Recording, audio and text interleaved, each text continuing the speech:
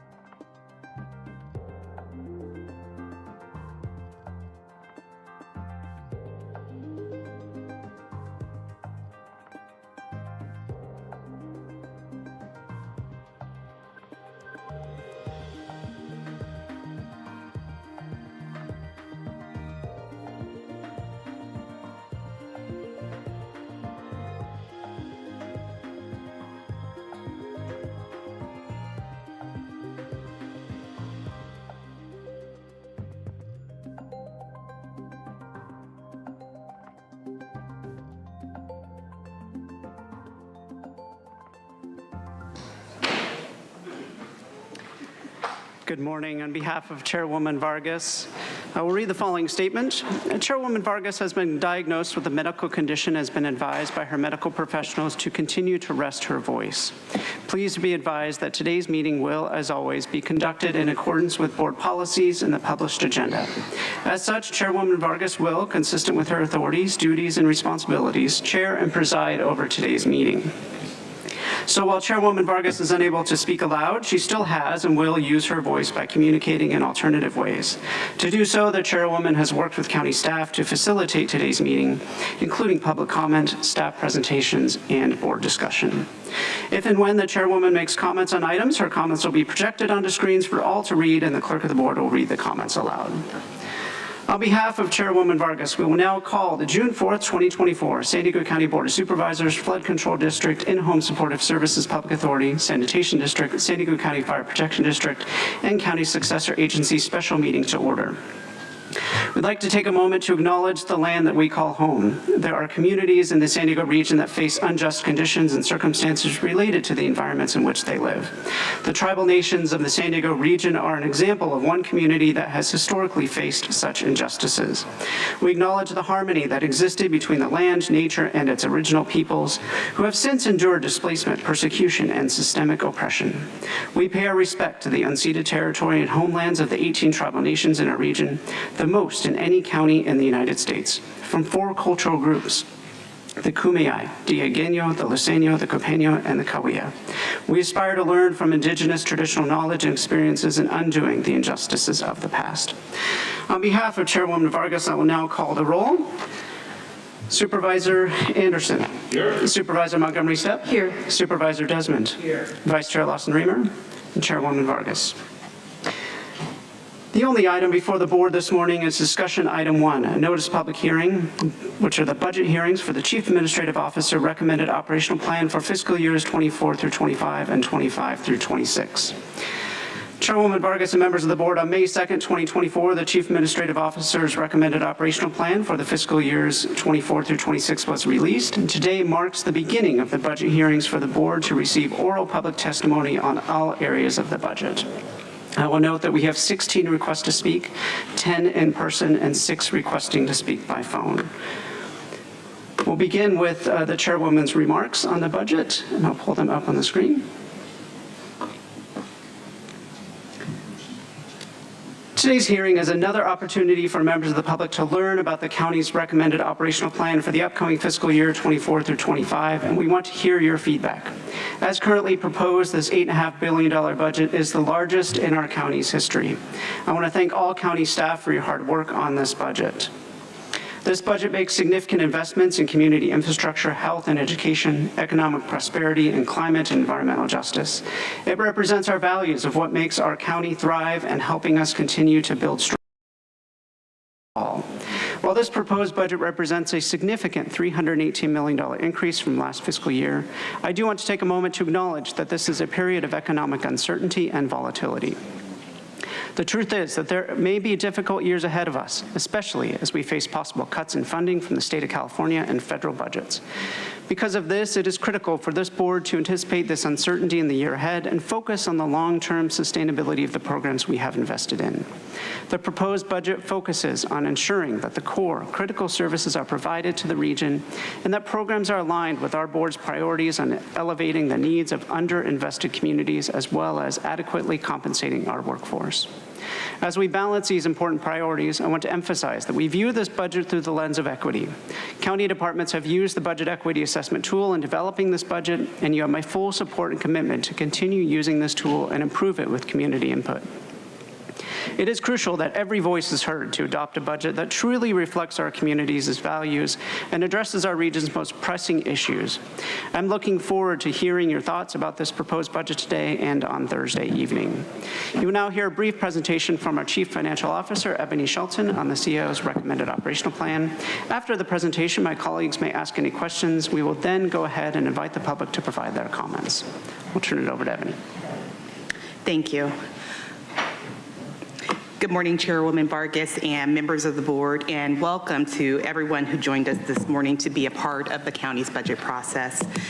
After kicking off the budget season last month with the release of the recommended budget and presentations from county departments, the county team has continued to engage the public and receive feedback through 2 community budget meetings and pop-up events in each supervisorial district.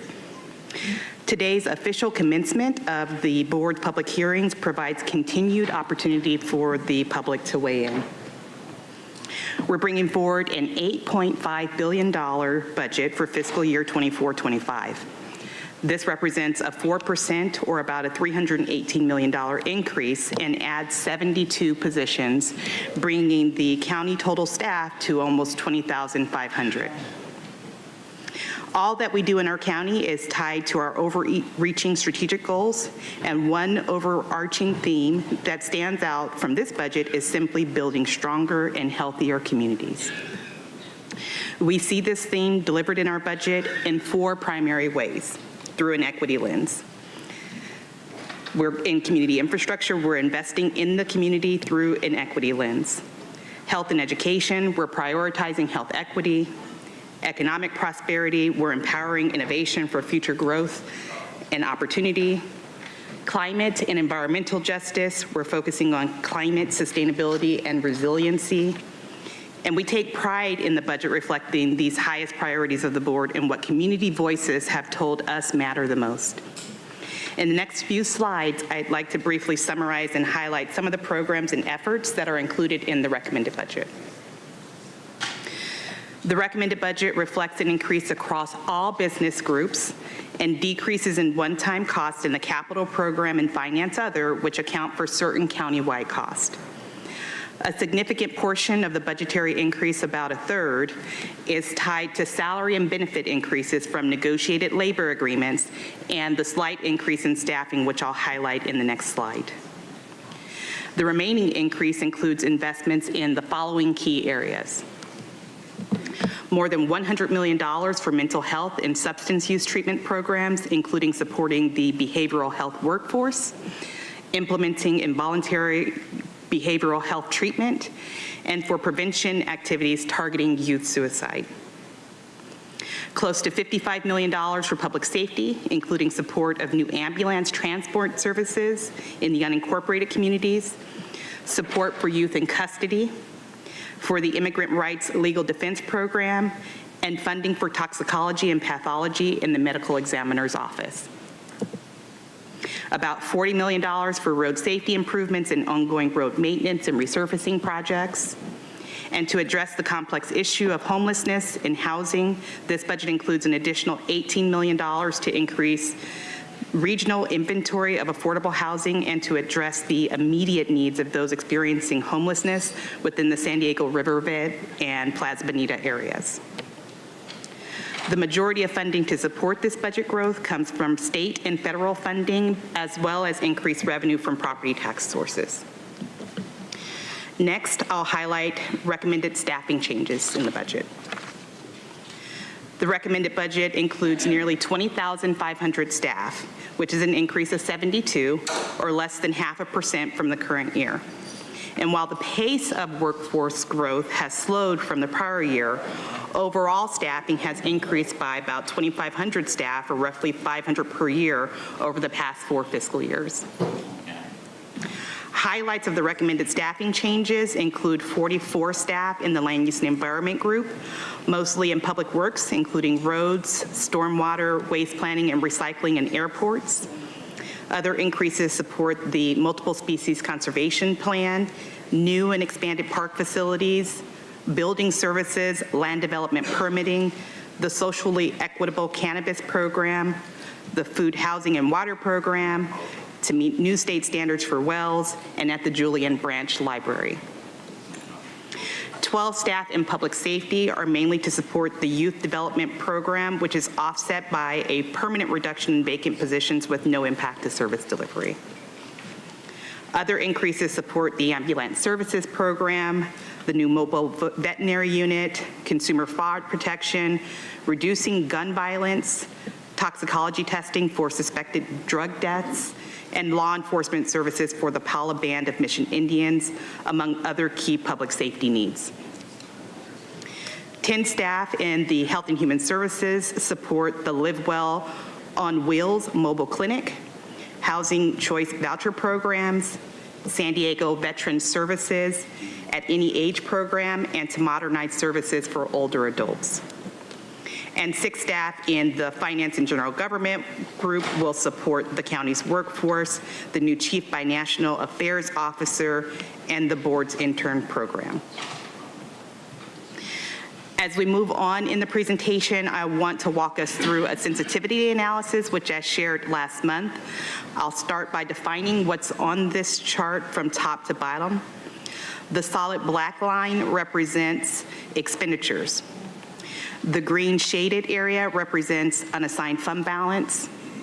The blue shaded area represents one-time health realignment, and the orange line represents ongoing general purpose revenue and sales tax revenue. We're showing this chart to provide the board and the public and the community with an analysis of the projected gap and mitigation strategies going forward. Ideally, the orange revenue line and the black expenditure line would be aligned or equal. And as you can see, of course, they're not. The blue area, the use of one-time health realignment, has been an ongoing past practice of the county. It's always been a known risk that the county has monitored, and health realignment is funded by sales tax revenue, and we are in an economic environment where this risk may necessitate bridge funding or the use of unassigned fund balances. The green shaded area represents the unassigned fund balances needed to bridge the gap until those sales tax revenues can fully recover. Even with the unassigned fund balances, though, we are left with a $63 million gap in fiscal year 25-26. One thing this chart does not show is what could happen if the economy performs better or worse than expected. If sales and property tax revenue come in, for example, 1% higher or lower, this could yield an additional $25 million in revenue to help mitigate the gap in future years, or conversely, revenues could be lower. Now I want to transition to something that's not reflected in this budget. In this slide, we're providing a brief snapshot of the governor's revised state budget proposal. We presented this slide last month and are showing it again to emphasize that the recommended budget does not include impacts from the state budget. The county staff are continuing to review and monitor the state budget and report to your board where revisions may be needed. Adjustments to funding levels and services are a serious risk to our county, as much of our county's revenue is supported from the state. In closing, here are key dates for the current budget cycle. There will be an evening public hearing this Thursday, June 6th, for anyone who prefers to attend after business hours. And I'll note that the revisions to the CAO's recommended budget, also referred to as the CAO's change letter, will be released the evening of Thursday, June 13th. And on Tuesday, June 25th, the board will meet to deliberate and consider the adoption of the budget for the new fiscal year, which begins on July 1st. Subject to your questions, this concludes my presentation, and thank you for your time. Thank you. On behalf of Chairwoman Vargas, do any of her colleagues have any comments? We'll now go ahead and call the public speakers forward. Any individuals that requested to speak by phone on the operational plan or the budget, please dial into the conference line now using the instructions that were provided to you. We'll begin with the in-person speakers. As your name is called, please come forward and stand against the east wall under the murals until it is your turn to speak. I'll be calling you in groups of 5, so I'll ask you to please listen for your name. I'd like to invite forward Mark, Wendy Pavlovich, Stephanie Gioa Beckman, Maureen Glazer, and Bill Lee. If I've called your name, please come forward. You'll have 2 minutes to address the board. And I'll ask you to please begin by stating your name for the audio record. Mark, the entire operational plan is basically based on UN Agenda 21 goals. And you can see that in our master plan that all of our land use documents have to align with. I disagree with so much about what this government is doing, and it's being done regionally as well as nationally. Involuntary mental health for people who are on the street. Now, of course, there were already laws that if somebody was completely out of their mind and might just walk into a car, they could be put in a mental ward to help them. That's obvious that they need that. What they're doing now is nothing close to that. Being able to do LPS conservatorships on people because they're homeless, claiming that they're making themselves not safe just because they're homeless when the government causes homelessness through not stopping inflation, by not stopping inflation caused by the Federal Reserve. And most of the problems that this board addresses cannot be solved at all, period, without stopping the Federal Reserve from causing inflation. And no one ever addresses that, which is really negligent. I've seen indoctrination of our children educationally to global governance that regularly gets distributed here and there, and it's buried way down that, like, there'll be 31 things that you guys are funding, and one of them will be indoctrinating kids with global governance advertising, etc., or pamphlets, books, whatever. You're openly promoting UN goals. I suggest everyone see Rosa Corey Part 1 on YouTube. Corey is K-O-I-R-E, and the real title is longer. It says Behind the Green Mask or something like that, but Rosa Corey Part 1 will bring it up. There's 2 and 3 also. Sanitation Department, it's a corporation. They have shareholders. Why the hell should we have that? Thank you. Your time is up. Next speaker, please. Good morning. My name is Dr. Wendy Pavlovich. I'm a general pediatrician representing the local chapter of the American Academy of Pediatrics as part of a coalition of providers advocating to protect children's behavioral health funding. We pediatricians are very concerned about the current behavioral health system and how it is not meeting the needs of our youth and children, and I'm here to share with you what that looks like in our day-to-day practice. We're seeing increasing mental health-related concerns at a younger age. Over the last decade, the number of visits in our pediatric general clinics for behavioral health needs has doubled, and that was before the pandemic. My colleagues spend as much as half of their workday addressing anxiety, behavioral health, eating disorders, and suicidality, and we're seeing children affected at a younger age. I spent over an hour with a 10-year-old with suicidal ideations last month. This is happening from clinics like Scripps to my federally qualified health center. We are struggling to connect children after screening to timely, consistent, affordable, accessible care. If a service provider is identified, wait times can range from weeks to even 6 months or longer and disappear with staffing changes. We're having trouble with mild to moderate treatment. I care for a 13-year-old with an eating disorder on Medi-Cal. She did not meet inpatient treatment, and we could not find outpatient services for her. So what do? We do our best. We learn how to prescribe psychiatric bridging medications. We see them as often as we can. We work after hours trying to find alternative supports. So this is unsustainable and not the appropriate care for our youth. So we're asking you to continue to support and protect children's behavioral health funding. Children have unique needs. Adult well-being is forged in child health and wellness. So please continue looking at equity of investment in mental health services across the lifespan, and we appreciate your support. Thank you. Next speaker, please. Good morning. I'm Maureen Glazer, Director of Operations for On the Go, which operates the county's no-cost senior transportation program. Today, I urge you to allocate $250,000 in the new budget to sustain this critical program. For over 18 months, this program has been a lifeline to more than 400 low-income seniors in underserved urban and rural communities.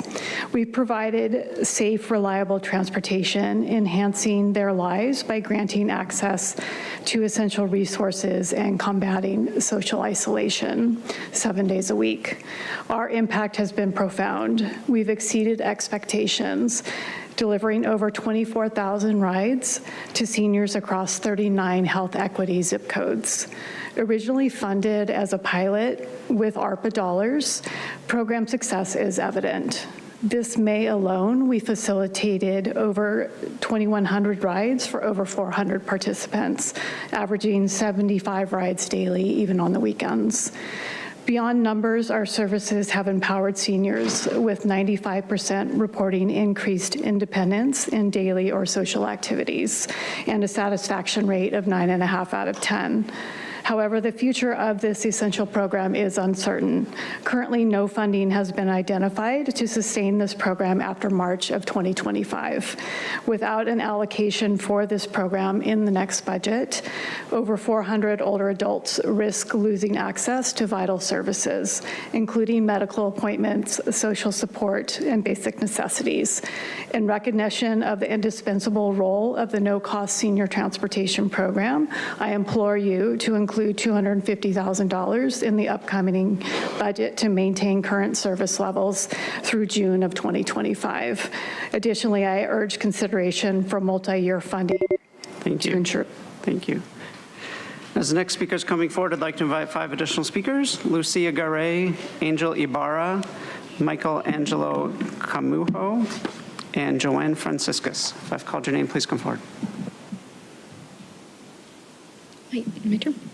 Good morning, Chair Vargas and Board of Supervisors. My name is Stephanie Joya Beckman. I'm the Director of Community Impact and Advocacy at Rady Children's Hospital.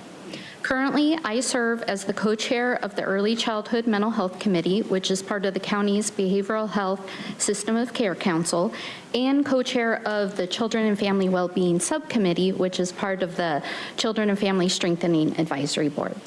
I'm here today with a coalition of children's mental health advocates to ask you to prioritize and protect children and youth behavioral health services. According to the California Department of Healthcare Access and Information, mental health issues are the #1 reason kids are hospitalized. At Rady Children's, we regularly see young children present in the emergency room in mental health crisis. Parents come out of desperation because they don't know where to go to get immediate help, or they can't get connected to services in a timely manner. Most kids aren't appropriate for hospitalization, or their situation doesn't rise to need hospitalization. And our role as a hospital emergency room is to stabilize and refer them. Our staff is challenged daily with finding low-level services that are available in a timely manner to meet youth needs. In addition to providing psychiatric emergency care, Rady Children's provides outpatient behavioral health services in schools, in the community. We do evaluations for 0 to 5, and all of these programs have 6 to 12-month waiting lists. This is stressful for families and youth. This can disrupt their development, education, cause stress in the family, and can even cause self-medication. We ask that you continue to support the children's mental health system, and if there are any additional discretionary funds, we would request that you put a portion towards children's behavioral health system. Thank you. Thank you. Next speaker, please.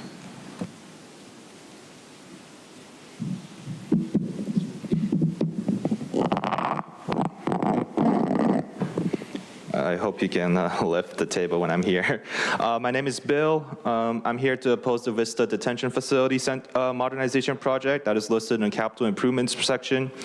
You estimate that it will cost $314,500,000 in total, but what will actually happen is in 50 years, you will need to modernize it again, and you will need to ask for even more money by then. I'm especially disappointed at, well, she's not here, and I would like to single out Tara's inability to reflect on her own quote-unquote achievements. Did you not go to Coronado Dem Club to brag about going to DC to get $300 million for the wastewater plant? The whole reason for that is because we do not have enough revenue to deal with our own mess. And don't blame TJ for it. You are no longer in Coronado, and here it is considered racist to blame Mexico for our problems. How dare you blame TJ when we dump our poor workers in industry that are causing their crisis? Every one of the board members, I hope you understand that we will be equally unprepared for the new wastewater facility when it needs maintenance, inevitably. Are we planning for that scenario? Did we even study what's creating unnecessary sewage? And hint, at the beginning, I heard that you mentioned the indigenous people. Do you think that when they settled here thousands of years ago, they cleared out 150 acres of fairway green that are invasive species so white businessmen can convert it to the San Diego Country Club? And that it was indigenous people that decided that the country club should be taxed at only 3% of the average property tax per acre in Chula Vista. And now we have this new $300 million burden. Do you think you can generate enough revenue for when that detention center inevitably needs maintenance? I do not believe so. I do not see such explanations, and I'm very disappointed that you seem to have a much higher standard towards hospital bed factories in Tijuana than the sheriffs. Thank you. Thank you. Next speaker, please.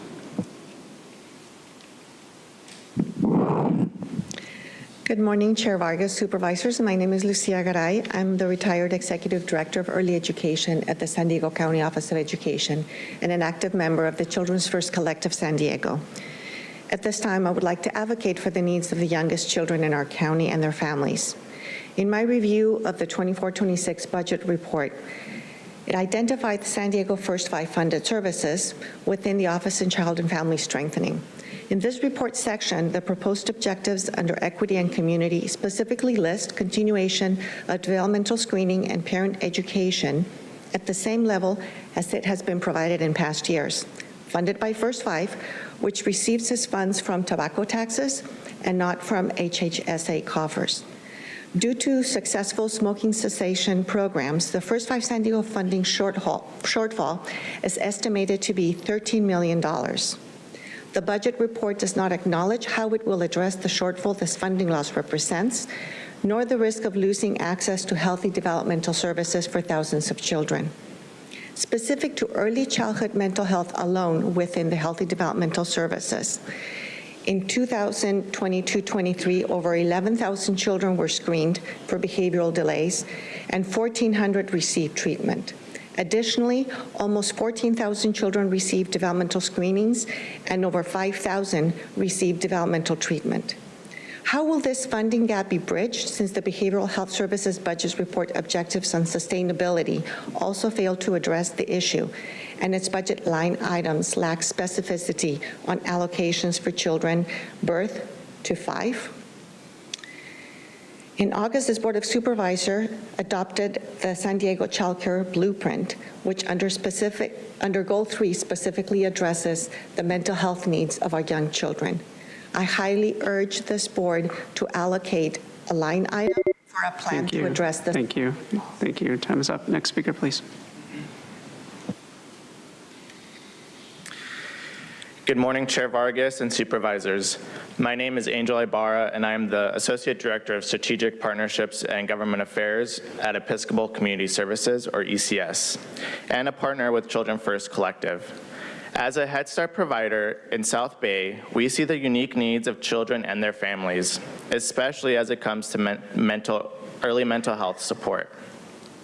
It is for this reason that wraparound support to families and children is a requirement of the Head Start program.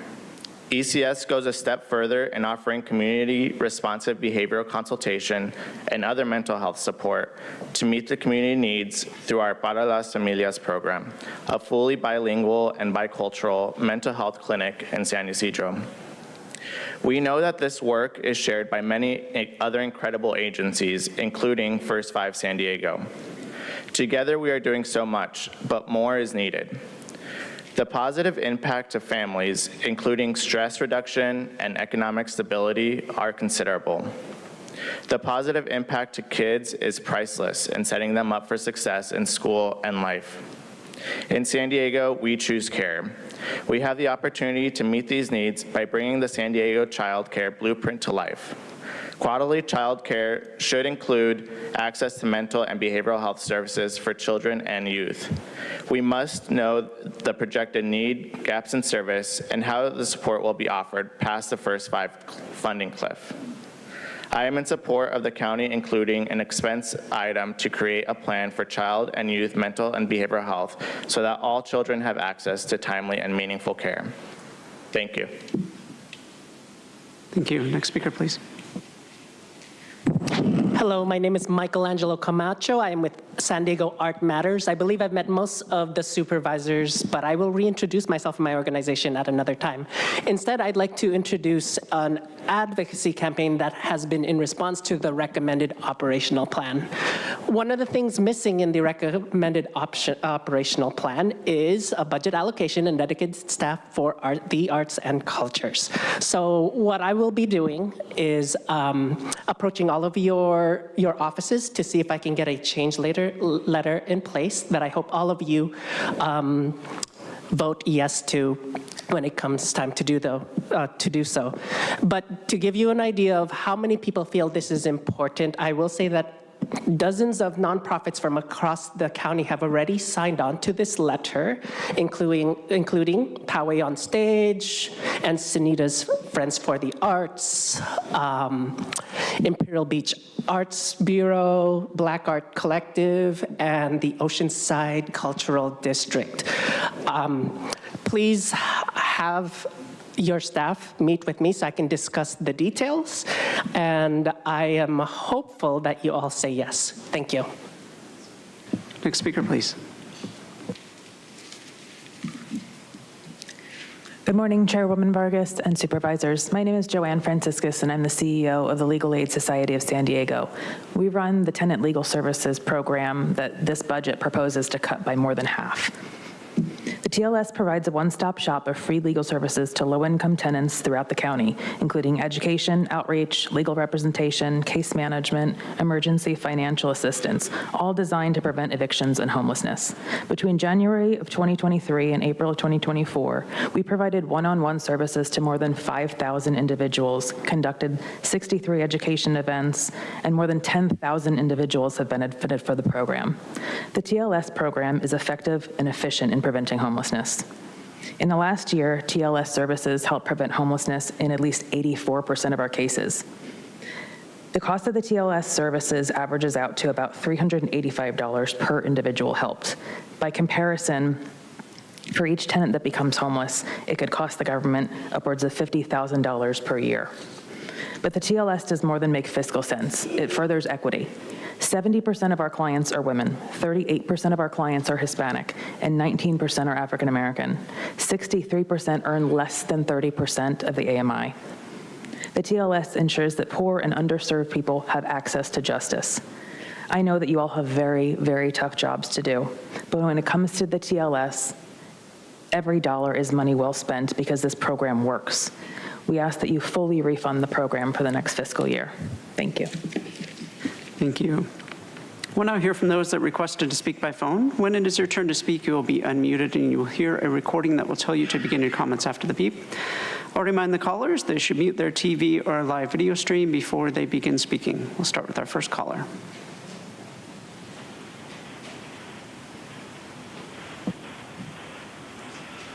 Hey, it's Consuelo. Oh my God. I just wanted to address the brother who mentioned how this board, you know, they mentioned the indigenous people every meeting. I don't know if you listen to every meeting, but in case you do, what are you? So anyway, sorry, I'm in my car and I'm hearing an echo, but what I wanted to say is they have absolutely no respect for the indigenous people or anybody else. And as far as all this increase the budget for the budget. It's a shame that the DA was in fact cut.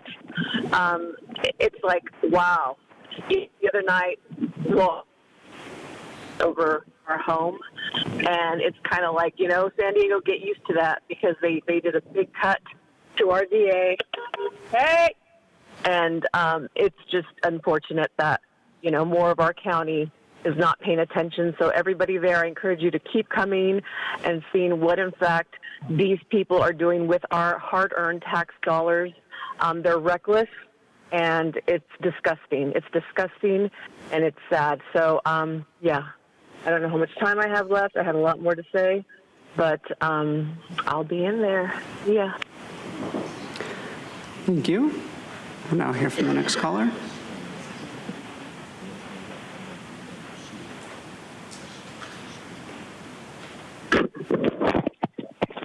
Good morning, Paul. On page 180, the DA's budget, you propose to decrease the staffing for criminal prosecutions by 12 staff years, or 1.7%, and then the actual budget for these prosecutions by 31 million, a huge 15.6% decrease. You get what you pay for. With all the illegals and the rapes and whatnot, expect a significant increase in crime. And your policies encourage crime with putting people in poverty and involuntary mental whatever. I also see you're cutting the budget for sheriff's management services by 31%. If this has anything to do with cutting people who could help to reduce the number of jail deaths and mishaps, shame on you. And you still do not have a general fund reserve, which would be better than hiding reserve money in the individual departments or spending items, or it might be harder to get at or pry loose. And also, I'm wondering why you called the public speakers first before they listened to all the presentations. Because that's government. Yeah, that's government. Thanks. Crappy government. Thank you. We'll now hear from the next caller.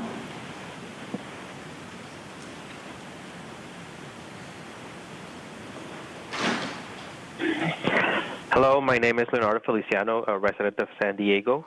I was subscribed to the produce prescription program, Más Fresco Plus. I would like to talk about the importance of continuing funding in this year's budget for programs like this, which unfortunately will be ending at the end of 2024. Produce prescription programs like Más Fresco Plus help San Diego County's most vulnerable residents and families access fresh fruits and vegetables while also supporting local farmers and other small businesses. San Diego County families are having a hard time putting food on the table, made worse by the recent floods and soaring inflation. Nearly 1 in 4 San Diegans, including nearly 1 in 3 children, don't have enough to eat. Produce prescription programs like Más Fresco Plus help residents experience food insecurity with healthy food on the table. Más Fresco Plus is so successful because it reaches people where they are. The program delivers local produce to participants' homes, addressing the barrier of transportation that too many residents face. And that's my case, in which, I'm working all day and sometimes I cannot go and get produce for myself. And this program has made a huge impact because now I'm eating healthier, and it gave me the opportunity to start eating fresh vegetables and fruits in my diet. And especially with obesity in our country and our city, this program makes eating healthier easier. Thank you. Thank you. We'll now hear from the next caller.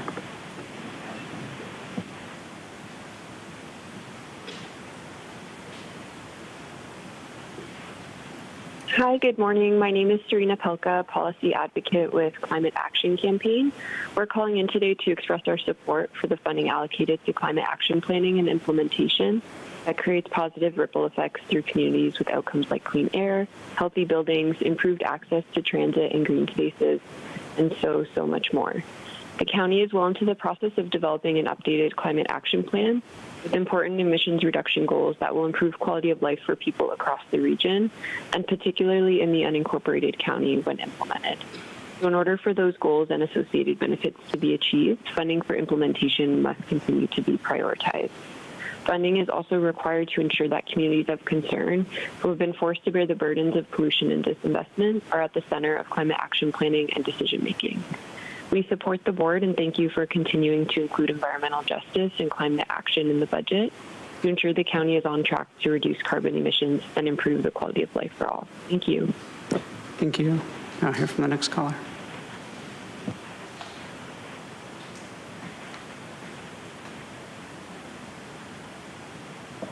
Good morning, everyone. My name is Chadi Francisco. I'm a San Diego County resident of District 4 and a part of the Community Impact Team representing the American Heart Association of San Diego. I'm calling to highlight the need for investment in nutrition security measures like produce prescription. Unfortunately, during the community survey process, food and nutrition security was omitted from priority ranking lists, and it seems to be an oversight.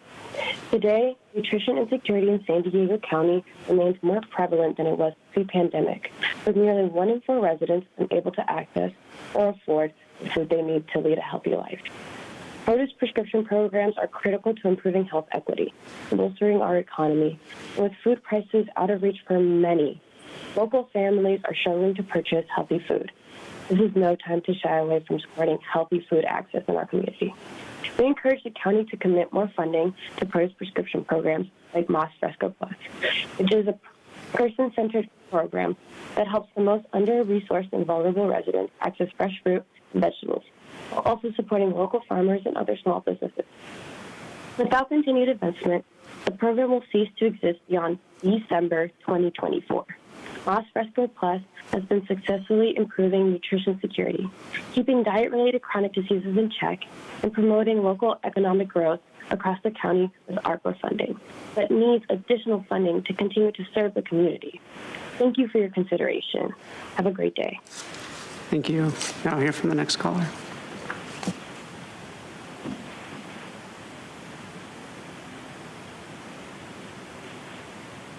Good morning, Board of Supervisors. My name is Terry Ann Skelly. I'm a parent, a planning group attendee, and a community volunteer in youth programs, especially mentoring programs. Thank you, Board of Supervisors, for your priorities around mental health responses, which is a personal and volunteer interest of mine. I want to address the challenges our young people who are constantly confronted by marijuana businesses' predatory and persuasive advertising firepower. Here are some quotes from newsletters that the big marijuana sends out to local and statewide marijuana businesses about how these businesses could best reach our young people, especially the warnings to utilize, and I quote, Instagram and TikTok because they are the undisputed marketing channels, those aged 5 to 35 reaching 60% and 70% of the market. As a recent marijuana industry newsletter said, and I quote again, although social media isn't the only option for marijuana marketing, but it's by far one of the most effective, end quote. Another industry newsletter says, and I quote, TikTok is a fantastic way for cannabis companies to connect with their young audience, end quote. We know that the county's marijuana storefronts are very active on these teens' communication tools.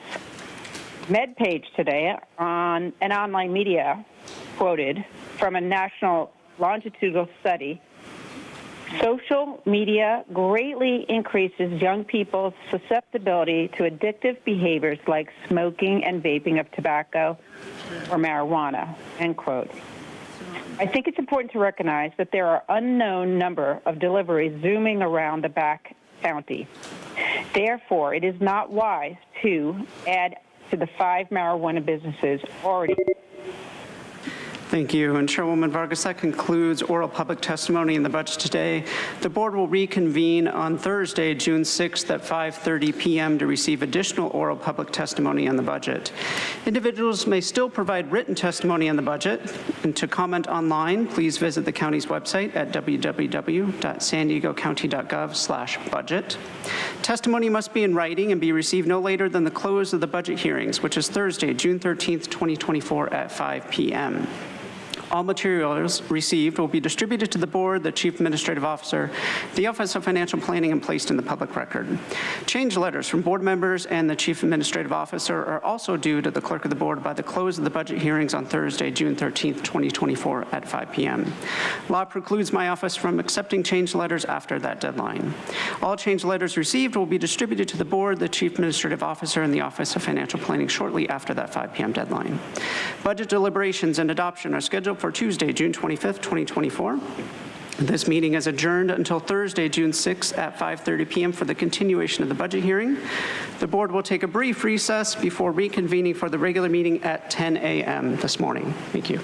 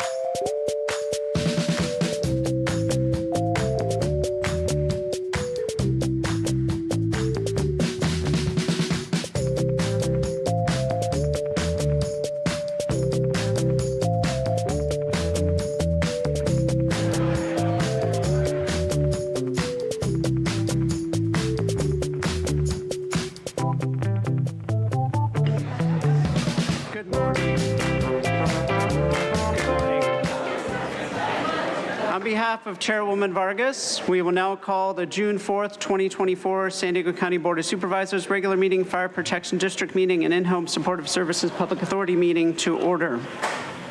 On behalf of Chairwoman Vargas, I will now call the roll. Supervisor Anderson. Supervisor Montgomery Stepp. Here. Supervisor Desmond. Here. Vice Chair Lawson-Remer. And Chairwoman Vargas is here. We will have Pastor Marcela Salgado Solorio present the invocation, and Mother Kathleen Harmon will lead us in the Pledge of Allegiance. Please stand for the invocation and the pledge.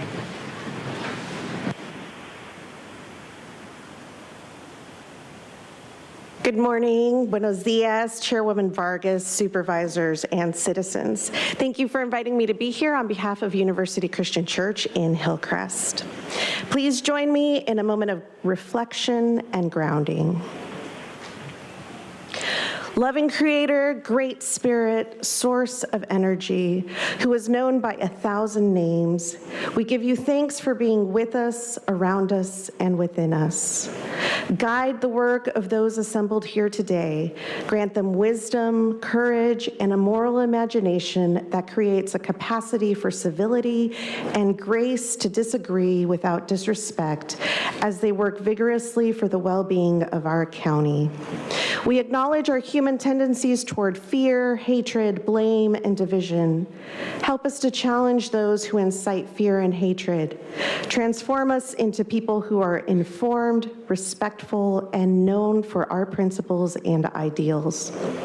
Grant our community leaders an unwavering commitment to care for the weak and vulnerable, those who are sick, hungry, or unhoused, to advocate for the poor and the powerless, those who are imprisoned, neglected, or forgotten. We pray for our leaders and citizens, widen each of our hearts to care for all victims of racism and discrimination, to welcome immigrants, to stand up against war, to speak for the voiceless, to ensure the safety and well-being of our LGBTQIA siblings, and to declare the dignity and inherent worth of all people. Grant all of us the moral stamina of spirit and integrity of purpose to prevail over cynicism and selfishness, so that with courage and compassion we can affirm and uphold the common good and love our neighbors as we love ourselves. Creator, God of compassion, love, gentleness, and justice, make us instruments of your peace, sowing seeds of merciful love and of fierce hope, reminding us how we can change this world, not by wielding power, wealth, or vanity, but by doing justice, standing up to oppression, and most of all, by loving. Amen. She read it. Shall we stand? We're all standing. Repeat with me. I pledge allegiance to the flag of the United States of America. I can't hear you. One nation and God, with liberty and justice for all. Thank you.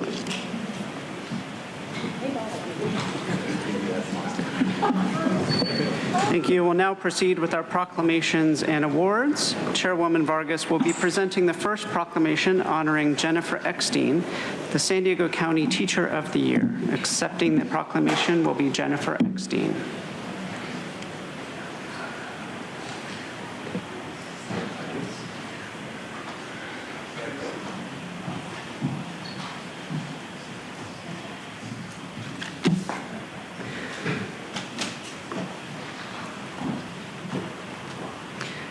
And I'll read Chairwoman Vargas's comments that are on the screen. Today I stand before you with immense pride and joy as we come together to celebrate and honor Jennifer Eckstein, one of the 5 named San Diego County Teachers of the Year of 2024 through 25. Jennifer Eckstein is a biology and environmental science teacher at Bonita Vista High School, Go Barons, where she passionately teaches and encourages her students, leading students on a climate change walkout, building innovative, inclusive gardens, and presenting projects at the STEM fairs. In addition to encouraging students in the classroom, Mrs. Eckstein also founded the school's Culture and Climate Committee in 2017, where she meets with students, parents, and faculty to discuss equity issues, racism, and bigotry. Not only is Mrs. Eckstein an advocate for students in school, but she also volunteers with students on Saturdays to participate in events hosted by local environmental nonprofits, engaging students in their community. It takes a village to educate our children, and our teachers are at the very heart of that village. In San Diego County, we're fortunate to have an incredible community of educators such as Mrs. Eckstein, who tirelessly devote themselves to the betterment of our children's lives. These teachers are the heart and soul of our educational system, and they play a pivotal role in shaping the future of our county, state, and our nation. Let us remember that education is the foundation upon which the future of our county is built. It is the investment that pays dividends for generations to come. Our teachers are the architects of that future, and today we salute their unwavering commitment, passion, and dedication to our students and our community. Now, be it proclaimed by Chairwoman Vargas and colleagues on this 4th day of June 2024 that they commend Jennifer Eckstein for her outstanding service, leadership, and commitment to the citizens of San Diego County, and do hereby declare this day to be Jennifer Eckstein Day throughout San Diego County. Now I'd like to invite Mrs. Eckstein to say a few words.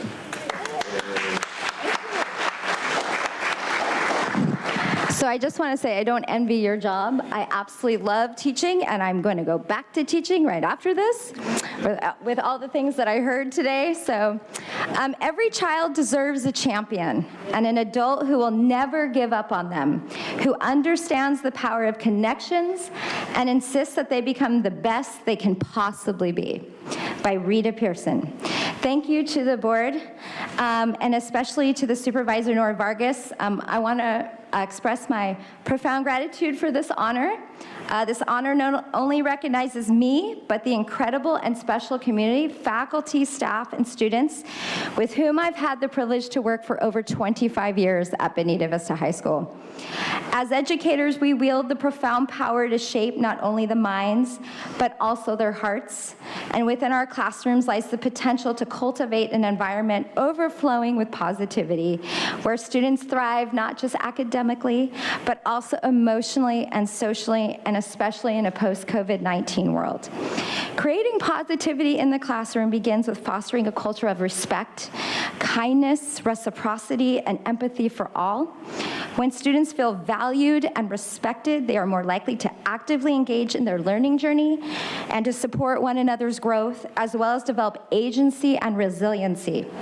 These students are our future engines of change.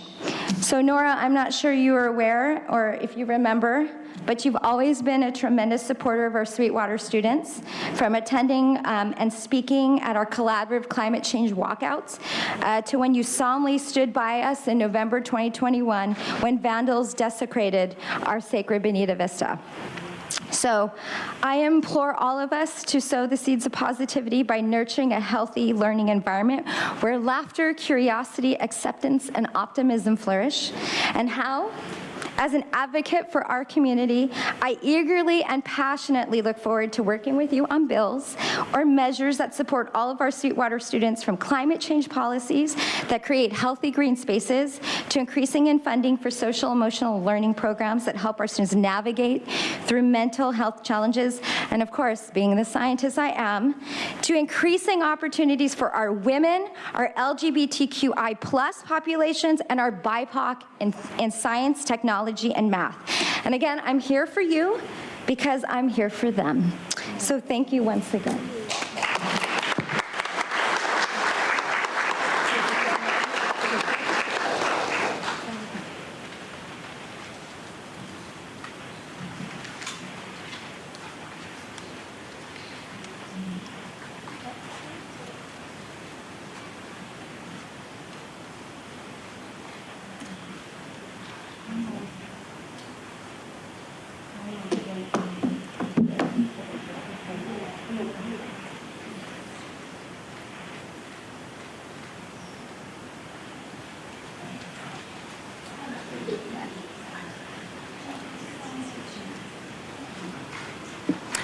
The next proclamation will be given by Supervisor Jim Desmond, honoring the San Luis Rey Band of Luiseno Indians. Accepting the proclamation will be Carmen Mojado.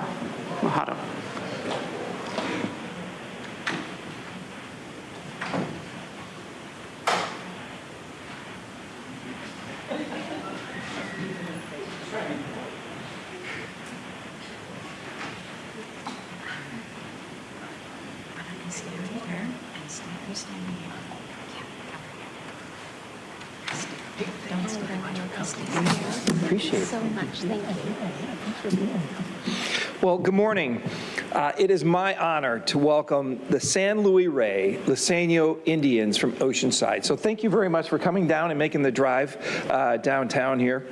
The San Luis Rey Band have called North San Diego County and Camp Pendleton home for more than 10,000 years.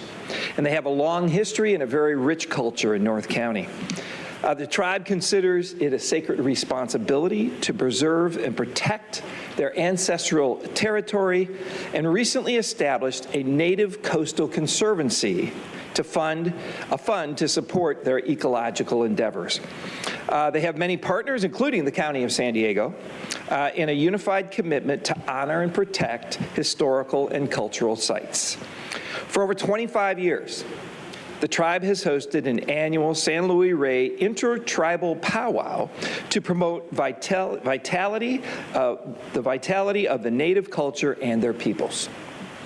This cultural celebration draws thousands of people from the region to enjoy. There's a dance competition, drumming, native storytelling, and provides a better understanding for everyone about the Native Americans and their role here in North America, and particularly in San Diego County. Whereas the County of San Diego, we are committed to recognizing the tribal nations in North County that exemplify the noblest ideals of public service, and the San Luis Rey Band of Luiseño Indians is one such worthy tribe.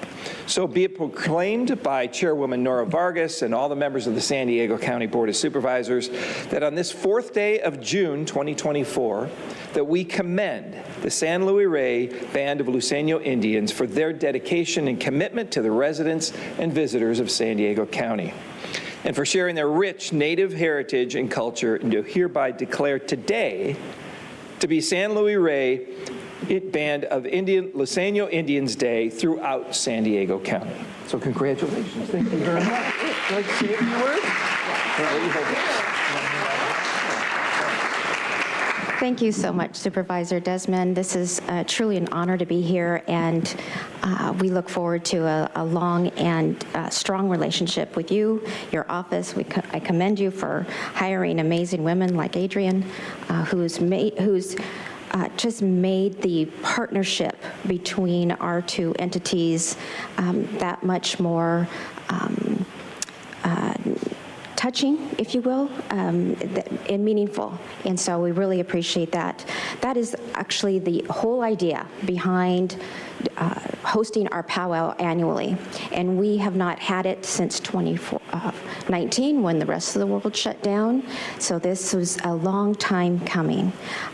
This will be the 24th. We look forward to the 25th.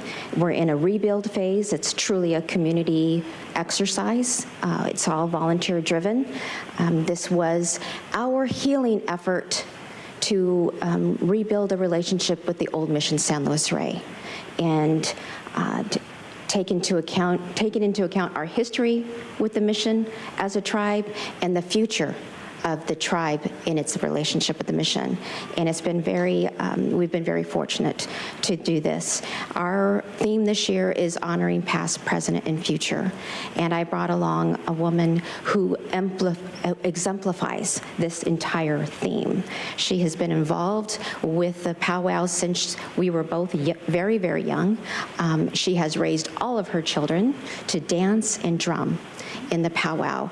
So she doesn't have much of a choice to be involved since her mother was on the founding committee to actually put this event together when it was absent for 100 years from when the tribe used to have gatherings at the mission. So I'd like to introduce Cami Majado. She's one of our specialists in cultural resource protection. And I have the honor of working with her as part of, as the supervisor mentioned, our conservancy conservancy efforts. We've developed a land conservancy, and we want to be at the forefront in the stewardship of our ecological and environmental resources in North County. So again, we look forward to our partnership. We look forward to you all coming out for the powwow, which is this weekend, Saturday and Sunday, at the Old Mission San Luis Rey, the only powwow to be hosted at any mission in California. Come out, and one thing that the supervisor didn't mention is the wonderful fry bread that the tribe sells. I know, we'll be there every day, all day, providing that. And we are, it's second weekend of every June. So please, and on behalf of the San Luis Rey Band and Mission Indians, on behalf of the larger Luiseño Native American community, and on behalf of our Payokowicham people and ancestors, we thank you all for this honor and look forward to the future. Great. Come on back. We'll get it.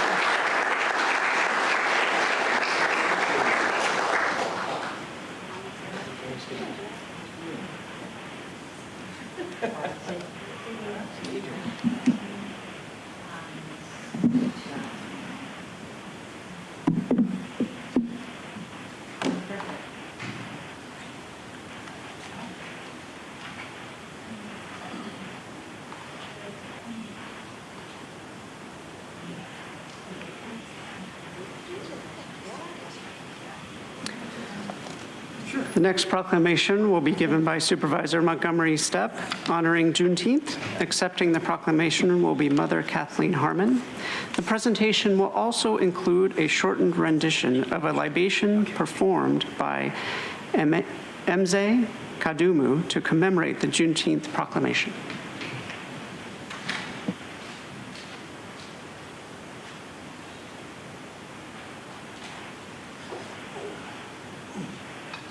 Okay, can everyone hear me? Yes, okay. My name is Mzee Kadumu, and what I will be doing right now is a libation, and we usually do this before and within the culture before we start any event. Through it, you're gonna hear me say Ashe. Ashe is Yoruba, which means as it is, so it is, let it be. If you wanna repeat after me when I say that, it's okay, and if not, that's okay too. We give praise and thanks, and we call upon the creative universal life force that flows within each and every one and each and everything to bring healing, harmony, and balance to this gathering of family, friends, and community activists. We also ask the creative universal life force to assist us in removing all to love and to understand each other. Ashe. We call upon our ancestors whose shoulders we stand on, those of antiquity and present, and especially those who built a foundation based on truth and justice, and more importantly, that they did it in the correct way. We do this so that we are reminded that we owe our good fortune and freedom to their pain, sacrifice, and death. Ashe. We call upon our future vision, those yet to be born, our youth, to remind them and to remind us that our work is never done, and that the liberation of all African people on the continent and in the diaspora and all humanity depends on our works today. Ashe. May the creative universal life force hear us. Ashe. May our ancestors hear us. Ashe. And may our future vision hear us. Ashe. I greet you with a Baragani, Assalamu alaikum, Salama, Hotel, and peace. And for those of you who don't have a clue as to what I just said, how y'all doing today? All right. I want to appreciate board members and everyone for giving me the opportunity to present this to you. And hopefully today is a day of recognition by San Diego of Juneteenth. And let's move beyond recognition to understanding of why we're here and what we're supposed to be doing.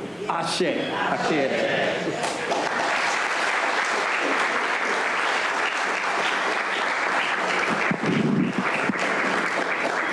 Thank you, Mzee Kadumu. Thank you for that libation. Good morning, everyone. Good morning. That was a wonderful way to start this presentation. It is my honor to continue a tradition at the county to present the Juneteenth proclamation as the first African-American woman to sit on the Board of Supervisors in county history. Amen. And now we'll have our Office of Equity and Racial Justice come along with ACE. Everyone, please come up. There's a couple people I'm going to call. Drusilla Willis, please come up, representing SEIU. Local 221. Amen. And Ellen Nash, the president of BAPAC, please come up, if you would, please. I know you're taping it, but we'll clip it for you when it comes out on county TV. So it's also an honor to be here with just some of the organizations within the county that represent Black excellence within our workforce and beyond. More importantly, I want to thank Queen Mother Kathleen Harmon, who is 93 years young. Thank you for being here to grace us with your wisdom and for building a legacy in our region to share what change was 90 years ago. Yes. On June 19, 1865, more than 2 years after the Emancipation Proclamation was signed, Major General Gordon Granger arrived with Union soldiers to notify the 250,000 enslaved people of their freedom in Galveston, Texas. This day, now celebrated as Freedom Day, marks the true end of slavery in the United States and is a powerful reminder of the struggle for liberation and justice. For this holiday, we are reminded that even after Black enslaved people were notified of their freedom, our ancestors still fought for independence and equality. Formerly enslaved people were freed in a country where their former enslavers still surrounded them. They still did not have basic rights, had little to no government assistance, and were still oppressed. That is the American truth. That is the American history that we must continue to tell. When we help folks understand the depths of the enslavement of human beings simply because of the color of their skin, we can begin to imagine a narrative and have an honest conversation about the treatment of Black people in our region. We also must begin to change the narrative that Juneteenth is solely part of Black culture, but it is American history. Juneteenth serves as a call to action, reminding us of the work that still needs to be done to ensure that freedom and justice are truly accessible to all. It is a time to reflect on the immense contributions that Black Americans have made to our country in the face of adversity. As we celebrate Juneteenth, we must acknowledge the long and ongoing journey towards equality and justice. While significant progress has been made, the fight against systemic racism and inequality continues. Commemorating Juneteenth honors the truth and history of American culture, and I'm happy to present this year's proclamation declaring June 19th as Juneteenth Day in our county. And the last line reads, "Be it proclaimed by Chairwoman Vargas and all members of the San Diego Board of Supervisors on the 19th day of June, that they honor Juneteenth and commend the progress we have made as a society and acknowledge the work that remains in the pursuit of racial equity and social justice, and do hereby declare this day to be Juneteenth Day throughout San Diego County." And at this time, I will turn the mic over to Queen Mother, Dr. Kathleen Harmon.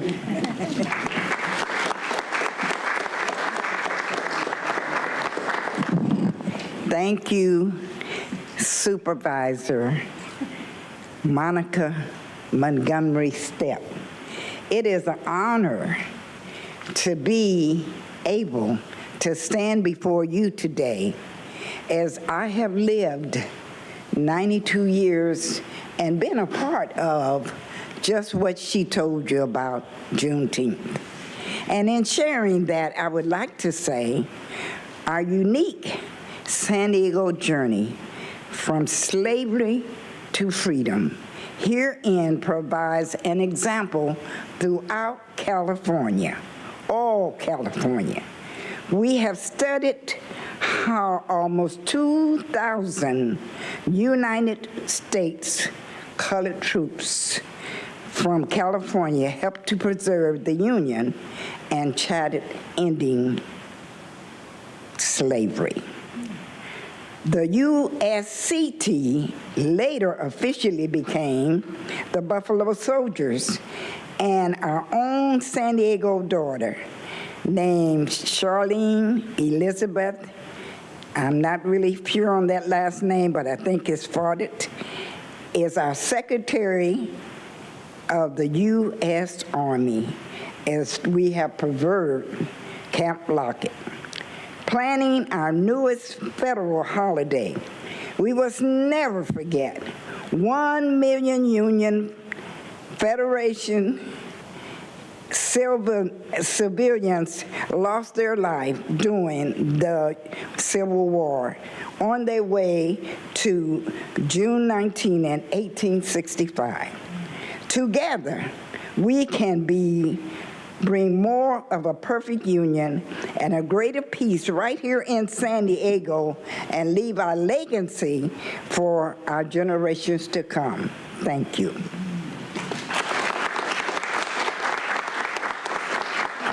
Thank you so much, Ms. Harmon. We're going to have Andrew Strong come up and say a few words.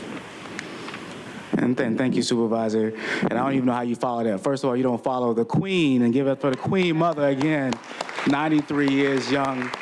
But thank you, Queen Mother, for the love, for the courage, for the blood, sweat, and tears that you've given to the Black community and the community as a whole in San Diego County. And I just want to uplift the fact that so many of this has been said today as far as the work that actually needs to continue, and that's the work of our office of addressing structural and systemic racism within the county of San Diego, but also addressing the harms that are done by our county government to our communities, and that work continues. And we just appreciate people like Queen Mother leading the way and laying the foundation for us, but also supporting us in that work and encouraging us that we can actually accomplish something. So thank you so much, Queen Mother, and thank you for the opportunity for speaking.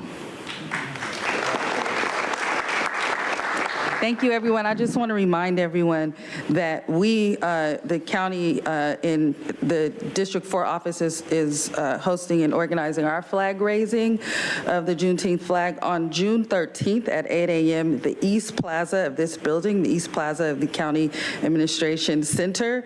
And then there's, of course, our traditional and oldest celebration, the Cooper Family Foundation celebration on June 15th, all day long at Memorial Park on Ocean View Boulevard, and then the San Diego Melanin's Juneteenth celebration called Kinfolks Fest will be on June 15th at Waterfront Park, so just outside of here. So there's a lot going on to commemorate and have a reflective time to be together and figure out how we together keep moving forward. That is what the most important, but we can't move forward unless we acknowledge what has happened. And so these things have happened, and if we're not careful, they will continue to happen. But we're all here together, and we're all here to move forward together. So thank you so much, everyone. Happy Juneteenth.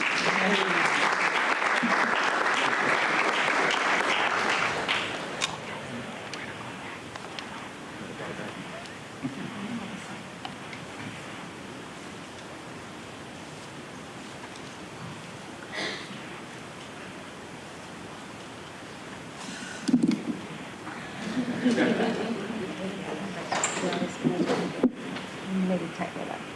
This Kinfolk Fest. Yeah. There we go.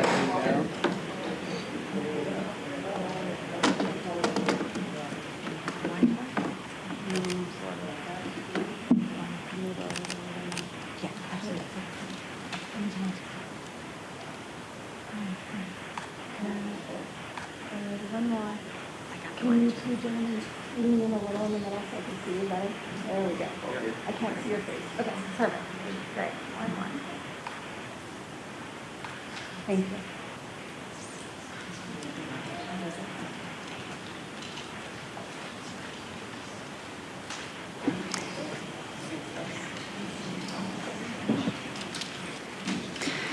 And the final proclamation will be given by Supervisor Monica Montgomery Stepp honoring the San Diego County Fair. Accepting the proclamation will be Carlene Moore.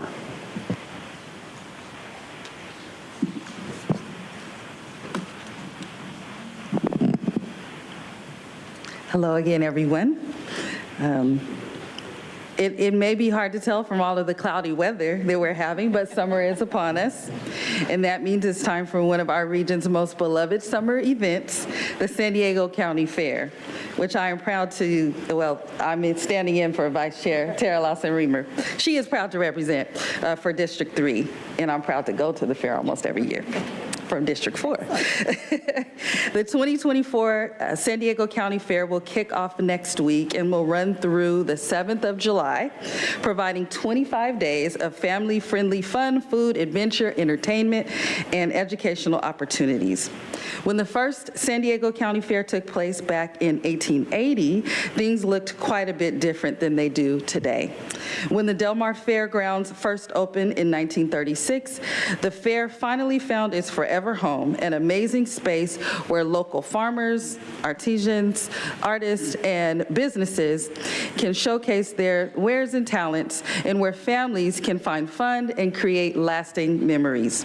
From its humble beginnings, the county fair has grown to become a leading attraction for tourism, a vehicle for growing small businesses, and a continued champion of local agriculture.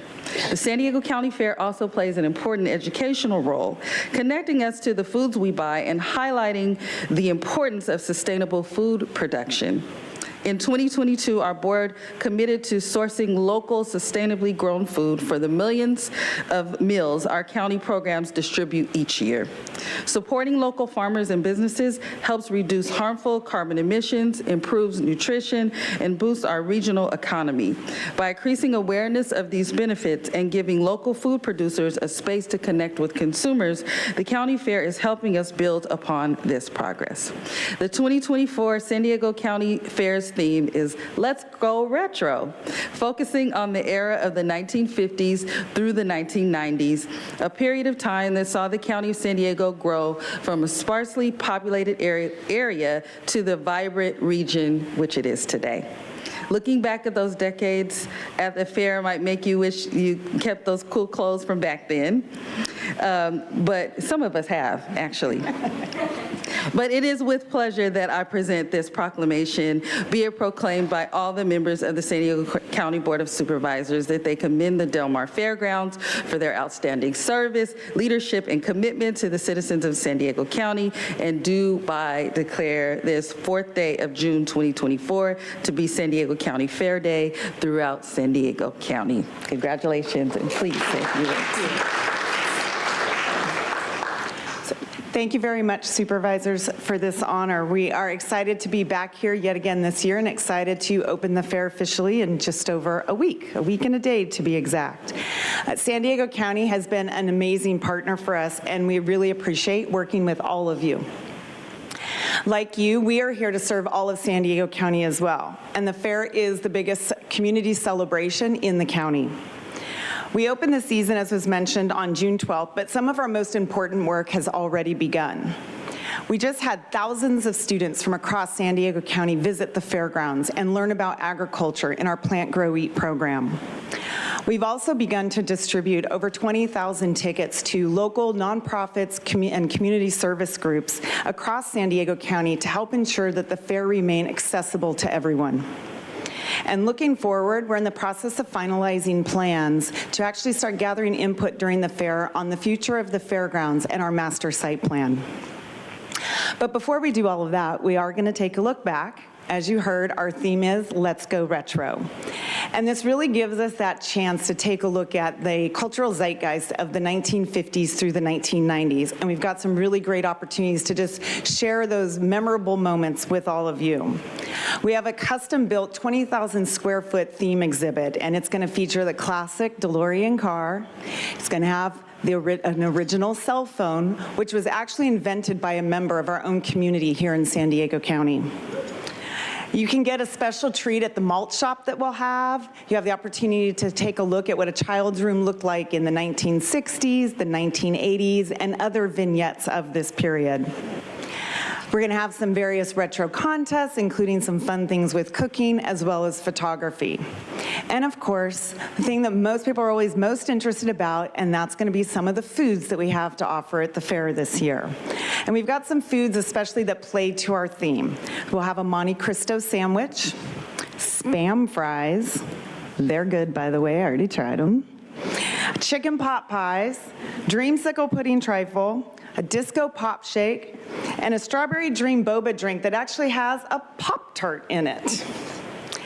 We've got a musical lineup that features some of the biggest acts and tributes to some of those acts of just bygone eras. But some of those acts that'll be there are TLC, The Village People, Ludacris, and Smokey Robinson. It's really going to be an amazing time, and the summer truly starts when San Diego County Fair opens our gates next Wednesday, June 12th. We look forward to seeing all of you to come out and visit with us, and thank you again very much for this honor, and we look forward to seeing you. Thank you.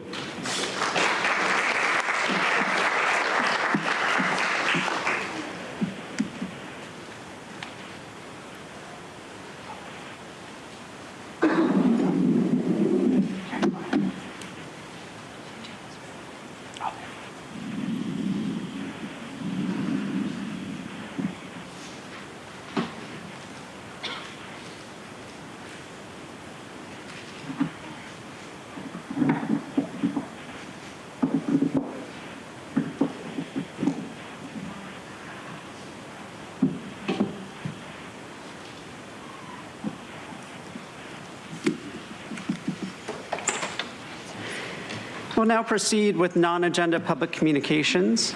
This is an opportunity for the public to address the board on subject matters within the board's jurisdiction, but not an item on today's agenda. The only action that the board may take is a referral to the Chief Administrative Officer. As a reminder, according to Rule 4A, members of the public that are non-English speaking and need interpretation assistance will get twice the allotted time for their comments, which is 4 minutes. Also, as a reminder, according to the board's rules of procedure, audience members shall not whistle, clap, stomp feet, or anything that disrupts the proceedings. To better facilitate the meeting, we'll have 5 speakers in person, 5 speakers via phone, and the rest of the non-agenda public communication will be heard at the conclusion of today's meeting. We'll now call for the public speakers. We have 26 requests to speak, 13 in person and 13 requesting to speak by phone. For those that requested to speak by phone, please dial into the conference line using the instructions that were provided to you. We'll begin with the in-person speakers. As your name is called, please come forward and stand against the east wall under the murals until it is your turn to speak. I'd like to invite forward Gambler, Purita Javier, Cesar Javier, Mark, and Oliver Twist. If I've called your name, please come forward. And you can come forward in any order. We'll ask you to please state your name for the audio record, and you'll have 2 minutes to address the board.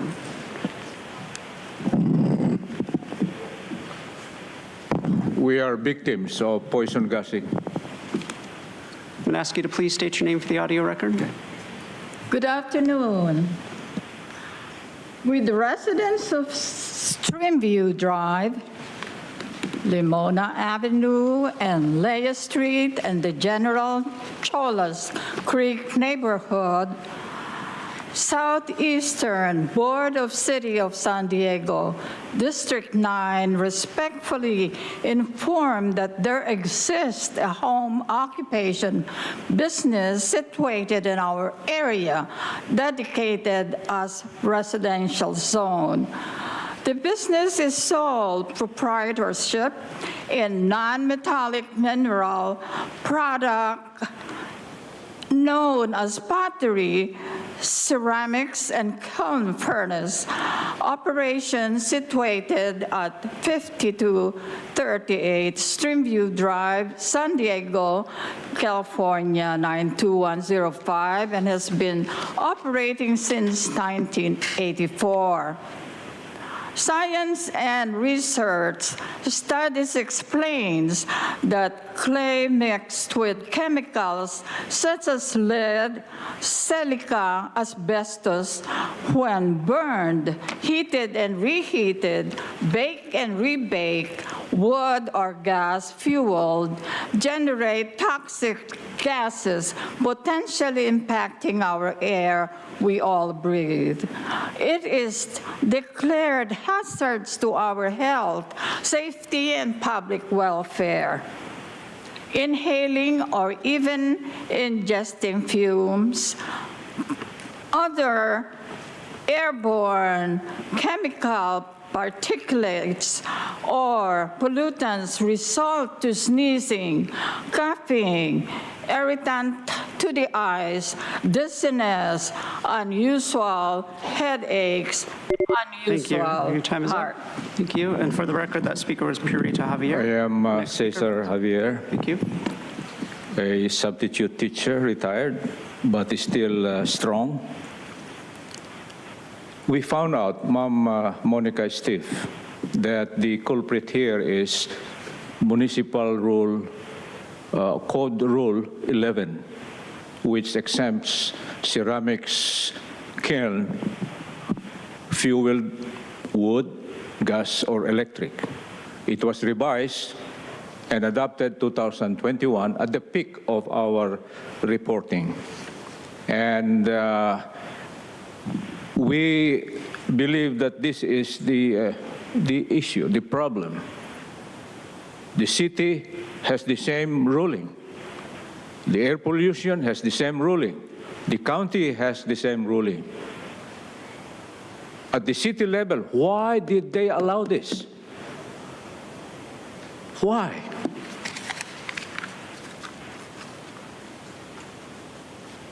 We ask that question. Is the city or our county poisoning us, getting rid of Asian Americans in our neighborhood?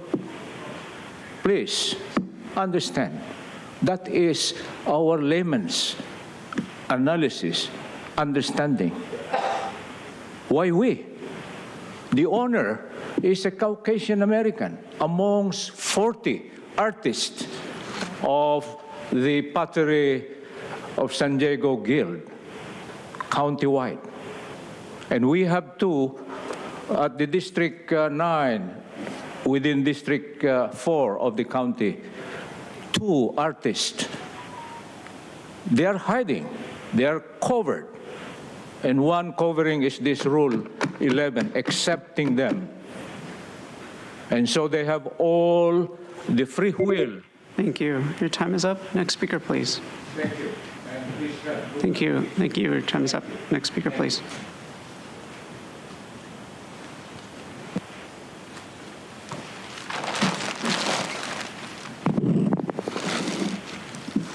Mark, first of all, it's really tragic to see people talking about being freed from slavery when now everyone is being enslaved globally, especially here in the US, Canada, and Mexico as the North American Union.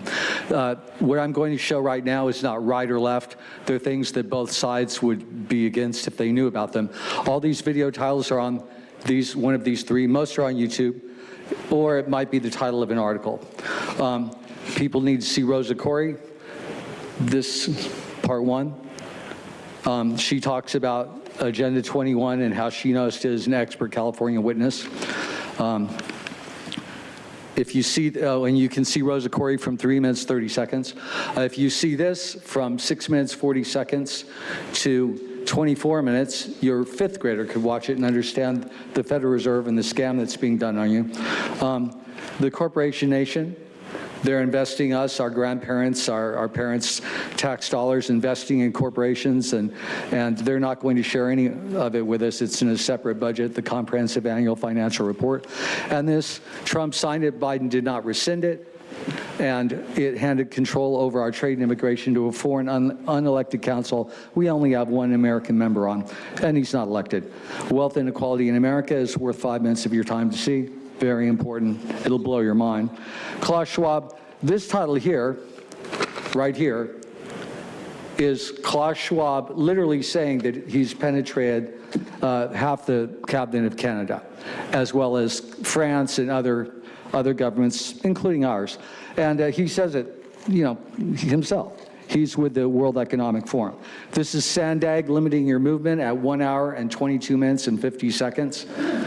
And Nora is the chair of SANDAG as well as this group here. And I'm out of time, of course. Thank you. Next speaker, please.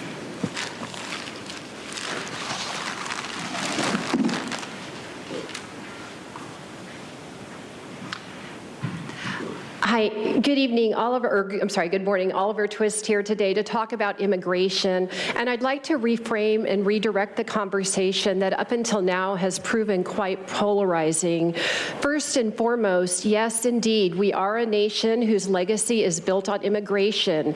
And that tenet has proven mutually symbiotic in our growth and innovation as a country. However, what was once a noble tool for expansion and personal opportunity has now morphed into something unrecognizable and unsustainable. It has become detrimental to both the host and to the immigrants themselves. Currently, we have a bottom-up system, and Andrew, I'm not sure if you had the slide or not, with limitless global demand. It is overwhelming our supply and also enabling bad actors. Okay, if there's a slide that was supposed to go with this. I now ask for the county, state, and federal government to implement a top-down approach, that is, predetermine what fiscal number we can manage without going further into debt, and then limit the number of immigrants and asylum seekers accordingly. People slip into the country and disappear into the ether, but the social services programs must still absorb them. However, if we used an analogy and we look to the west out on the bay, envision a boat on the water with people pouring into it, the necessary limits would become self-evident. If too many inundate the vessel, the whole ship goes down. In other words, the boat's got to float. Lastly, I do commend President Biden in anticipation of his proposed action today to temporarily seal the border. Much like Dorothy, it seems he had the power all along, and the political theater in this chamber and at the local level was never needed at all. Thank you. Thank you. Next speaker, please.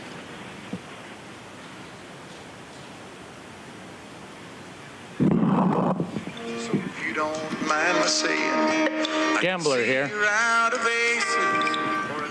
So, I went to a couple events over the weekend, talked to a lot of people. A lot of people like what I'm doing. We just don't like my additional comments. Well, I explained to you, everyone, how anyone could go ahead and take registration forms and turn them into ballots. I could go ahead and manufacture as many as I want, and Michael Vu definitely knows this. That is why he came up with the Assembly Bill 1873. That Assembly Bill cost me my job at the Registrar of Voters because I was opposed to vote-by-mail system, and I pointed it out on a daily basis. To the point that Michael Vu, Cynthia Pius, and Aaron Myers all conspired to make up shit to get me fired. I was not allowed to go ahead and say anything about it. I was not allowed to go ahead and defend myself. So if people want to understand why I treat you guys with such disrespect, that is exactly why, because none of you want to address this issue, even though people right now in Jersey is getting convicted for exactly what I said. I want access to take a look at the signatures that are coming from homeless facilities. I want to compare that with the registration forms. And I bet you I'm going to find that a lot of those signatures are identical. I'm going to also bet you that most of those people helped get many of you elected. Monica, Nora, Tara, Joel. I'm not definitely convinced that you, Jim, was involved in that scheme. But in your area, they are making sure that they will not run into that problem again. Thank you. And time is up. When it is your turn, now we'll hear from those that requested to speak by phone. Again, we'll be hearing from the first 5 callers. The remaining callers will be heard at the conclusion of today's session. When it is your turn to speak, you'll be unmuted and you will hear a recording that will tell you to begin your comments after the beep. I'll remind the callers they should mute their TV or live video stream before they begin speaking. We'll start with our first caller.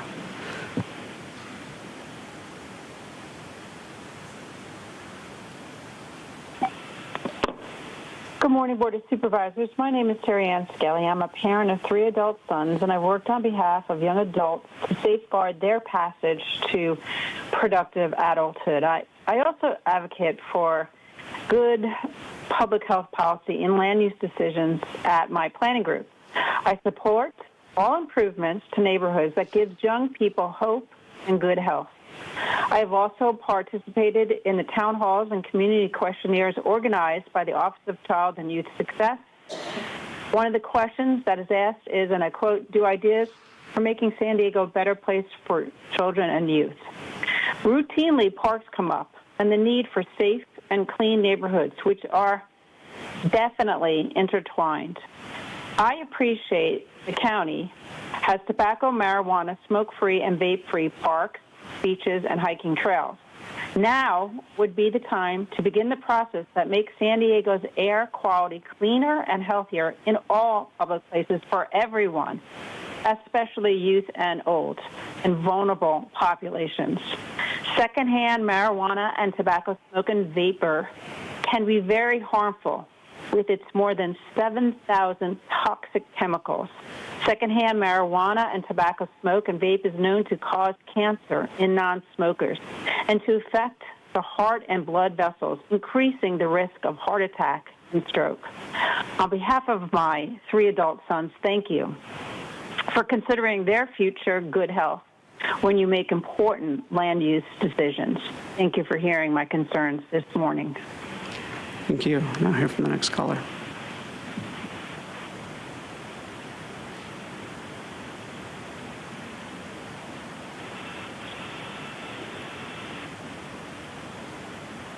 Next caller is Consuelo. Your device might be muted.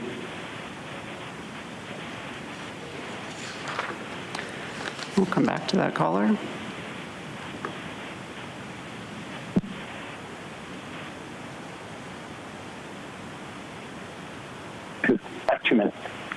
Hey, it's Jim. Always wanting to support the best for the people in this county. I'd like to personally reach out to one of our Board of Supervisor members who may be suffering in silence. I think he's there now, and he's probably on his phone, but normally he is. Joel Anderson, just know there's hope for you. Cell phone addiction has been compared to internet, gambling, and shopping addiction. It is a compulsive behavior that works similarly to substance addiction in the brain. To help out, here are some suggestions. Number 1, make rules for yourself, limiting your phone usage. Number 2, set time periods in which you shouldn't use your phone, i.e. during the time of Board of Supervisors meetings. Number 3, designate activities in which your phone is forbidden, i.e. driving or during Board of Supervisors meetings. You can also download an application to help cut down on cell phone use. If these changes and habits don't work, treatment options also include cognitive behavioral therapy. It aims to change your behaviors into healthy ones. Number 2, motivational interviewing helps you to find motivation to make a positive behavioral change. There's also treatment groups such as Internet and Tech Addiction Anonymous, ITAA. There's help out there for you. You are not alone. Well, actually, with your head buried deep in your phone or your computer, you are kind of alone. But you don't have to be. I mean, look up. There are a bunch of citizens in the room wanting your attention. Consider giving it to them. That may be the behavioral change that helps you most of all. Good luck. Thank you. Now hear from the next caller.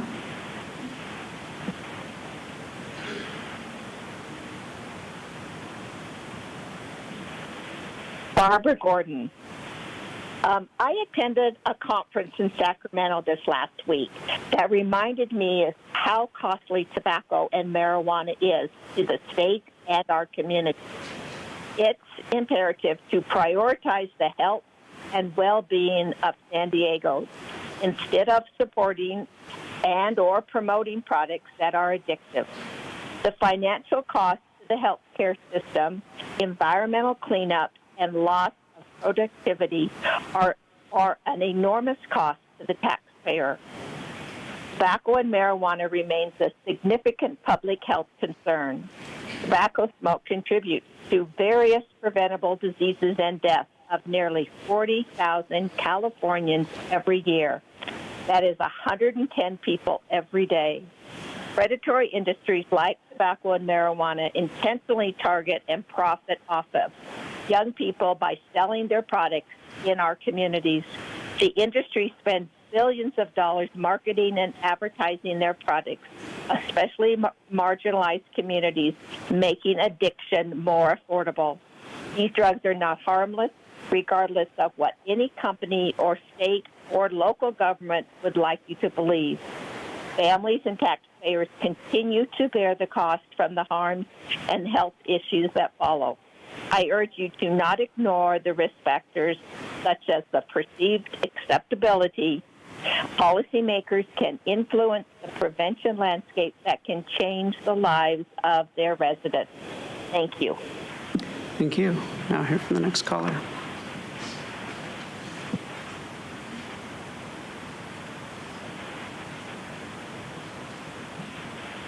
Peggy Walker, good morning. As a youth advocate, it's extremely disappointing, Supervisor Vargas, to see your vigor in promoting cannabis commercialization with taxpayer funding. It blatantly disregards the proven harms of normalization and accessibility to young people 12 to 27. The Reader on May 29th reported, quote, an array of special interests, including pot dealers, funded the February 21st annual State of the County speech by Democratic County Supervisor Nora Vargas, according to posted disclosure filing. Cannabis dealer Martin Ash, for one, quote, came in with over $3,600. Pay-to-play demonstrates indifference to the health of our kids' brains and futures. How can we ask young people to be the best they can be when we bombard them with psychoactive drugs?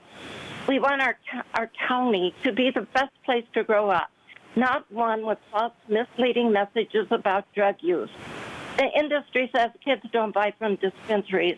The national data shows they do. With fake IDs, no ID checks, others buying for them, or online and through deliveries. When it's available, kids get it. Those 12 to 27 pay heavily through IQ loss, addiction, psychosis, suicide, and outcomes that are personally and socially costly. The push for commercialization is a betrayal of children, parents, and families. When overwhelming medical evidence demonstrates the dangers of today's high-potency THC, we really need to ask what kind of society or leadership puts addiction for profit businesses over the well-being of our young people. Thank you. Thank you. Now we'll go back to the last caller, Consuelo.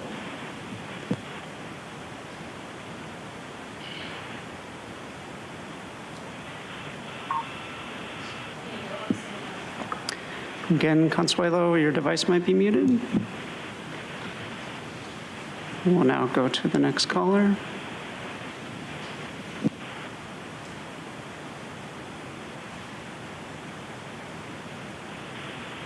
Good morning, members of the board. My name is Megan Stewart, and as a public health educator, I would like to bring to your attention a study published that has revealed the combined use of marijuana and nicotine during pregnancy and the linked significantly higher risks for both maternal and neonatal morbidity. Specifically, infants born to mothers who used both substances had more than double the risk compared to those with no exposure. This study, conducted by Dr. Jamie Lowe and her colleagues, analyzed data from over 3 million pregnancies in California. The findings were striking. Combined marijuana and nicotine use resulted in a 2.18 times higher risk of infant death. Additionally, there were increased risks of preterm delivery, severe maternal morbidity, NICU admissions, and infants being small for their gestational age. It's important to note that even using marijuana alone was associated with a 65% higher risk of infant death, and nicotine alone a 62% higher risk. But the combination of these substances showed a synergistic effect, amplifying the dangers. This underscores the severe consequences of marijuana use during pregnancy, especially when combined with nicotine. In my past experiences in social work, it was made paramountly aware to me that many women are unaware of any harmful effects that marijuana use can have on them during their childbirth on them or their child during pregnancy and lactation. The marketing of many permitted marijuana products are successfully convincing consumers that their products are harmless. The county has many programs that aim to assist expecting and recent mothers. I'd like to encourage the board to promote and include education initiatives that focus on the harms and risks associated with marijuana and tobacco use before, during, and after pregnancy. Thank you for your time and consideration. Thank you. And Chairwoman Vargas, that concludes a request for non-agenda public communication this morning. Again, all the remaining speakers will be heard at the conclusion of today's session. The next item is the approval of the minutes and statements of proceedings for the regular meeting of May 21st, 2024, the Fire Protection District meeting of May 21st, 2024, and In-Home Supportive Services Public Authority meeting of May 21st, 2024. Is there a motion for approval, as well as the group budget presentation special meetings of May 14th and May 16th? So moved. Is there a second? We have a motion by Supervisor Anderson, a second by Supervisor Desmond. Please vote.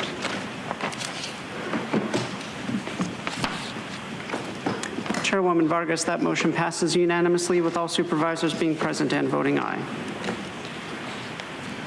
Next item for the board's consideration is the consent calendar. We'll proceed with the formation of the consent calendar, which includes items 1 through 11, 21 through 24, In-Home Supportive Services Public Authority Item 1, and Fire Protection District Item 1. Members of the public will be able to comment on the consent calendar after the supervisors pull any items they would like for discussion. Before we hear from the supervisors, I would like to note for the record several items. Pursuant to Government Code Section 54953, prior to taking final action, the legislative body shall orally report a summary of recommendations for final action on the salary or compensation paid in the form of fringe benefits of local agency executives. There are 3 items to report in accordance with state law. Agenda item 5 includes a change in the assigned salary grade for the Director of County Fire, Director Office of Economic Development and Government Affairs, and Director of Office of Emergency Services from grade 17 to grade 19, and the Executive Director of the Citizens Law Enforcement Review Board from grade 8 to grade 12. Agenda item 21 includes approval and adjustment of temporary assignment compensation and benefits for the acting chief administrative officer.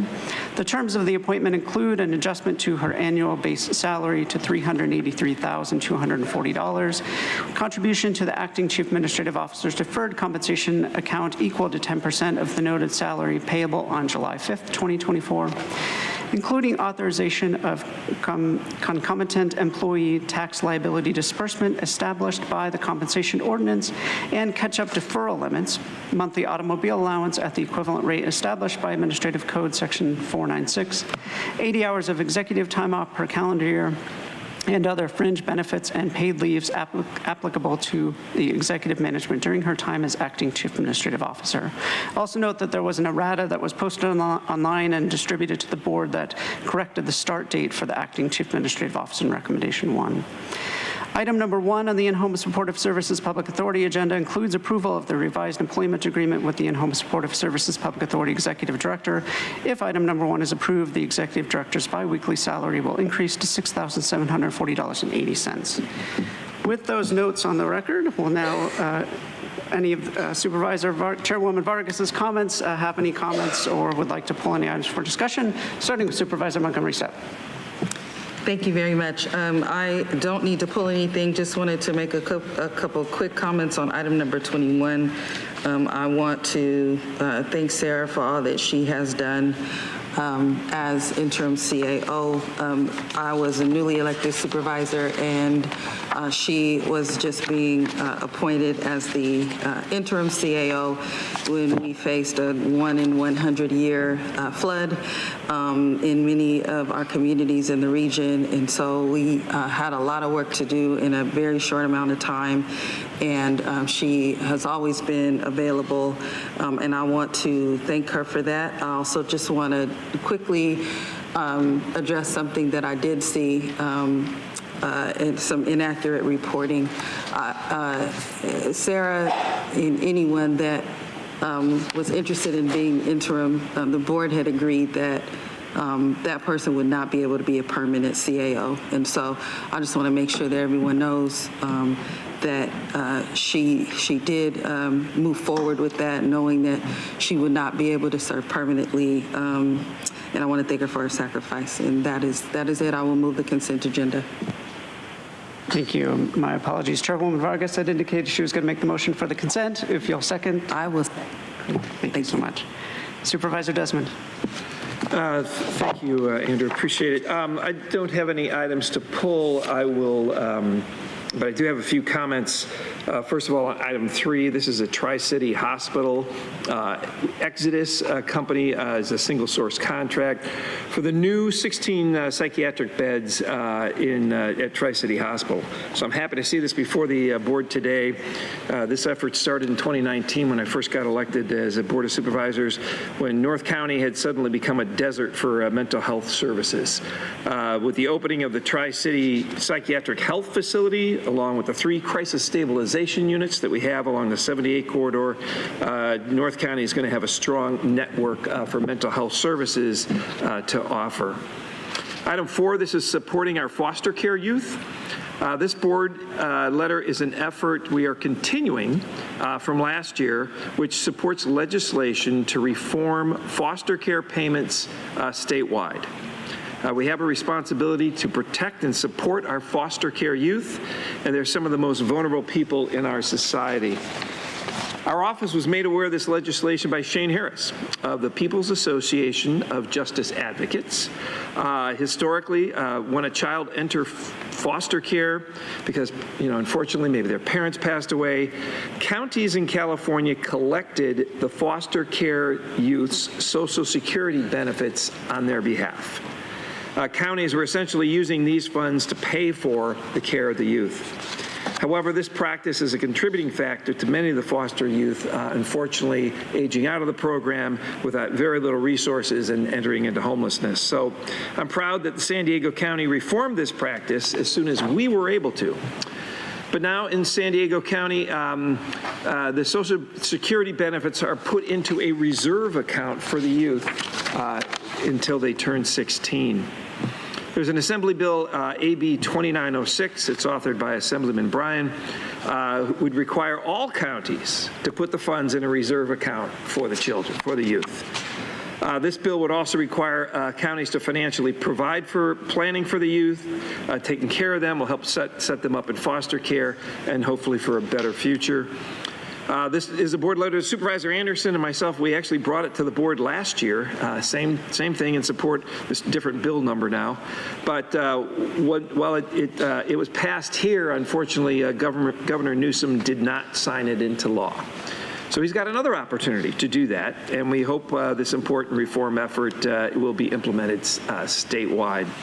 So the County of San Diego, we're a leader on this front, and I hope that other counties throughout California will follow suit. I want to say thank you to Shane for all the work you do for our community and for advocating for foster care youth, and for my colleague Supervisor Anderson for partnering with me on this.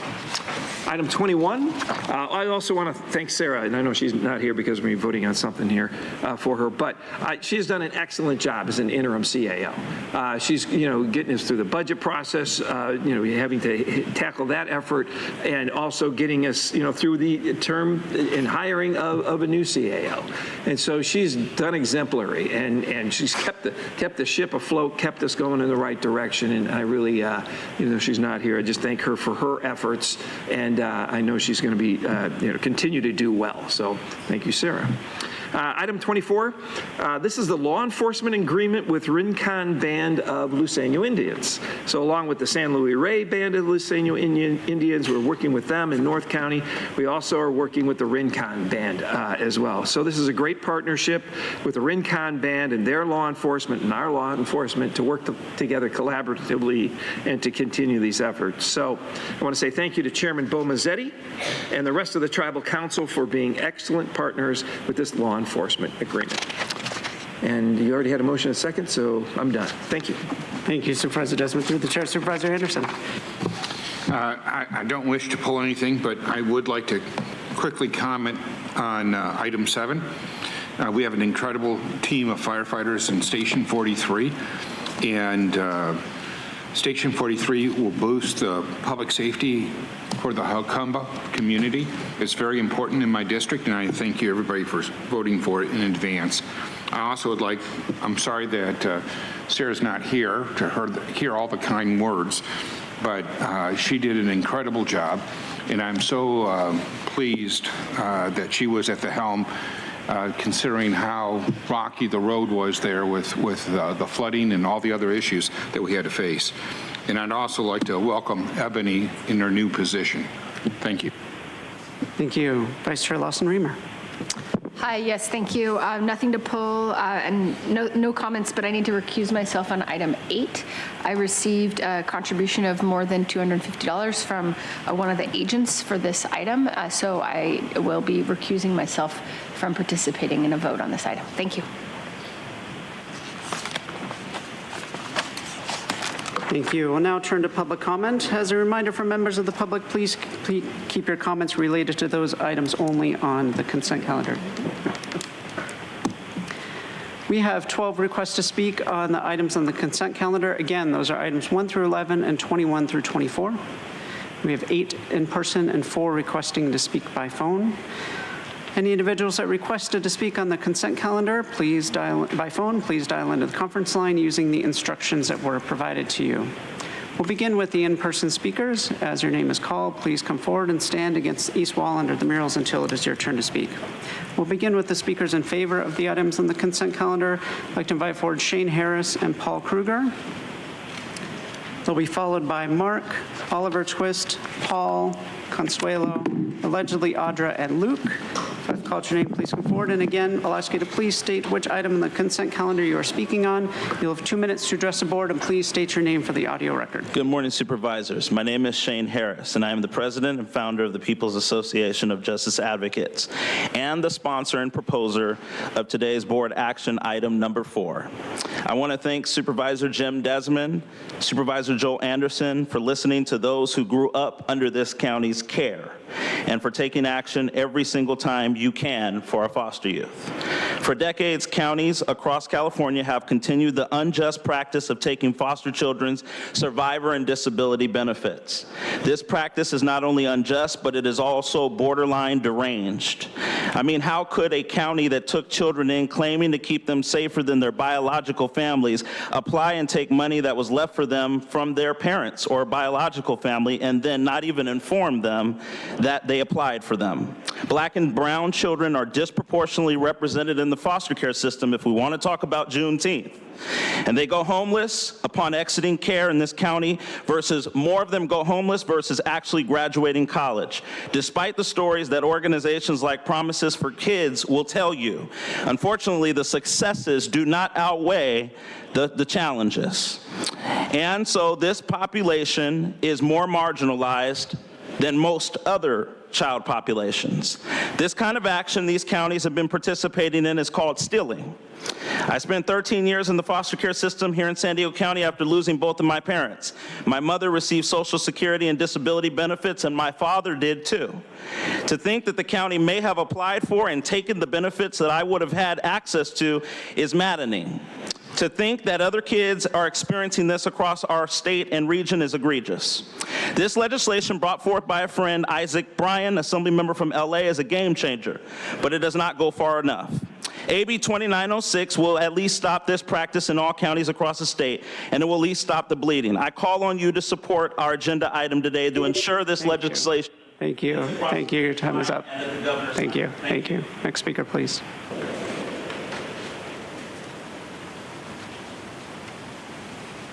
I'm Paul Kruger. Sir, you can just come to the podium and state your name, please. I just want to be sure that I'm speaking at the appropriate time. Yes. My name is Paul Kruger. I yield to Shane and his expertise in this issue and completely respect his credibility. I'm here to second what he says and to tell you briefly that my wife and I informally adopted a young teenager before she started high school, and saw her through high school and on to what is now a very successful career as a social worker, having graduated from one of the best colleges in the country, Washington University in St. Louis. and she's doing social work there. And I want you to know that we did this without any help from any agency, but I know that we were very fortunate to be able to do that. And I want you to know that any legislation or program that you can pass that will help these children and the families that care for them is extremely important, because, as you know, these children and young adults can go either way. They can end up spending a life in and out of prison, struggling with drug abuse, and, you know, perhaps not seeing it through alive. Or they can end up like Shane ended up, or like our quote-unquote foster daughter ended up, and be a huge attribute and asset to society. And for all the money that we spend on every kind of program, I know that you have advocates for all programs. This is monumentally important. It's a common sense request, and I thank you for listening to those like Shane who understand it more than any of us could. Thank you. Thank you. Next speaker, please.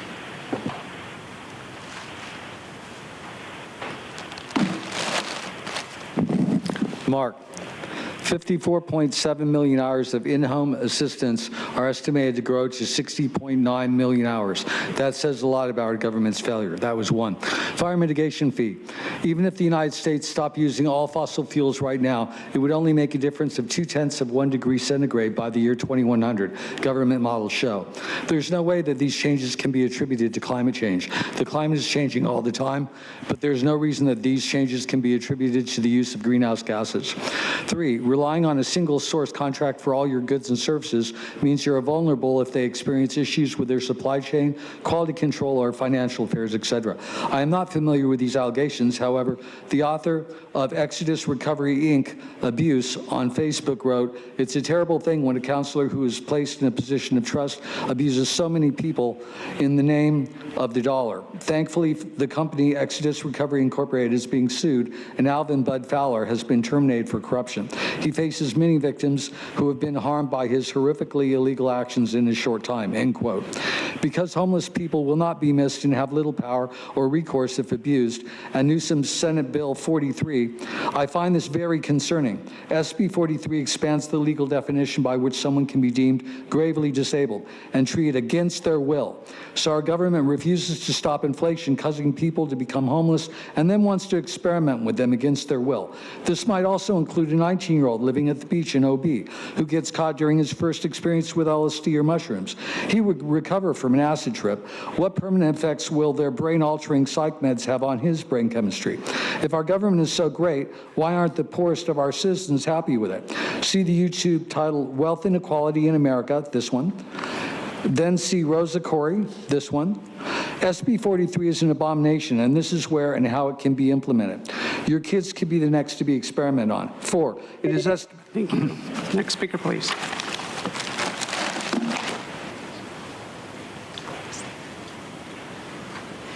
Hi, good morning. This is for item 3, Oliver Twist. And good morning, Tara. For the record, she arrived at 11:01 a.m. today. I'm in opposition of this item as it's currently presented. I am in favor of North County getting the mental health services need. But as a watchdog, I have a lot of problems with a sole source no bid contract and opaquely working out the price and details behind the scenes afterwards. I've seen abuses from single source contracts at other entities such as Sandag, and strongly feel they should be avoided. If a sole source contract truly is unavoidable, it should absolutely be structured for only a short term and have a full pricing transparency for the public. Another issue that jumped out was the length of the contract, up to 30 years, given the five-year renewals. That seems quite excessive. If you do insist on moving forward with this, I would ask for only a 2-year contract with a full performance review, and also just just a one-time renewal option. I would like to see them come back before the board for another look at the final approval so that the price and the contract details are made public before the taxpayers are on the hook. Lastly, I want to share some excerpts you'll see on the screen from the document that demonstrated the concerns from the LA County Auditor Controller had with Exodus Recovery in March of 23.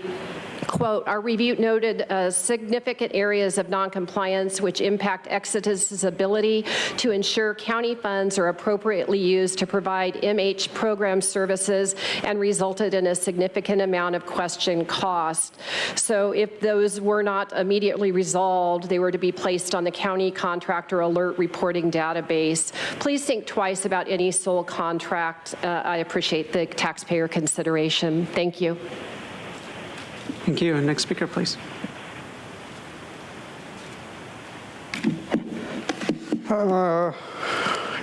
Good morning, Paul. North County needs mental health services, but this is not the way. Number 3.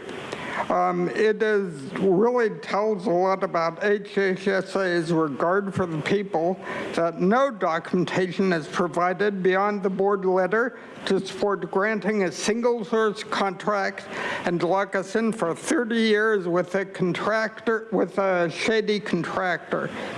Yelp gives them 1.3 out of 5. BBB rating is C+.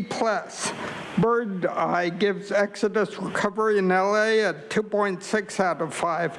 Employee reviews are mixed as well. Most of all, the LA County Auditor noted that Exodus charged almost, 2.9, almost 3% million in inadequately supported expenditures, did not always complete a competitive bidding process when they procured service contracts as required. They did not provide adequate documentation to support the salaries paid and whether they were reasonable, did not obtain employee background checks, clearances from the California DOJ.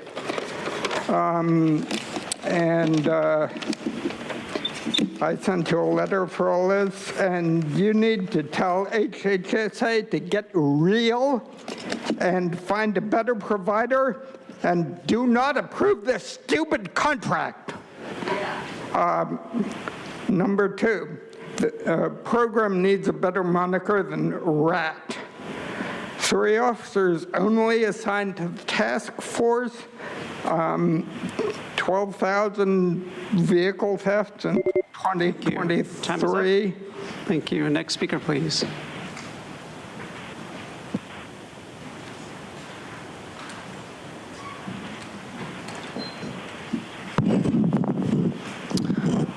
My person uses the name Audra. So yeah, it's interesting, Joel, to hear you talk about Hukumba and the need for this fire, more fire department and probably ambulance. You realize that the illegals that are crossing there are starting the fires, putting the communities in danger. And we're paying for them to go and take care of that. An ambulance costs $108,000 a month. There were 2 of them in Hukumba and 2 fire trucks, 2 sheriffs. And they're concerned because these illegals are the ones starting the fires. They have never been more busy than they are right now, dealing with that on a daily basis, whether it be that they're starting them at night to keep warm, during the day to obstruct, distract, or to signal to where they are. And these firemen are concerned, and it's like you want to sit here and put it in there, but you don't want to acknowledge why it's needed. You can't even look up. It's like, that's what's sad. It's just like when Hukumba was going to have, and now they do, the solar field. People came in here and they were like, we don't want this in our town. What'd you guys do? You paid them off. Let's just throw a couple of $1 million at them. Maybe you should do that now for having their communities be, suffering because of the fires. So when they're going to those fires, it's keeping those firemen from being able, like ones in Hamul, there's nobody there if there's a fire in the community, because they're worried and dealing with illegals that are starting fires. It is putting our communities in danger. And it's like, is that xenophobic to say? Probably, right, Joel? You can't even look up. Thank you. Next speaker, please.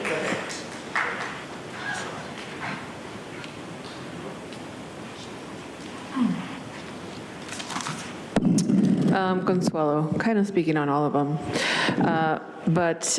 So what I have written, how about using our tax dollars on setting up a system where there's little need for a foster system in the first place? Government has gotten so big, they are doing more harm than good. They thrive off of a broken family, let's be real. Government continues to have it be so where continues to have it be so to where the majority is barely surviving with hardly anyone thriving. To my neighbors, my brothers and sisters, doing all they can to make it in this government system, don't beat yourselves up. It's the system, it's the design. The establishment will continue penalizing the people for their efforts and trying to get ahead. You know, there are so many things here that I want to touch base on, and it's just, all in all, it's just more,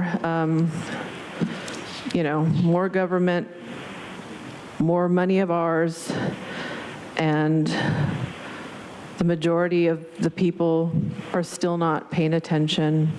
There's going to come a time where there's going to be a collapse that will be purposeful.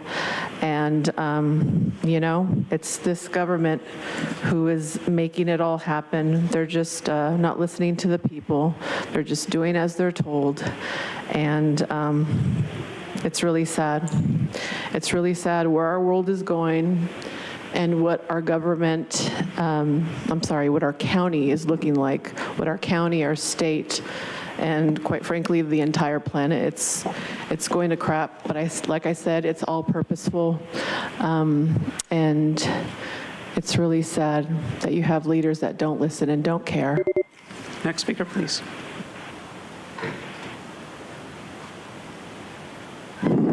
Luke, I'm here to address number 7 about this new fire station that's being put up. It needs to be there. Definitely does. And that's a result of sanctuary policies that are distracting and taking the time up of our valued firefighters. Over the past 2 weekends, we do this every Saturday, we spend from early in the morning till late at night all along the border, watching what's going on, witnessing the way that the Border Patrol behaves. We document it. They've been doing a really great job despite these horrible policies. Talking with firefighters, on this past Saturday, we were at a location near Dilzura where there's a camp. And of course, the fire trucks showed up with their lights going. And one of them didn't go down the road, but he stopped and he talked with us for a little while. And we asked him about, we'd been seeing these burn areas all over, right next to the vegetation. In some areas, there'll be one here, one here, one here, one here, where they're lighting fires right next to this vegetation. Thank God we've had a rainy season this year for the springtime, and there is some greenery, but it is going to be a real mess. As time goes on and the fall comes and everything dries out, there's going to be nonstop fires. And the firefighter that we spoke with through the window of his fire truck was saying that there was a fire happening at that moment. And he said they're happening all the time because these illegal immigrants are out there starting fires. And it's taking up all of our valuable resources. The people in places like Akamba they're losing out on their resources because of this. If they make a call, it is going to take a while for the firefighters to get back to town to be able to help them because they're distracted by these horrible policies that you guys have. We need to end the sanctuary status now. Thank you. We'll now hear from those that requested to speak by phone. We'll start with our first caller.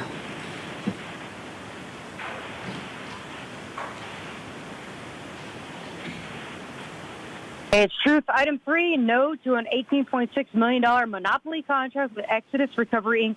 for 16 beds used to turn people into zombies via psychotropic drugs at the Tri-City Psychiatric Facility in Oceanside. Despite the fact that the LA County Auditor found that Exodus has an inability to ensure county funds are appropriately used with $3 million in question costs. And just last week, Tri-City's operating room director, Gary Johnson, was accused of burglary and attempting to sexually assault a staffer at her home. I guess you guys are just going to overlook rape, too. Item 4, nothing against AB 2906, but no to more political theater letters, no to people in government telling everyone what bills to support, and no to egomaniacs with associations making items about themselves. Item 5, no to more inflation salary increases that will cost the taxpayers an extra $3.3 million. Does the Assistant Director of Animal Services even deserve another $45,000 a year when network horses are still suffering to death? Item 7, yes to a future $17.4 million Hukumba fire station. But what I want to know is, how did former German Nazi company BayWa own our country's land in the first place? And how much did the county pay for it? And is BayWa expecting another non-recyclable solar farm fraud in exchange? Item 9, the conflict of interest for county government to vote on conflict of interest codes for the sheriff, because if the sheriffs are beholden to money, approval, and undue influence by the county, they've sold out their own independent authority along with the rights of the people. Item 21. Apparently, Sarah wasn't actually getting paid what she should have been, but now she could really celebrate $383,000 a year with car trips covered. Wouldn't want to be green and walk to work. Item 22. Instead of picking cotton or chopping rocks, modern inmate slaves get the clean brush with a state program called a fire camp. The slaves are literally going to labor camp. This is nothing but the county corporation saving a few bucks and emptying the jails. Item IHSS01, no to Executive Director Thomas Jones, getting $3,000. Thank you. We'll now hear from the next caller.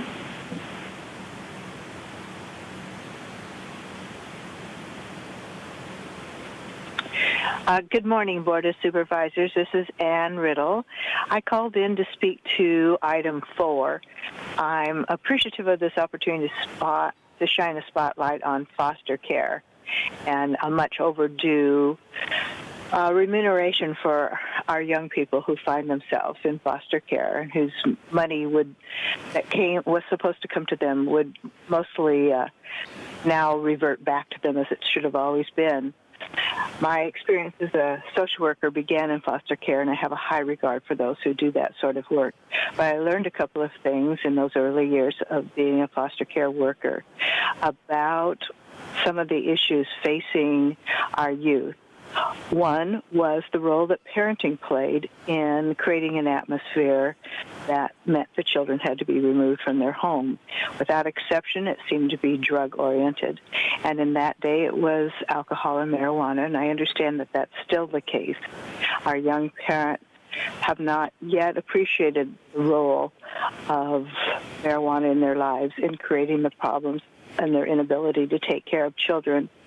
And second, I learned about our young adults themselves, that they are vulnerable. And like youth everywhere, 90% begin their drug use journey under the age of 19. So any opportunity for us to understand what goes on in foster care, the issues that create them, the issues that there are for our young people in it, are well deserving of our attention here at the Board of Supervisors meeting. So thank you for that opportunity this morning. Thank you. And Chairwoman Vargas, that concludes the request for comment on the items on the consent calendar. And Chairwoman Vargas has a statement that she would like me to read before the board considers to vote on the items on the consent calendar. It reads, "For the record, I want to recognize Sarah with a proclamation today, but she wouldn't let me, as she wanted us to focus on the work of the county. However, I do believe it is important to recognize her nearly 20-year track record of service to the County of San Diego. We thank her for stepping up, and as Supervisor Montgomery Stepp mentioned, as a candidate for interim CAO, was not able to compete in the CAO process. Again, thank you, Sarah, for your commitment, dedication to your team, the board, and the County of San Diego." We have a motion by Chairwoman Vargas, second by Supervisor Montgomery Stepp, to approve items 1 through 11, 21 through 24, In-Home Supportive Services Public Authority Item 1, and Fire Protection District Item 1. Please vote. Also noting for the record that Vice Chair Lawson-Remer is recusing herself from Item 8. With that, Chairwoman Vargas, that motion passes unanimously with all supervisors being present and voting aye. I'll remind members of the public that it's really important that we give everyone the opportunity to be heard, whether it's your turn to speak or someone else is speaking or a county supervisor speaking. Rules of procedure are very clear about disruptive behavior. Anyone that is disruptive will be warned, and if they continue to disrupt the meeting, they will be asked to leave the chamber. So with that note, Paul, that is your first warning for disrupting the meeting. Four members of the public will be hearing items in the following order, starting with item 18, item 19, item 12, item 13, item 15, and 16 will be heard concurrently, item 17, and then item 14. And under the board's rules of procedure, Chairwoman Vargas will be limiting speaking time to 1 minute each for all of the discussion items. So I'll ask you to please keep your comments to 1 minute for the discussion items. We'll begin with discussion item 18, which is the appointment of Chief Administrative Officer and approval of employment agreement. This item includes approval of appointment and approval of the new Chief Administrative Officer's employment agreement pursuant to Government Code Section 54953. Prior to taking final action, the legislative body shall orally report a summary of a recommendation for final action on the salaries, salary schedules, or compensation paid in the form of fringe benefits of local agency executives. The terms of the employment agreement include an initial annual base salary of $395,012.80, with annual cumulative increases to the base salary effective on August 1st, 2025, July 31st, 2026, July 30th, 2027, July 28th, 2028, and July 27th, 2029.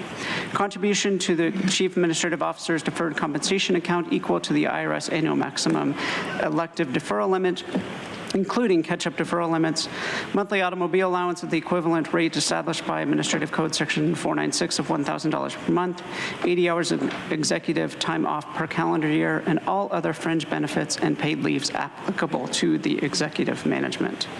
With that noted, we'll now hear from individuals that requested to speak on item 18. We have 13 requests to speak, 9 in person, and 4 requesting to speak by phone. Also note that we received 1 e-comment in favor. For any members of the public that requested to speak on item 18 by phone, please dial into the conference line using the instructions that were provided to you. We'll begin with the in-person speakers, starting with those in favor of this item. As your name is called, please come forward and stand against the east wall under the murals until it is your turn to speak. And we'd like to welcome Ebony's family, who is here in the chamber as well.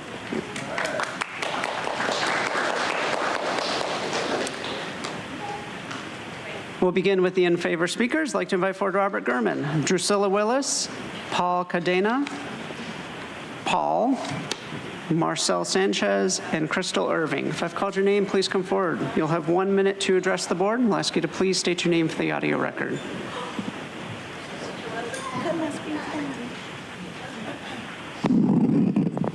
Good morning. My name is Drusilla Willis, and I'm here to speak in favor of number 18. I am the current San Diego County Employees Chapter President and a proud member of SEIU Local 221. Crystal Irving is my president.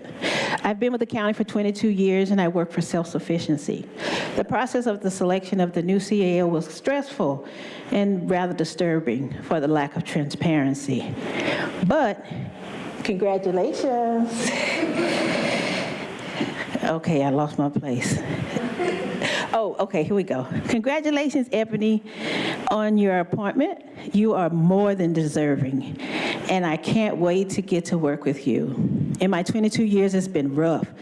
That was until our amazing predecessor, your amazing predecessor, Helen Robbins Myers. Hey, Helen, I miss you. Stepped up and helped us. All right, since we only have a minute, I'm gonna cut it down. Many employees, Thank you. Next speaker, please.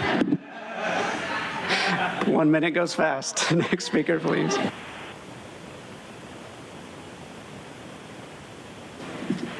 Hello, my name is Paul Cadena. I'm a proud member of SEIU Local 221.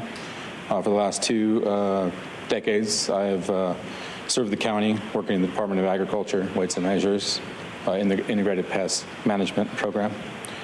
Today, I stand before you deeply concerned with the lack of transparency exhibited at the CAO recruitment process. Chairman Vargas, This process has left many frontline workers feeling undervalued. I do have hope that this new board will champion the cause of labor and the working class. I do extend my heartfelt congratulations to Ebony Shelton on her appointment today. As a county employee, I want to highlight the significant issue within the workplace. The culture or lack of transparency and respect for frontline workers has led to a lower recruitment and fewer people applying to work for the county. This must change. These challenges contribute to tough workloads. Thank you. Next speaker, please.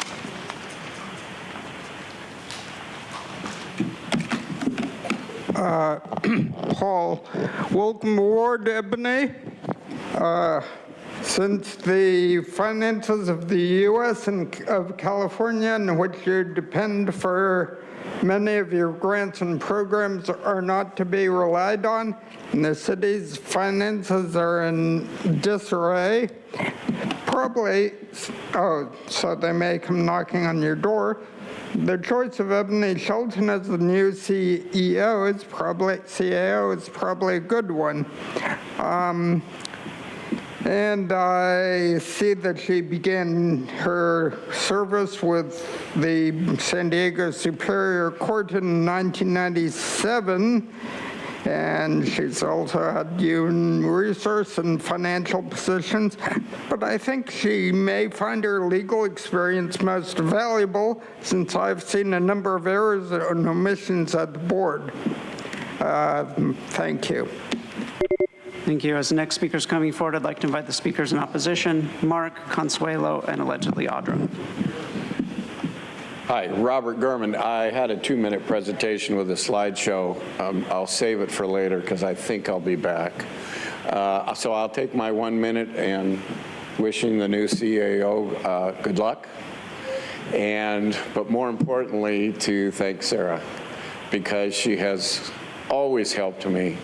As many times as I screw up trying to send letters in and slides, coming to the meeting, she's always encouraged me. And this is a last-minute deal, so I'm speaking from my heart here.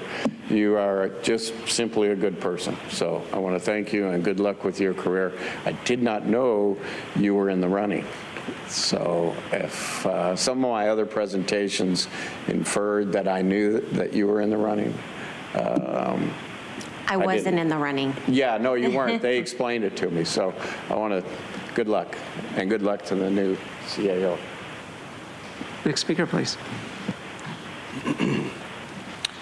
Hello, my name is Marcel Sanchez, and I am a dedicated SEIU Local 221 member who has served the county for nearly a decade. Specifically, I work in the Agricultural Weights and Measures Department within the IPC division.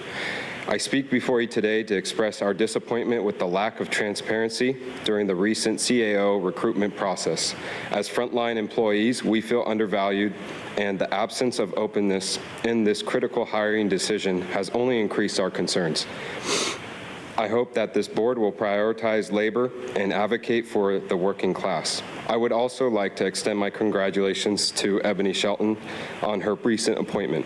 As a county employee, I hope her presence will lead to positive changes in our culture. Specifically, I believe it is essential to shift our focus away from overvaluing executives and instead recognize the invaluable contributions of frontline workers like myself. Thank you for your attention on this matter, and I look forward to witnessing positive developments. Thank you. Next speaker, please.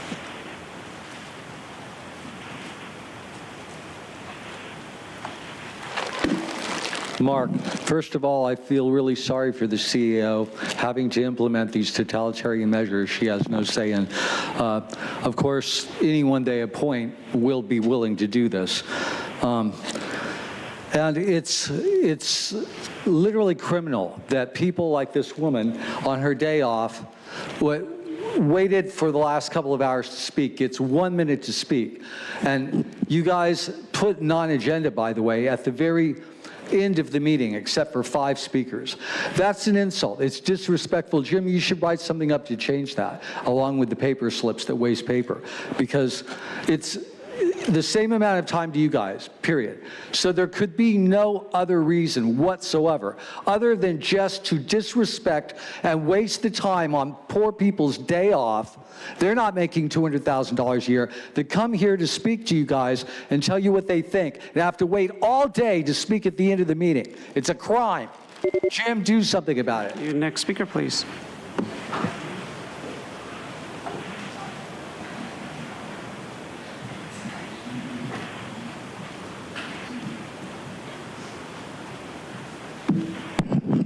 One person uses the name Rondra. You started me at 59 seconds.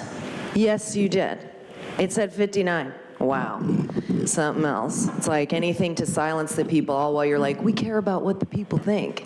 Yes, Andrew, it said 59 seconds, but whatever. I'm lying, right? Anywho, it's like, is anything going to change? I mean, I hope, Ebony, that you will make changes that are going to benefit the county. But it's sad because all of the agendas that are being pushed are not for the people. It's actually to go against the people, and I've been arrested and assaulted at the direction of the CAO before. Not you, Sarah, but Helen. So it's like, we'll see if Ebony does that, who knows? But it's sad just to see the way that things go and how you silence people, and we're just gonna have more of the same. You know, it'd be nice if somebody could stand in the gap for the people and actually do what's right, but instead, everybody's being puppeted around to do what they're supposed to do. Thank you. Next speaker, please.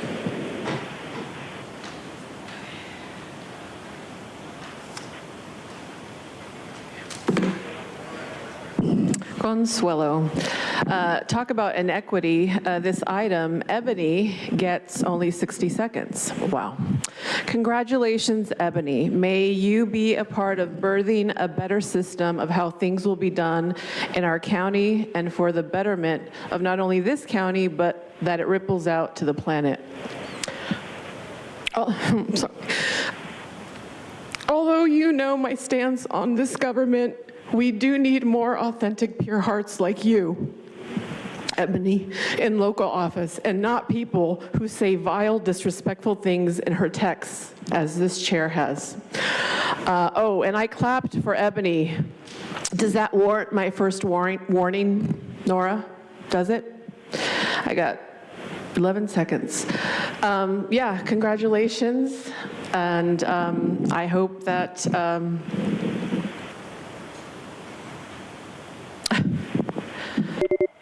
Thank you. I hope a lot. Final call for Crystal Irving. We'll now hear from the individuals that requested to speak by phone. We'll start with our first caller.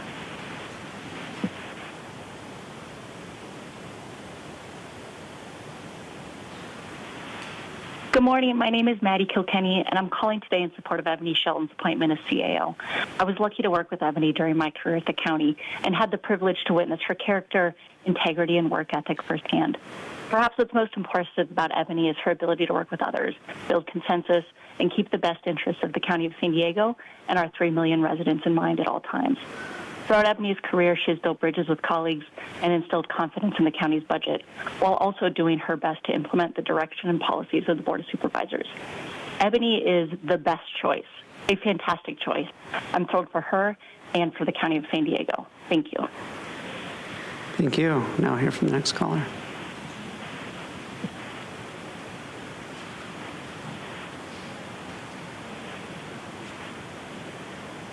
Good morning, everyone. My name is Kenya Samarripa, Vice President of International and Public Affairs for the San Diego Regional Chamber of Commerce. I'm here to speak in support of the appointment of Ebony Shelton as the county's new Chief Administrative Officer. The CEO plays a vital role in making sure our region and communities can thrive.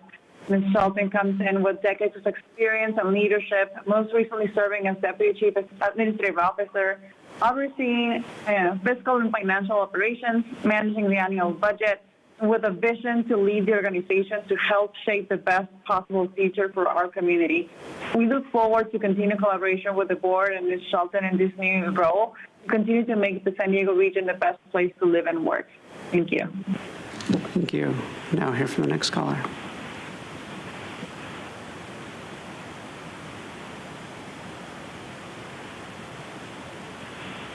Hi, my name is Linda Diaz, and I'm calling from Seattle, Washington. My family has lived in San Diego for over 30 years. On behalf of my family who still lives there, I'm calling on the board to approve the appointment and employment of Ebony Shelton as the new San Diego County Chief Administrative Officer. Our families need someone like Ebony Shelton to oversee operations and execute the board's vision while prioritizing our communities in order to ensure the prosperity and the well-being of the county. Thank you, and I hope you not only listen to the community, but also vote to ensure Ebony Shelton is the new Chief Administrative Officer. Thank you. Now hear from the next caller.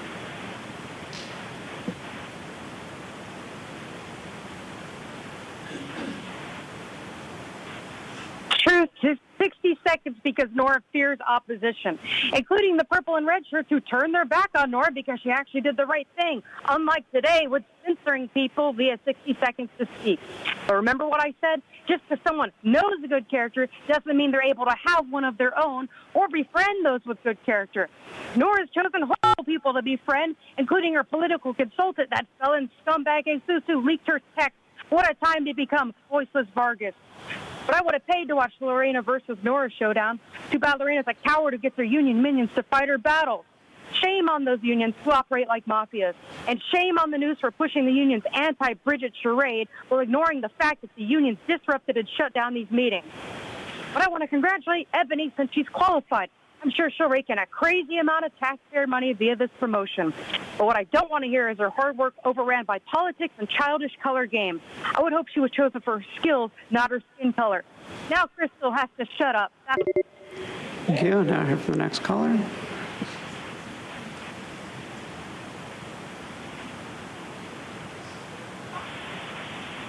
Hi, my name is Crystal Irving. I'm proud to serve as president of SEIU 221, and I apologize for not being there in person. On behalf of the 14,000 workers that we represent, I want to congratulate Ebony Shelton on her appointment as Chief Administrative Officer and recognize how your many years of service and various experiences have prepared you to take on this role. And for what should be a moment marked by joy and hope, I wouldn't be true to myself or our members if I didn't convey the disappointment we have about the shadow of the hiring process casted on this historic moment. This was a missed opportunity to have community conversations about the county's values, to build consensus around a candidate, and to celebrate a long journey to turn this county around. Instead, Chairwoman Vargas led a behind-closed-door process that fueled suspicion and cynicism, while many in the community and state watched, and I'm sure won't soon forget.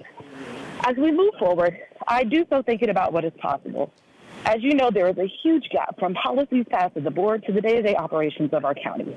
While the board has changed, the old... Thank you. And Chairwoman Vargas, that concludes public comment on this item, and I'll pull up the Chairwoman's remarks on this item. And we'll read them aloud as they're coming up on the screen. I want to thank each of my board colleagues for working together as one county through a process that has been long and rigorous. The search for the CAO is one of the single most important decisions that we as a board must make, and it is one that we have not taken lightly. After 2 nationwide searches and a hiring process that was unanimously supported by this board, we have unanimously selected a candidate that has deep roots in our own community, a candidate who brings with her decades of experience in financial administrative leadership, along with a deep understanding of our community and working families. As a board, we have unanimously selected the appointment of Ebony Shelton as the county's new Chief Administrative Officer. She is a visionary leader with a distinguished career spanning nearly 3 decades of dedicated service to the County of San Diego. Beginning her journey at the San Diego Superior Court in 1997, Ebony has taken on different roles across multiple county business groups and departments, honing her expertise in strategic planning, financial management, and administrative leadership, and is currently serving as our Chief Financial Officer. The board is well served by her experience in the implementation of our county's strategic initiatives. For anyone who knows Ebony and has worked with her, she is a person of integrity, positivity, and grace. She has a can-do attitude that sets ambitious goals, builds consensus around them, and then removes barriers to achieving those goals through her leadership influence. As Ebony embarks on her continued journey of leadership and impact, she has a track record of driving positive change and fostering a culture of prosperity, inclusivity, and resilience for all residents of San Diego County. In true spirit, Ebony embodies the county's motto that the noblest motive is the public good. And I'm very confident that as she takes the seat of the CAO, we've entrusted this organization with an $8.5 billion budget and 20,000 staff to the right person. It is with immense pride that I make a motion to appoint Ebony Shelton as the Chief Administrative Officer and approve the employment agreement between the County of San Diego and the Chief Administrative Officer and authorize the Chair of the Board of Supervisors to execute the agreement. I'm happy to welcome Ebony to join us in the audience with her family. Welcome, Ebony.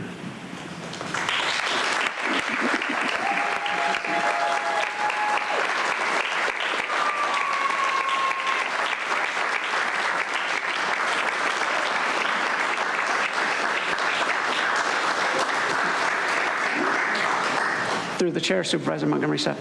I will happily second that and make it official. I am really just so excited for the county. I'm really excited to have Ms. Ebony Shelton sit next to me on this dais in a couple of weeks. I know that you do not take this position lightly. I know you have a lot of ideas, and I am so looking forward to collaborating with you and continuing this process of sitting in the seat with you. I think the Chairwoman's comments said most of what I want to say, but you are, as you know, extremely qualified for this. You have been prepared for this.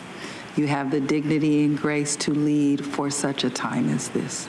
And so I'm very excited to serve with you. I believe that public service is a calling, and I know you'll fulfill yours. So again, I second the motion and happy to support. Through the chair, Vice Chair Lawson-Remer. First of all, I'm probably going to cry. So, sorry, I can't help it. I'm so excited for you, Ebony, but I'm so excited for our whole county.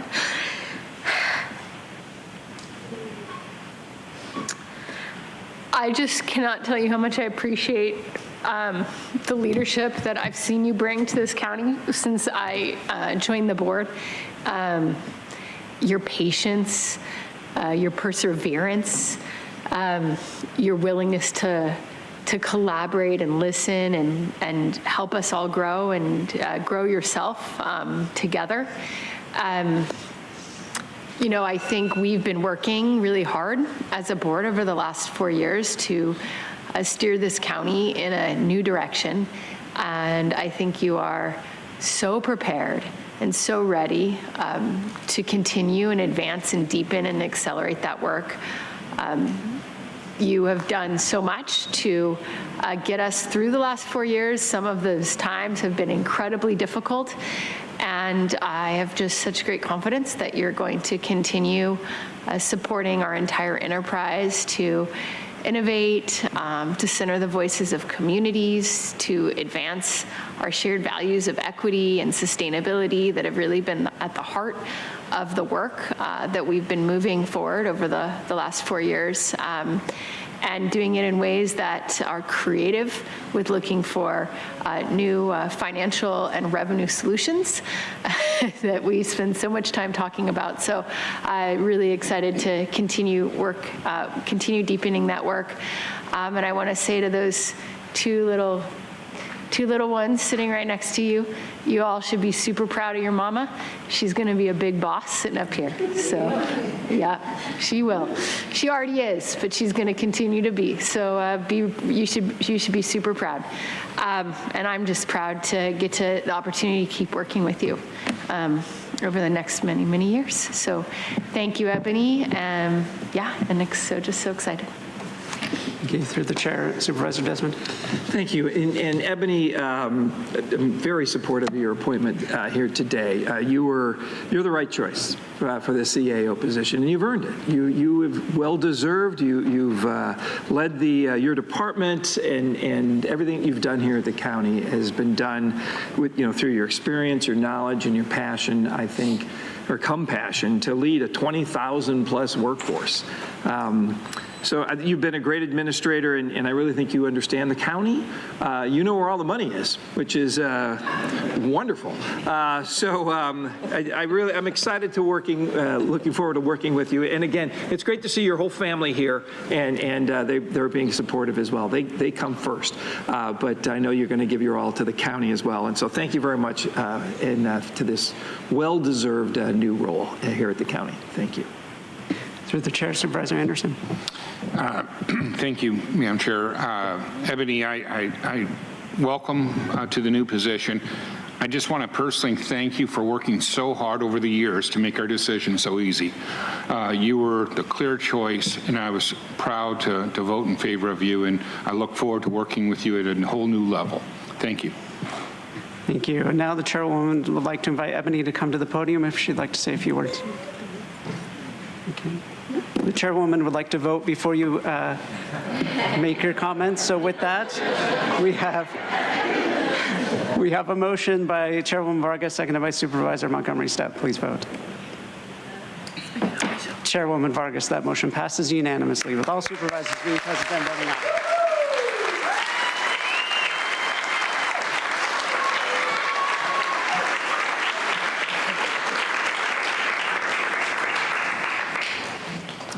Thank you, and my comments will be brief. I've been flooded with emotions and from the support, and definitely wanted to convey that I recognize the importance of the action that the board took today and the conveyance of the trust through your action that you've given to me in terms of the support of the community and the support of the workforce, and I definitely do not take that lightly, and you have my commitment to do my absolute best to advance San Diego County for all residents, as well as all of our workforce. I love everything about this county, and I'm completely committed.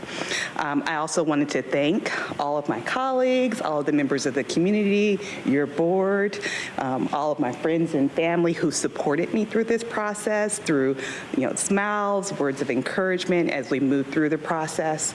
And last but not least, hi, Mom, who's watching from Arizona. Thank you. Thank you.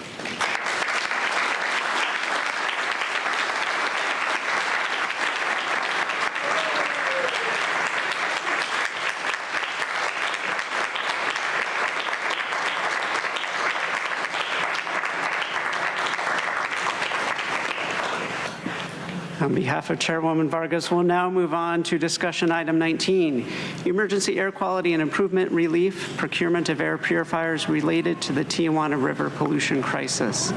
The Chairwoman has some remarks on this item, so just give me a moment while I pull them up.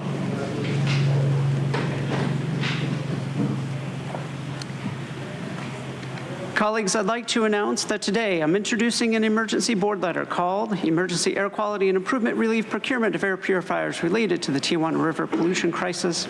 As many of you know, South County communities have faced decades of pollution from sediment, trash, and raw sewage crossing the border, particularly affecting the communities of Imperial Beach and Nestor as a result of the Tijuana River Valley transboundary sewage crisis.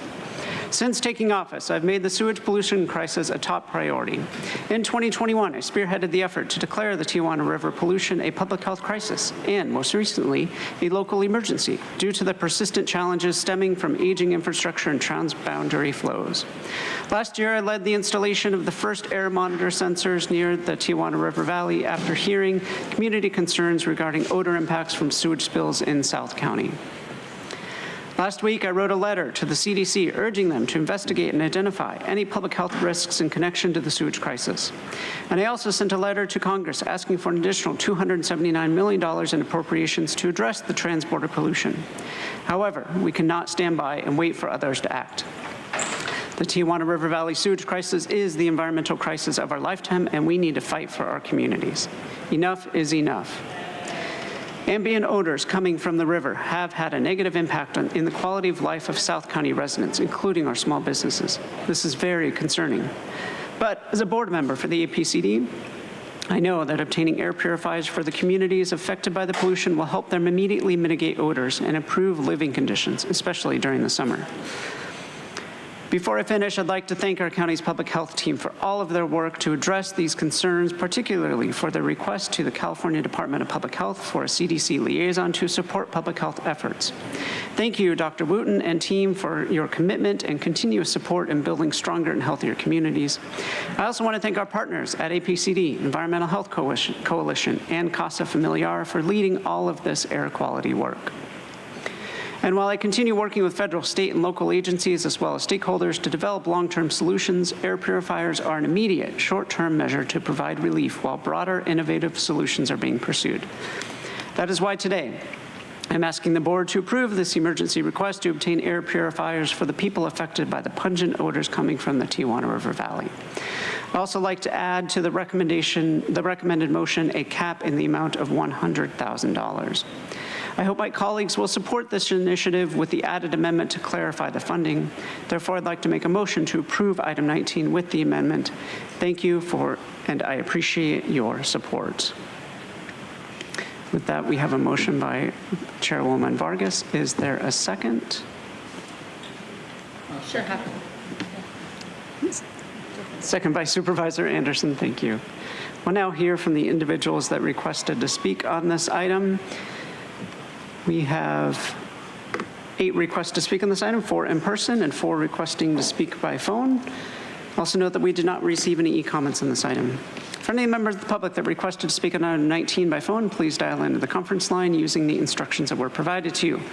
We'll begin with the in-person speakers. All speakers are in opposition of this item. As your name is called, please come forward. I'd like to invite Mark, Paul, allegedly Audra, and Consuelo. I've called your name. Please come forward. You'll have 1 minute to address the board. Please state your name for the audio record.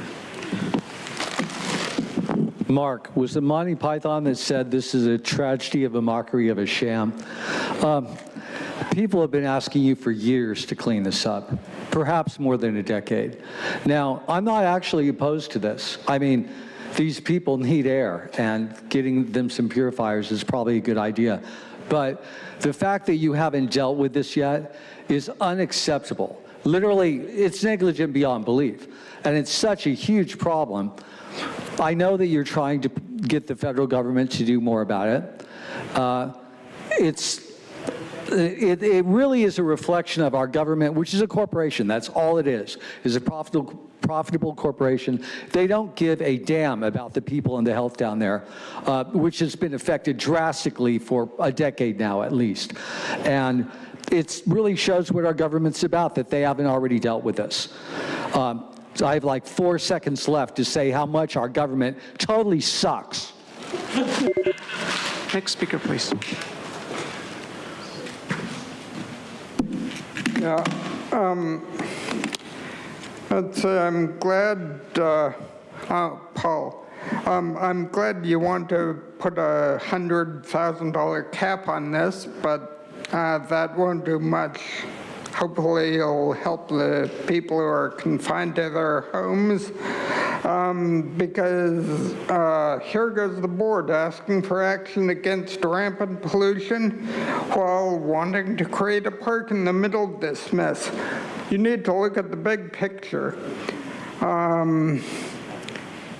You know, I'm glad you recognize your responsibility to help, but as Mark said, it should have been done like 30 years ago. And this will help the people inside, but what about those people who are stuck outside? I don't want to sound heartless, but the River Valley and the neighboring area, they deserve better. Thank you. Next Thanks. speaker, please.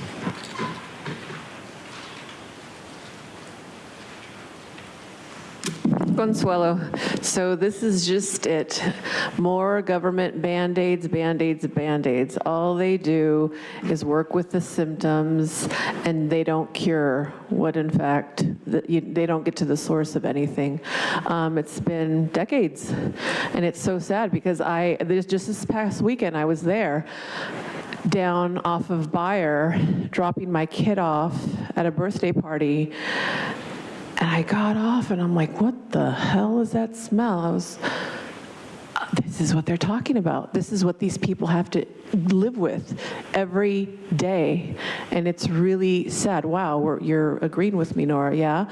But the government has never had a solution. These things are not a solution. Like I said, they're just a Band-Aid. To the people, pay attention. This is how government solves things. They don't. More of our money going to waste on things that are going to break down eventually and they're going to have to replace. Thank you. Next speaker, please. My person uses the name Audra. Thanks for the minute, Andrew. Yeah, I can't wait till you guys have a minute to speak. It'll show you how much time you don't have. But yeah, this is very disturbing because it is very, very toxic down there. But what's $100,000 going to do? It's funny because you'll take $6 million of ARPA funds and spend it on illegals. And then for them to invade, but then it's like when these people actually have to deal with a health crisis, it's like, well, I'll give you $100,000 for it. How many are you going to buy with that? Who knows, right? Doesn't matter. You're just going to pretend to do something like Consuelo said. It's a Band-Aid. And it's sad that you can throw so many millions of dollars at some things, but it's a slap in the face to see that you're going to be like, we're going to cap this at $100 grand. So it's pretty sad, but it's very telling to see where your agendas lie and who you actually want to help and who you don't. And all it does is make it seem like you do. Thank you. We'll now hear from the individuals that requested to speak by phone. Start with our first caller.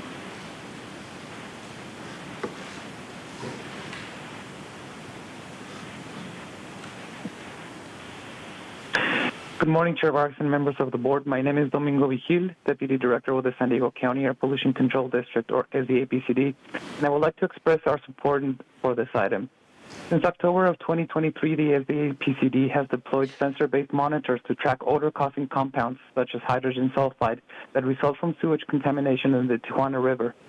Since then, the APCD has measured near constant levels above the human odor threshold, with spikes above the state's odor nuisance standard. These odors are contributing to the diminishing quality of life experienced by residents near the Tijuana River Valley area, who indicate they must continuously be mindful of limiting their outdoor activities to try to avoid the odors, or even avoiding opening their windows to let the air in. We all know that it takes a considerable amount of time and resources and coordination to address the root issue that is causing the odors. Therefore, it is important to explore short-term measures that may be able to provide temporary relief to residents.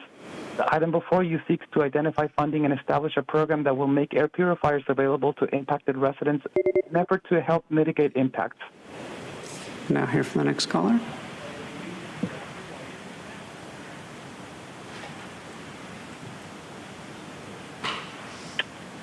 Good afternoon, supervisors. My name is Nicolas Paul, and I'm an air quality advocate with the Environmental Health Coalition. I'm calling to vocalize our support of item 19. The Environmental Health Coalition is a nonprofit organization that's been fighting for environmental justice in San Diego County for over 44 years. EHC's work is primarily centered in the communities of Arialogan, West National City, City Heights, and Colonia Chilpancingo. However, we are commenting today in solidarity with the communities in the Tijuana River Valley because we believe that all people and communities deserve to live, work, and play in a clean and safe environment. For decades, South County communities like Nestor and Imperial Beach have endured significant impacts from airborne pollutants. While there's lots of work that must be done to address the sources of pollution in this region, air filter programs are examples of necessary interim measures that government agencies can make to mitigate pollution impacts on residents' health today. For these reasons, Environmental Health Coalition support Chairwoman Vargas. Thank you. And Chairwoman Vargas, that concludes public comment on this item. On behalf of Chairwoman Vargas, any of her colleagues have any comments? Supervisor Desmond. Thank you, Andrew. Appreciate it. And this is an unfortunate issue that we have to deal with because this is another example of the federal government failing to address an issue that's under their sole discretion. The federal government stood by for years as this sewage crisis has gotten out of control. I know we've gotten some dollars through our chair to repair the treatment facility that is down there, but it's still woefully inadequate. It needs to be a much bigger facility to deal with the issue correctly. It's unfortunate this item's been brought to the board in the first place. The county should not have to pay for any of these funding issues. It should be a federal responsibility, and I think they need to address it. So I would like to see when this comes back, but I think this is really, we're fixing a symptom rather than the root cause. So I'm going to be voting yes for the item. I believe we should seek federal grants, and we should do what we can for those here living in San Diego County, even if they're being neglected by the federal government. But I really think I'd like to see us go after federal grants and the feds to pay for these, and maybe more than the $100,000 if we can. But again, this is like a Band-Aid on a symptom, but I think we got to do something here for our residents locally. So I'll be supporting. Thank you. Thank you. Chairwoman Vargas wants to note that she just sent another request for $279 million for the Tijuana River Valley in additional appropriations. Did you get a check? No, not yet. Okay. Through the chair, Supervisor Montgomery Stepp. Thank you very much. I'm happy to support this item, and I thank the chairwoman for bringing it. Ongoing issues of pollution and contamination in the Tijuana River Valley are obvious environmental and public health crises, and I know that our involvement should be limited, but of course we are the public health agency of the region, and we have seen this over and over where our lower income communities are left behind, especially with limited community development and resources. So this is another way, as a part of, I think, a larger strategy to help in the meantime, and I'm fully supportive of it. Thank you. Thank you. We have a motion by Chairwoman Vargas, second by Supervisor Anderson. Please vote. Chairwoman Vargas, that motion passes unanimously with all supervisors being present and voting aye. Next item for discussion is item number 12, creating a regional community action plan to address food justice for the County of San Diego region. We'll begin with the speakers on this item. We have 14 requests to speak, 8 in person and 6 requesting to speak by phone. Also note for the record that we received 59 e-comments, 57 in favor and 1 in opposition. For any members of the public that requested to speak on item 12 by phone, please dial into the conference line using the instructions that were provided to you. We'll begin with the in-person speakers, starting with the individuals in favor, followed by those in opposition. As your name is called, please come forward and stand against the east wall under the murals until it is your turn to speak. I'd like to invite forward Mark, Mauricio Medina, and Karen Clay. If I've called your name, please come forward. You'll have 1 minute to address the board. I'll ask you to please state your name for the audio record. Mark. Well, it's really rare, but this is something I'm for. However, the food that gets given out is mostly GMO. It's interesting that in Europe, they actually refuse to have a lot of the ingredients that we have here in the United States. And also, I remember about 10 years ago seeing an article on the cover of a magazine where these 2 guys in Europe were the first to just throw, they just pulled the GMO plants out of the ground when they were first planted there, the very first ones planted there, which I respect. I wish we had done that here. Now it's GMO all over our entire country. It's taken over. And they're side by side with our organic crops, so they're polluting them. Anyway, yeah, I hope you get food to people. It's too bad it couldn't be better food for everyone. Thank you. Next speaker, please. Hello, Mauricio Medina. I'm the Senior Public Affairs Manager with the San Diego Hunger Coalition. I would like to thank Chairwoman Vargas and Supervisor Montgomery Stepp for elevating this issue and bringing forward this board letter to respond to the alarming scale of hunger in our region. Making nutrition security a county priority has been a years-long goal for our organization, and we are delighted to see the county, through this board letter, making progress toward this objective. According to our latest data, as of December 2023, 1 in 4 San Diegans experience nutrition insecurity, or are unable to provide 3 nutritious meals per day for themselves and their families. In a hunger-free San Diego, anyone who experiences a time of nutrition insecurity can readily access timely, adequate, and appropriate assistance that is sufficient to see them safely through their time of need. Thank you so much for your board action. Thank you. Thank you. As the next speaker is coming forward, I'd like to invite the speakers in opposition of this item. Allegedly Audra, Paul, Consuelo, Pam, and Gambler. If I've called your name, please come forward. Good morning, and thank you for bringing this board letter forward. We really, really, really appreciate it. My name is Karen Clay. I reside in Imperial Beach, and I've been involved mostly on a volunteer basis for the last 10 years in San Diego County in the food insecurity world. First with Harvest Crops and then as logistics coordinator with Senior Gleaners. I'm currently the founder of I Live to Glean, which started in April of 2020. Our mission is to create a food hub system that will support other feeding agencies to increase their capacity to rescue and redistribute food to those in need. I Live to Glean, as well as other feeding organizations in the county, have a great passion for and make a tremendous effort using relatively little money, primarily a volunteer system, and patching things together to make it happen, to move millions of dollars of recovered edible food to the most vulnerable in the county. We look forward to collaborating together, and thank you for your help. Thank you. Next speaker, please.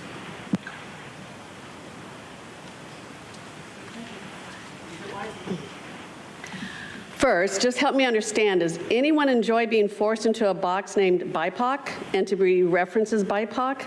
This term is degrading, diminishing, and discriminating. Anyway, and now this board, after forced lockdowns, business and school closures, oppressive masking, and pushing and mandating unsafe and ineffective injections resulting in unhealthy existence of county residents as well as deaths, now you're promoting health? What a trip. Okay, don't be fooled. This is a stealth action by the county government to manage the availability of specific food items, thereby directing choices and limiting autonomy of residents in this county. There are many entities and programs that already address food justice. And more government is not needed, and people don't need to be told by you what they should eat and how they should live. Next speaker, please.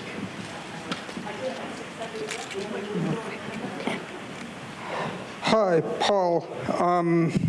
Food justice? What about feeding all who need it, not the equity crap which pits people against each other? In fact, you point out that the U.S. Department of Agriculture defines a food desert as an area with limited access to affordable and nutritious food, including census tracts where at least 33% or 500 people live 1 mile from a large grocery store or a supermarket. This runs counter to your equity game. Sounds more like true equality. And in your discussion about CDC disease rates, you don't even mention equity. Maybe it's time to get rid of the equity statements and make them equality statements. And this would be a great opportunity to correct the diets of all of us, from any zip code, rich to poor. Thank you. Next speaker, please.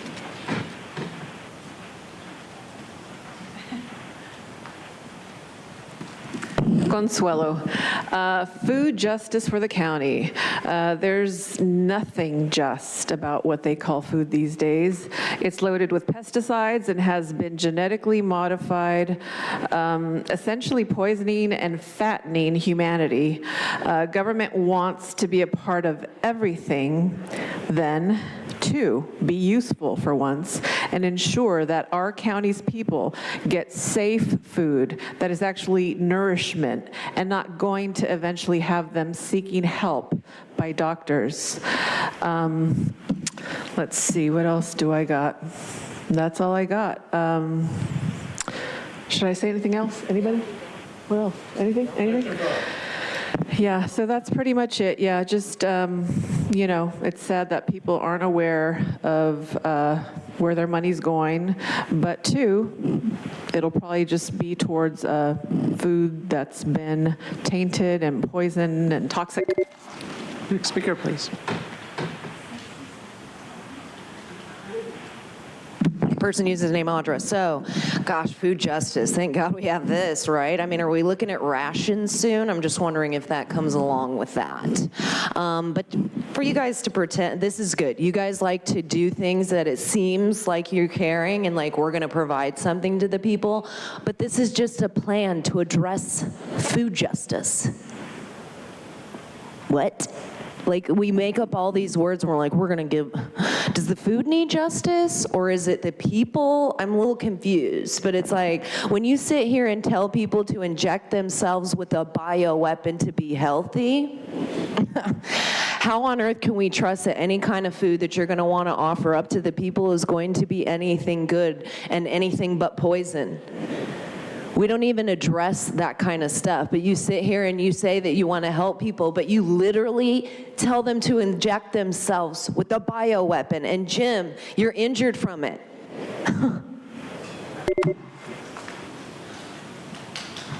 Next speaker, please.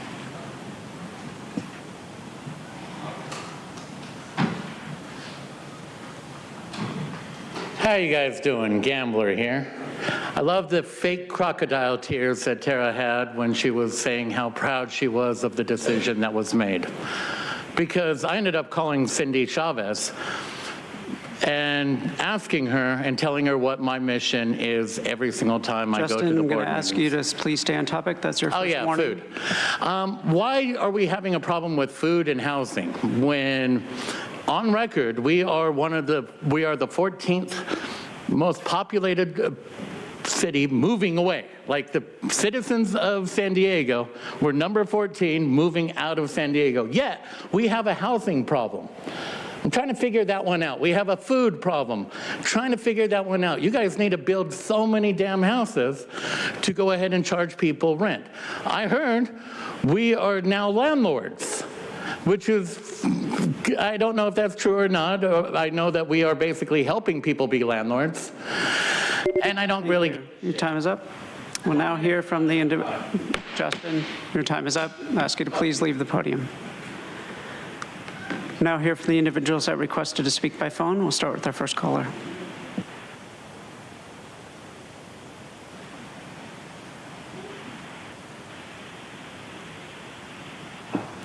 Hello, can you hear me? Yes, please go ahead. Haka nya Emily Brigano Nechuhi, Matas Kunan Kupai, Napum Sinau Kutun Kupai, Nya Pipa, Napum Hesmiat McKenue. So hello, my name is Emily Brigano. Come from the San Isabel Reservation as well as Sinau Kutun, or the Manzanita Band of the Khmer Nation. These are 2 of 12 federally recognized bands in the county. 1 minute is ridiculous, but I'll try to get what I can get. This plan needs to acknowledge the food systems and how they are reliant on the oppression of the people as well as the land. It needs to include better language, inclusive language, as the indigenous people here in San Diego do not identify as BIPOC. We need to acknowledge the protection of natural and cultural resources when we're talking about the agricultural world. We can't have food justice and security without self-determination. So in order to provide solutions using this plan, we need to provide opportunities for... The next caller.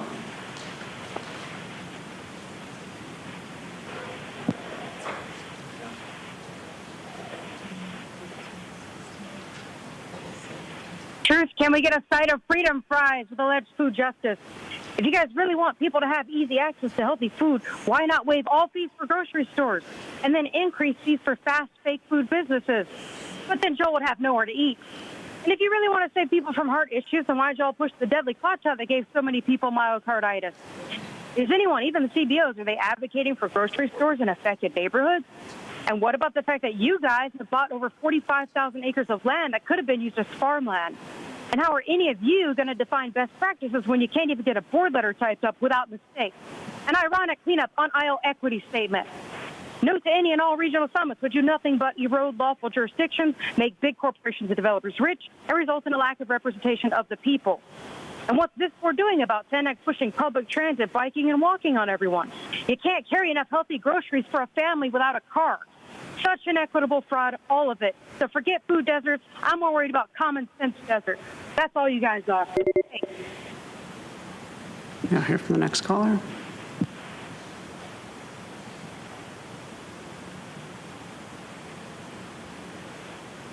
Hi, my name is Alex Trim, and I'm here to speak on behalf of Food Shed Small Farm Cooperative. Our network of small farmers and community members encourages you to support the adoption of San Diego Food Vision 2030 as the county's roadmap towards food justice. We've been asked countless times for input, and there isn't anything we can say that isn't already in the Vision 2030. Rather than spending more money on planning, we have 3 actions you could take on food justice. First, increase the county's food purchasing budget by $250,000 to activate procurement of locally grown, climate-smart produce, as outlined in your December board policy B75. Second, invest $2 million in locally sourced produce prescriptions like FVRX. You'll hear more from us on this initiative at Thursday's budget hearing. Include regenerative farming practices as a green job as a third within county-funded job training programs so that beginning farmers and farm workers have the support they need to pursue a just livelihood. We're to help make these efforts cost-effective and rooted in equity. Thank you. Thank you. And Chairwoman Vargas, that concludes public comment on this item. And the Chairwoman has remarks for this item, pulling them up on the screen. Thank you, Supervisor Monica Montgomery Stepp, for being my partner in today's board action. I want to start by highlighting all the amazing work the county, community organizations, nonprofits, and all our other partners have done to work towards achieving a food secure and healthy region. There's been incredible work done in this space already, and I want all our partners to know that I acknowledge all the efforts and thank you. Organizations like the Food Systems Alliance, Food Shed, Small Farm Cooperative, the San Diego Hunger Coalition, and Feeding San Diego, to name a few, have truly paved the path through their tireless efforts. The creation of the Food Vision 2030 has been one of the many major accomplishments for our region and for the partnerships that it created. The Food Vision 2030 has given the initial direction that we need in order to expand healthy and culturally preferred foods throughout our region. Access to healthy food affects a person's nutrition, physical and mental well-being, quality of life, and ultimately longevity. By expanding healthy food options, we are ensuring quality of diet as well as economic prosperity for our small businesses and farmers.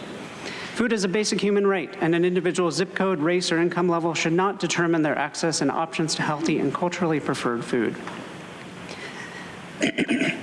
By bringing people together, we will identify the county can further its role and support for our partners through the region. I want our partners to know that I'm here to support all the work you are doing, and I hope that today's actions will further strengthen our partnership. I'm proud to bring a motion to approve this item. And with that, we'll turn it over to Supervisor Montgomery Stepp. Thank you very much. We'll start by thanking the chair for your leadership in partnering on this item. We have heard quite a few public comments, and we know that as a county and really as a society, we're often very reactive when it comes to how we manage problems that arise, especially health issues. And this is absolutely no different. So rather than equipping people with the proper knowledge and resources and tools to make healthy choices, we often wait until someone has developed a chronic disease before we help. And I think all of our efforts toward food justice are intended to combat that. This item that we have brought forward today provides an excellent opportunity to provide proactive upstream solutions for the health issues that our residents face. And it's my intent that it is meant to build on already ongoing efforts. I also want to be clear that a big motivation for the efforts outlined in this item for me is to create strategies that will fill gaps left by the expiration of ARPA funding at the end of this calendar year. This ARPA funding was utilized to fund programs that address gaps in our food system and improve access to healthy, nutritious foods to vulnerable communities.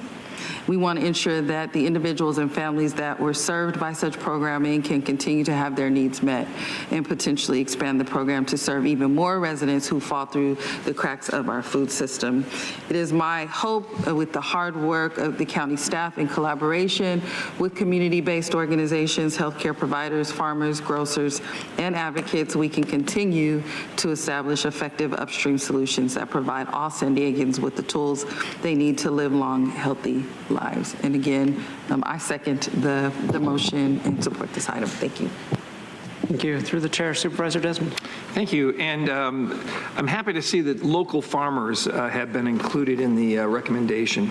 Any way we can include our local farmers to support our farming industry, I think, is crucial here in San Diego County. And ensuring that San Diego County residents have access to healthy foods is important. And if we can provide them with locally grown food, then it's a win-win. So happy to support. Thanks. Thank you. Through the chair, Vice Chair Lawson-Remer. Yeah, I think this is great, so thank you both. A really important priority.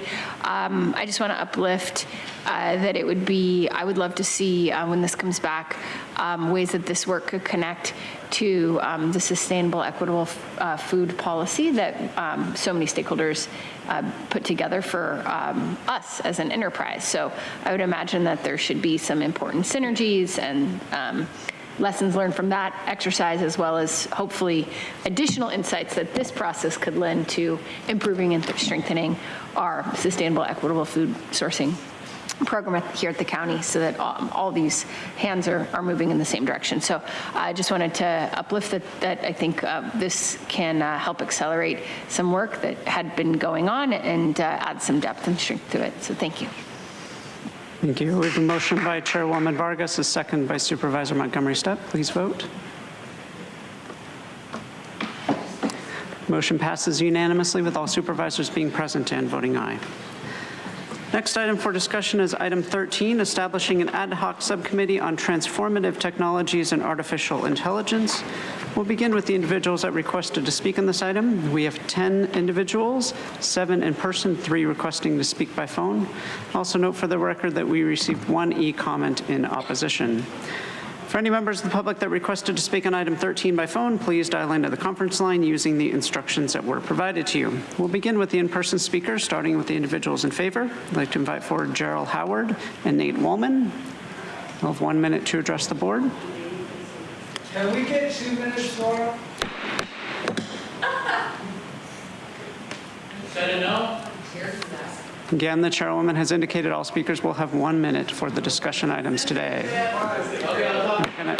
I'm going to remind members of the audience and individuals that are being disruptive that our rules are very clear about disrupting the meeting, and if you continue to do so, you'll be warned and asked to leave. Thank you. Warren, go.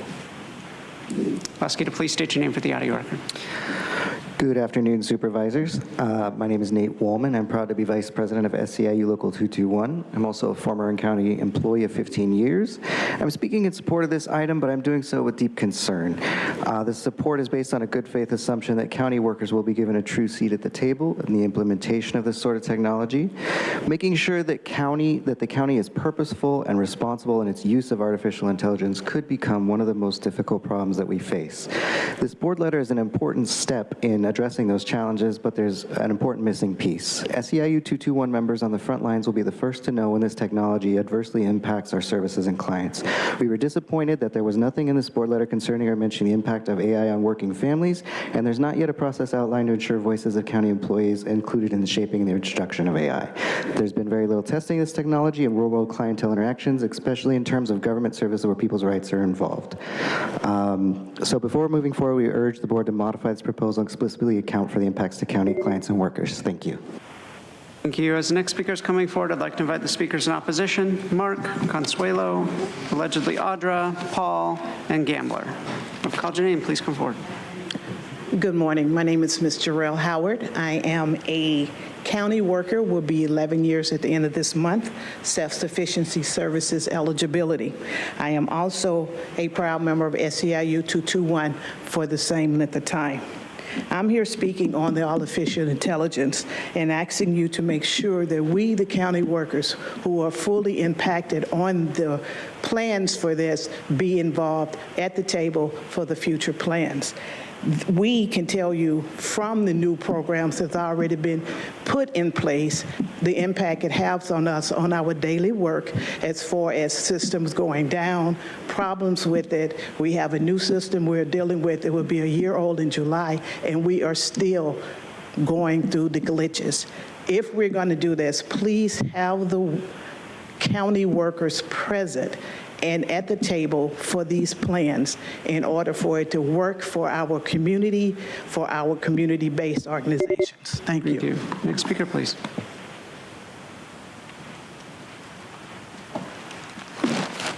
Mark, 1 minute is a total insult. Your overview states, we are requesting the board's approval of an ad hoc subcommittee consisting of 2 board members. That's literally the wolf guarding the hen house. First of all, you're not qualified at all. Does anyone here, can any board member right now tell me the difference between narrow and general AI? No, I didn't think so.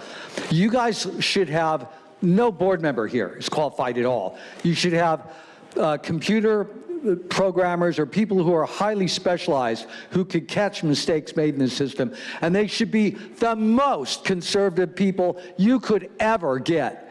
I mean, just original constitutionalists. You can't be too conservative about this. The ways it'll be abused are unbelievable. The camera systems are everywhere already. It's being abused in Europe, which is already pretty much totally gone. They're just done for. Whole cities are protesting, and the people can't do a damn thing. They've been disarmed. We're headed for it. This is a real serious topic, and you shouldn't be in charge of it. Thank you. Next speaker, please.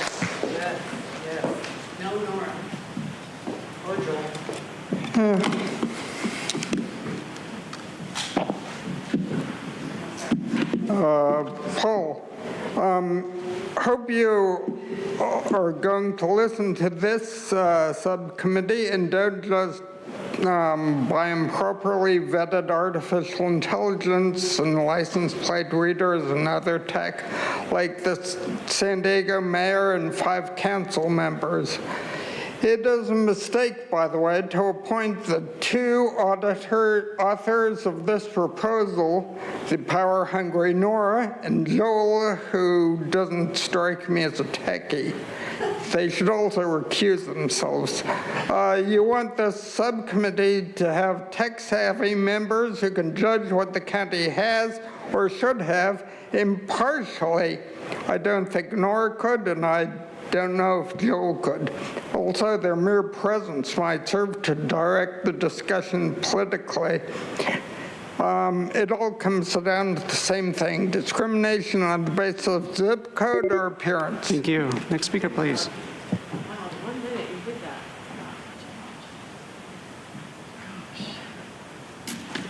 Consuelo, maybe since Joel's always on his phone, he qualifies. But yeah, when you think of techies, I don't think of either one of you. So let's see. What's to say about this item? Yeah. Vote no on both of you. Yeah, I don't vote for you. I don't vote, period. Let's see. What else do I got? 26 seconds. Hey, how about, well, never mind. That's not nice. Let's see, genetically modified. Let's get back to the food. Just kidding. Okay, I'm done. Next speaker, please. My person uses the name Audra. Artificial intelligence, when's artificial intelligence justice gonna come, right? That's gonna be something. What I think is you should just have AI be the ad hoc subcommittee. And then AI can just take all your spots. Because, I mean, we're looking for, like, forward to Terminator days, right? And Skynet, it's already out there. But I figure what difference does it make, right? It won't really. I mean, and you guys don't know anything about it, so it's fine. It'll do a really good job pretending to do your job. And it's self-learning, right? So then maybe it can just terminate people. It'll be like, I'm gonna shut them off, oh my gosh, and just blow them up. It's like, it's crazy. It's so good. I can't wait for AI to take over. For real. It's gonna be great. It's gonna be fantastic. It's probably gonna be better than it is now. And I mean, Jim, are you ready to be replaced by AI? Okay. Maybe one of the illegals can do it, because there are replacements too. Maybe they can actually come in and just, you know. Thank you. Next speaker, please. And they won't need 2 security guards like Laura. Consuelo, that's your first warning for disrupting the meeting. will AI help us with the problem of no citizens in the American citizens live in San Diego because they all escaped? Please state your name. And if I only have 1 minute, fuck you. So, no, I'm saying fuck you, okay? So, now going with this, is it going to solve the problem with election fraud? Is it just going to go ahead and fill out the registrations and get the ballots delivered so that we could go ahead and manufacture as many as we want? I am looking forward to my case finally being over so I could examine the signatures coming out of out of homeless facilities. I'm very interested if these registration forms came from any of your parties. And if they did, I understand exactly why you sent the cops to my house multiple times trying to stop me from talking about this. And this time, you will not avoid the consequences like you did last time. We'll now hear from the individuals that requested to speak by phone. For the record, that speaker was Gambler. We'll start with our first caller.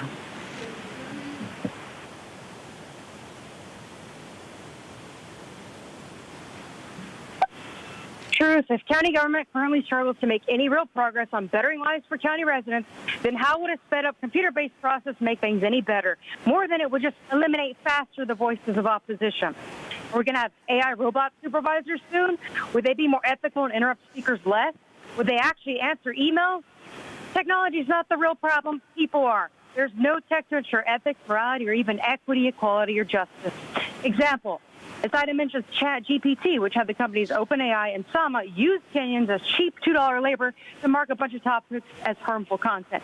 That's proof that the so-called high-tech stuff being marketed is nothing but low-tech junk controlled by totalitarians with a God complex. ChatGPT was also funded in part by Peter Thiel, who has financial connections to the CIA's front organization in QTEL. So I can easily see the subcommittee going towards a discussion about future unlawful technological censorship, maybe with the Truman National Security Project. So no to any more subcommittees and no to anti-human technology. None of you are even qualified. Thank you. And Chairwoman Vargas, that concludes a request for public comment on this item. I'm now going to pull up Chairwoman Vargas's comments on this item.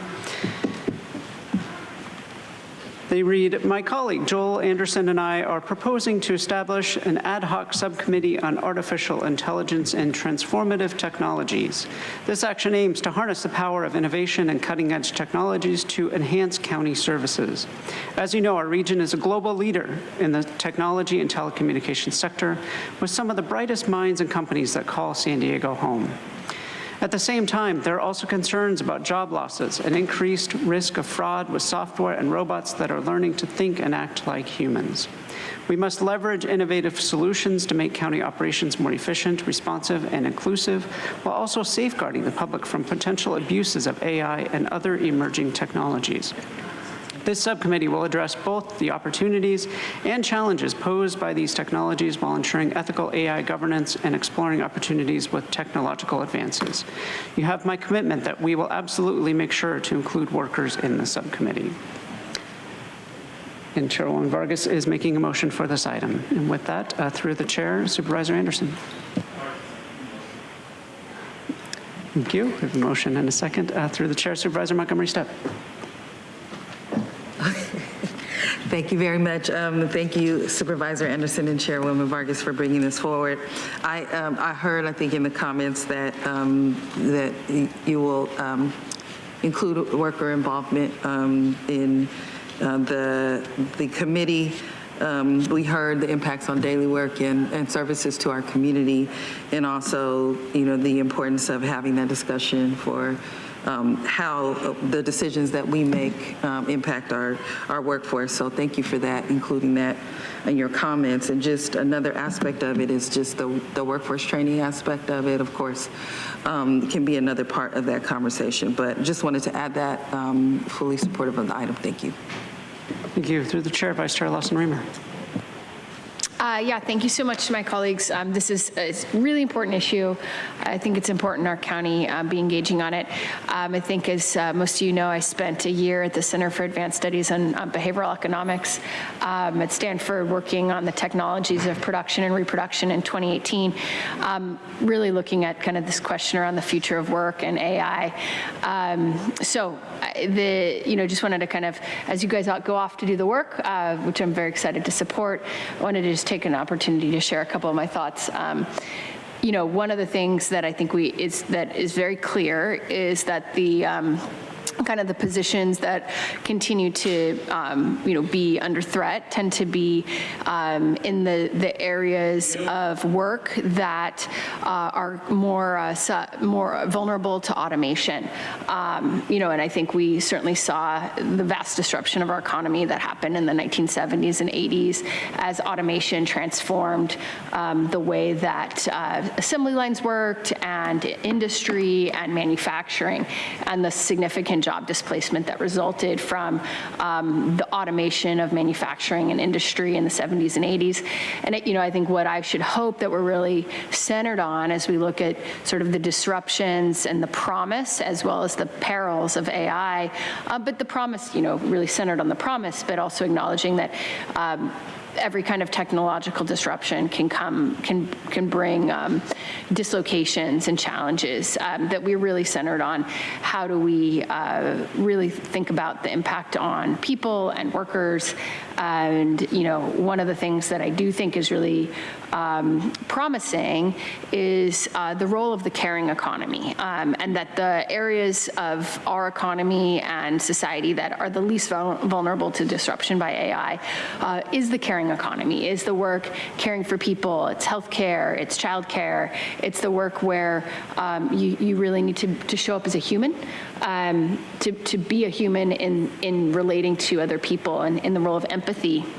And I think that's what our county, at the core of the county services that we provide, that is so much of the core of our services, is taking care of each other. So I'm definitely excited for this work to sort of center how this can be an opportunity to create more opportunities for folks who are in the caring economy, instead of replicating some of the dislocations that happened in the 70s and 80s when we saw automation transform entire sectors without sort of sufficient consideration and thought to the impact on workers and communities. So again, happy to support this, but I know you all are going to go back and do the work and come back, so I wanted to take this opportunity to share my thoughts before you do that. Thanks. Thank you. There's a motion by Chairwoman Vargas, seconded by Supervisor Anderson. Please vote. Chairwoman Vargas, that motion passes unanimously with all supervisors being present and voting aye. The board will now take a lunch recess and will reconvene at 1:30 this afternoon. The board is in recess until 1:30.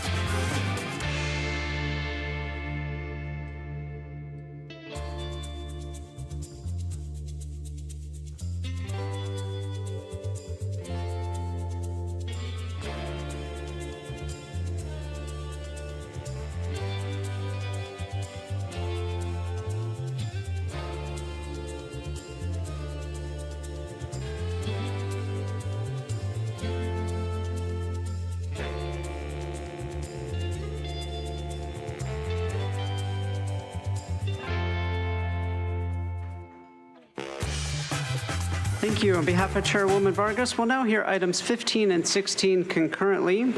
Discussion item 15 is receive and approve an amendment to the fiscal years 2023 through 26 Mental Health Services Act 3-year program and expenditure plan and establish appropriations tied to the East Regional Crisis Stabilization Unit.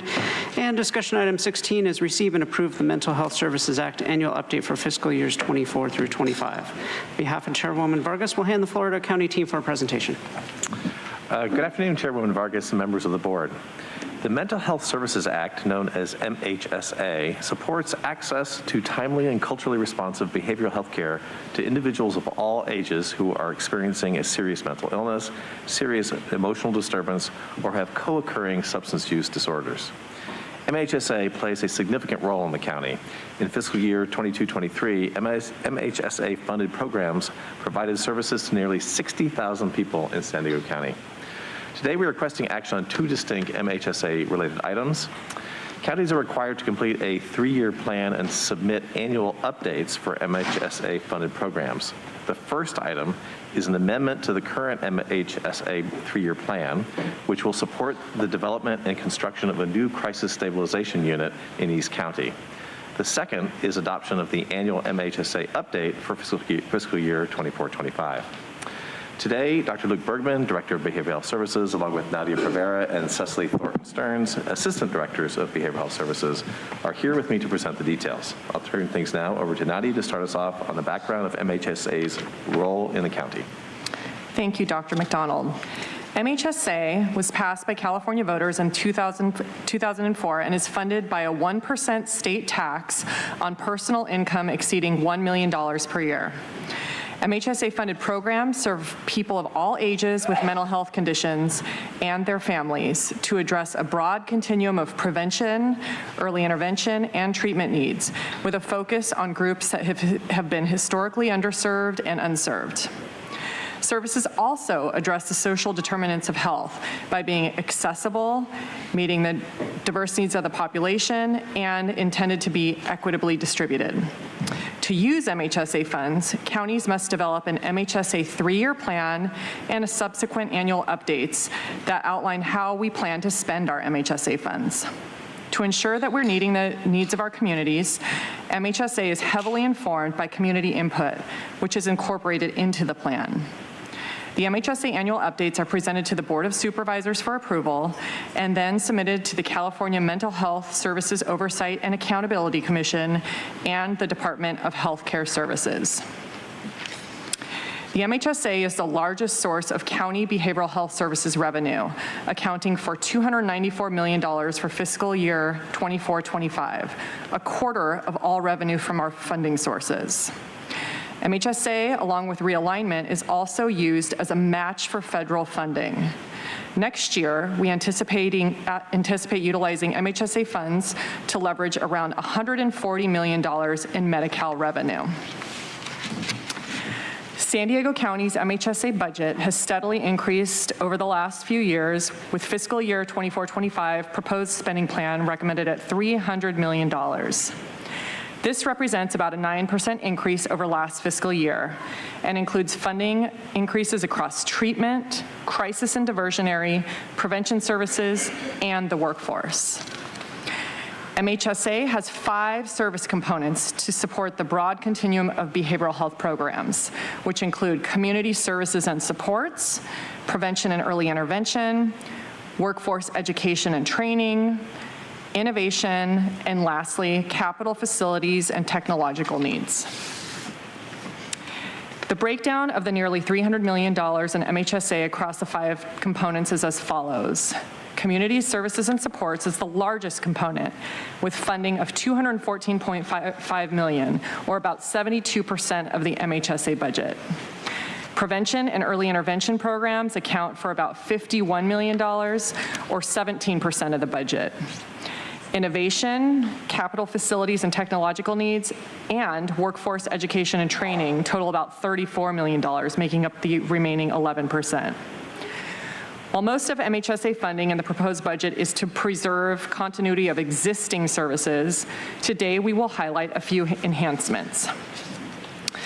But first, the most important aspect of the MHSA is providing stakeholders, consumers, community members, and others with the opportunity to identify priorities, provide feedback, and inform decisions to determine how MHSA funds should be spent locally. The Community Program Planning Process, or CPP, is vital to ensuring that diverse voices are heard. Through the CPP, stakeholders are able to inform the development of the plan. And since we are moving toward an integrated system, we do broad engagement around behavioral health care to ensure our outreach isn't siloed by funding sources. CPP efforts occur on an ongoing basis through an array of community engagement activities with stakeholders, which include the Behavioral Health Advisory Board, councils, justice partners, community-based providers, and others. For this annual update, we also engaged people with lived experience, refugees, transition-age youth, veterans, communities of color, and others through the community, through community and county-led meetings, listening sessions, key informant interviews, and focus groups. Following the CPP process, a 30-day public comment period occurred for the community to review and submit feedback on the MHSA plan. This year's public comment period occurred from April to May and concluded with a public hearing during the May Behavioral Health Advisory Board meeting. We also leveraged our existing partnerships to support engagement efforts, including the Community Experience Project with UC San Diego Health, which utilizes data to help identify and address unmet behavioral health needs in the county, and our collaboration with the Office of Equitable Communities. Before we go on into the MHSA update, I'll hand it over to Luke to first speak about the amendment to the existing MHSA 3-year plan. Thank you, Nadia. Today we're proposing an amendment to the current MHSA 3-year plan, which will shift $10 million of one-time funding from the Community Service and Supports component to capital facilities for the development and construction of the East Region Crisis Stabilization Unit, or CSU. This opportunity is made possible because we've been able to optimize Medi-Cal drawdown, which freed up funding for us to transfer to the capital facilities component. We will also recommend establishing appropriations of $23.3 million for the East Region CSU project to include the new MHSA funding. In addition to the $10 million of MHSA funding, the $23.3 million budget for the East Region CSU will include $9.8 million of opioid settlement funds and $3.5 million of institutional care hospital revenue. Capital Facilities and Technological Needs funds are for capital projects and technological capacity to improve service delivery to clients with mental health conditions and their families. The East Region CSU will provide immediate mental health support and treatment services in a therapeutic setting to adults in acute behavioral health distress who require urgent care beyond what an outpatient clinical service can provide.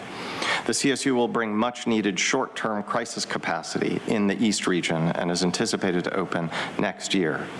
As part of our outreach for its development, the county engaged with hospital providers, city officials, elected representatives, the El Cajon Police Department, and community members, including neighbors of the site. All strongly agreed that this was a vital service to have within the city. Recent data have demonstrated that there's a high need for accessible behavioral health services in the East Region. The Healthy Places Index is used broadly throughout California to equitably direct funding and resources to neighborhoods where the health needs are highest. El Cajon, for example, was identified in the Healthy Places Index as an area of high need where additional health and social resources would positively impact the community.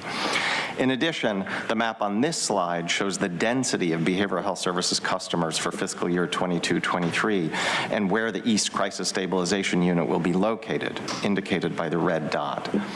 The data tell us El Cajon has a relatively high volume of Medi-Cal customers and a high density of current county behavioral health clients, as shown on the map by the green circle, who would qualify for and directly benefit from behavioral health services being situated within their community, closer to where they live, which is a key goal of MHSA. This proposed transfer of funds is included within the MHSA annual update. And now, to take us through the rest of the MHSA components and enhancements, I'll hand it over to Cecily. Thank you, Luke.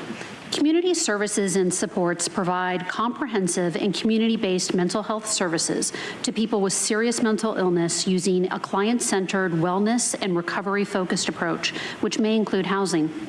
In fiscal year 24-25, we are proposing a number of enhancements to mental health treatment services.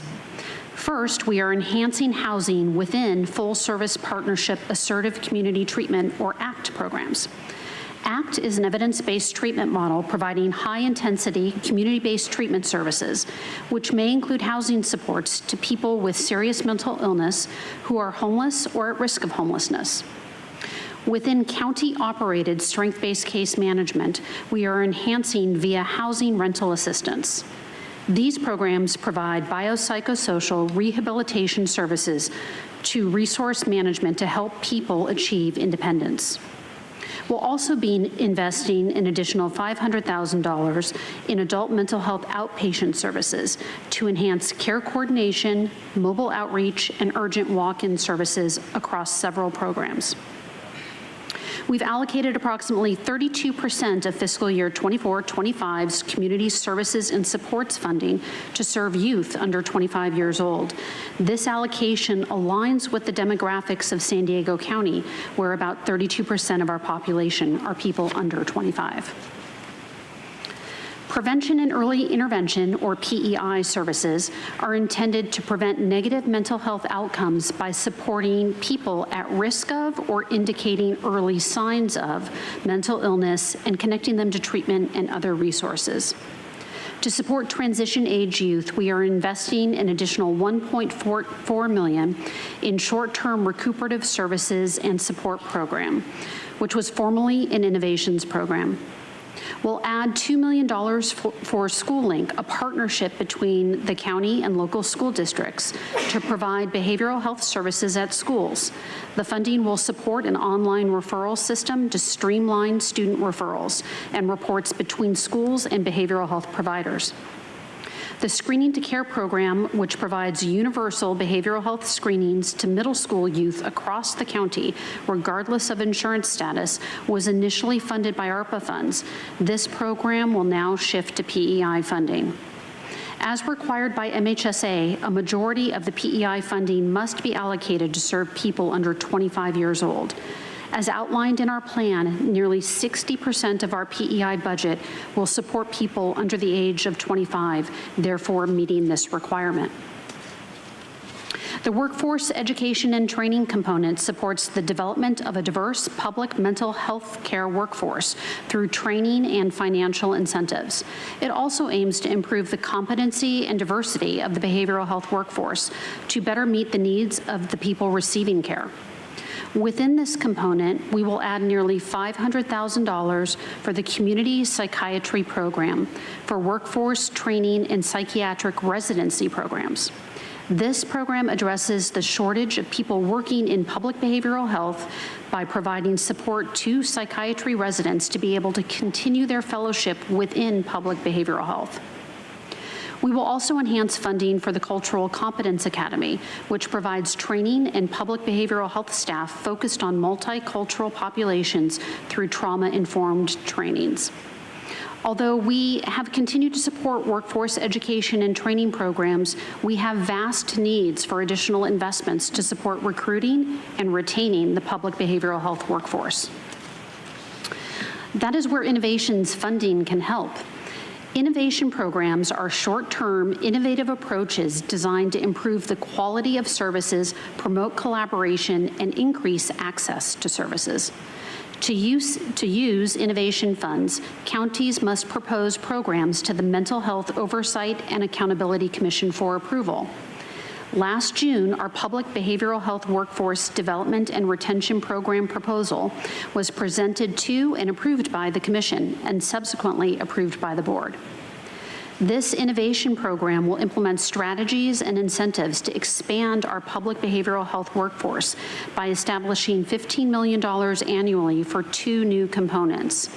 This includes an outcomes-based renewable training and tuition fund and an upskilling program to support members of the public behavioral health workforce in achieving licensure or certification. The The request for proposal for this program was released on April 5th, and we anticipate the program beginning in fiscal year 24-25. Once the program is implemented, we estimate that nearly 3,000 individuals within the public behavioral health workforce, inclusive of county employees and community-based provider staff, will benefit over a 5-year period. To close this out, I will now turn the presentation over to Luke. Thanks, Cecily.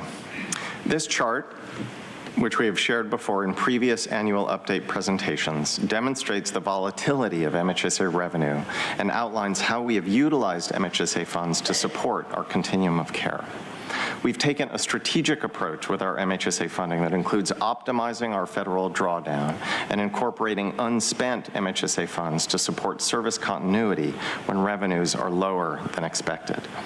This has situated us in a position where we have not had to revert any MHSA funds to the state since the implementation of MHSA in 2004. And across the state, only $10.8 million of $28.2 billion, or less than 0.04% of total funding, has been reverted by all counties. And while you will see decreasing unspent MHSA funds available in future fiscal years, we're continuing to work to optimize federal drawdown, especially with the implementation of behavioral health payment reform this fiscal year. And of course, we're working toward the implementation of Prop 1, which will begin in fiscal year 26-27 and will likely have significant impacts on our MHSA revenue and expenditure estimates. Notably, the passage of Prop 1 converts the Mental Health Services Act to the Behavioral Health Services Act, and not only will it reduce our overall BHSA funding by 5% and shift prevention funding to the state, but it will also reconfigure how the funding is allocated and what services are eligible, prioritizing full-service partnerships and early intervention services. It also prioritizes housing, which will shift funding away from mental health treatment to non-clinical housing services. And while the BHSA will allow for flexibility of funds for substance use services, it doesn't increase funding. Therefore, there's an expectation of providing more services with less funding. Finally, the BHSA will also add extensive new reporting and outcome requirements for which we will need to ramp up. Prop 1 will also bring new funding opportunities through the $6.3 billion bond measure that will help build behavioral health and housing infrastructure. As directed by the board back in April, we'll be returning early next fiscal year with a proposed set of priorities for capital projects eligible for the bond funds to help guide county planning efforts. Again, today we will propose 2 distinct sets of actions with 2 votes. Our first item, item 15, requests the board to accept and approve the amendment to the MHSA 3-year plan, which will shift $10 million from the CSS component to the capital facilities and technological needs component to construct the East County CSU, and 2, to establish appropriations for the East County CSU capital project. Our second item, number 16, requests that you receive the fiscal year 24-25 MHSA annual update and approve its submission to the Commission and the state. Thank you, and we'll now take any questions. Thank you. We'll now hear from the individuals that requested to speak on this item. We have 11 requests to speak, 5 in person and 6 requesting to speak by phone. We also received 1 e-comment in favor.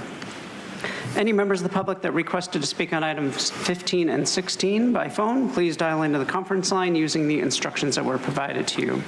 We'll begin with the in-person speakers, starting with the individual in favor, followed by those in opposition.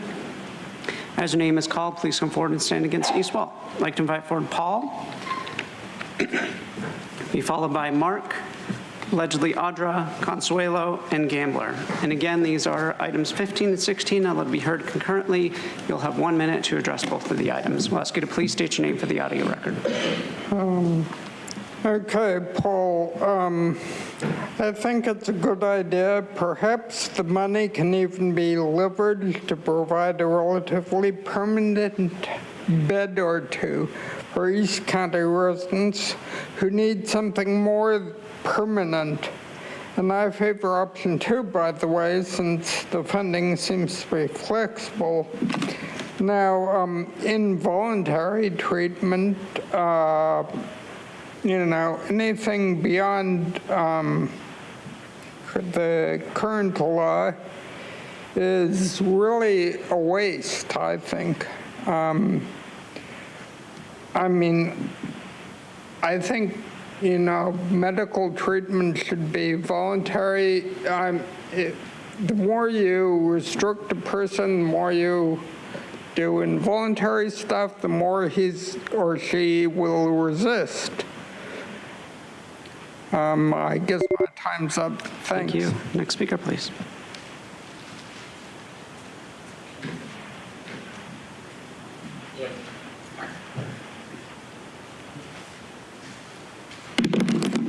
Okay, 1 minute to go ahead and talk on 2 items. Some of us have problems speaking, so you are really, really, really not following your DEI plan.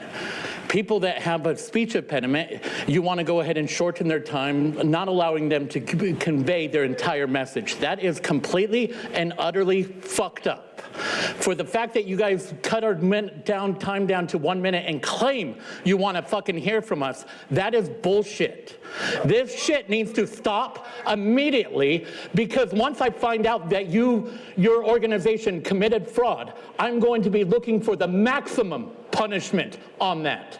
I will be able to identify it, and you know I know exactly how to do that. You wanted to keep me quiet. I am not going to remain quiet. You better look into what I say before I do, because if you don't, that would mean that you were covering this shit up. Look into it, asshole. And for the record, that speaker was Gambler. Next speaker, please. Mark, 1 minute is a crime. I don't have time for all this stuff I wrote on this. Incredible what I wrote. These are some the titles of some articles. State of the evidence for use of psychotropic medications in school-age youth. They're actually talking about doing this more, okay? This is totally evil. Governor Newsom unveils new plan to transform kids' mental health.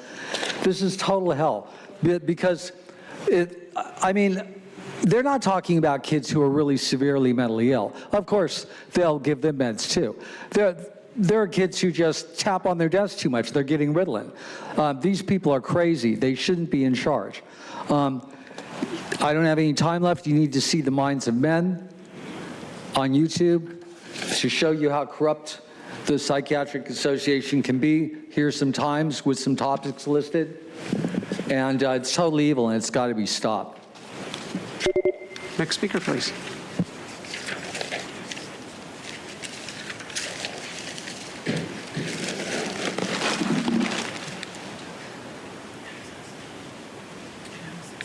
60 seconds, yeah, Consuelo. That's so much money being invested in mental health at-risk beings. Again, how about ensuring there's a system which humans can actually function in instead of being stressed out, consumed, and distracted in a rat race on a hamster wheel to Nowheresville. Message to the doubters of government: remain skeptical, question authority, demand accountability, ensure it exercises moral integrity, require it to justify its power and control. Think for yourselves. Next speaker, please.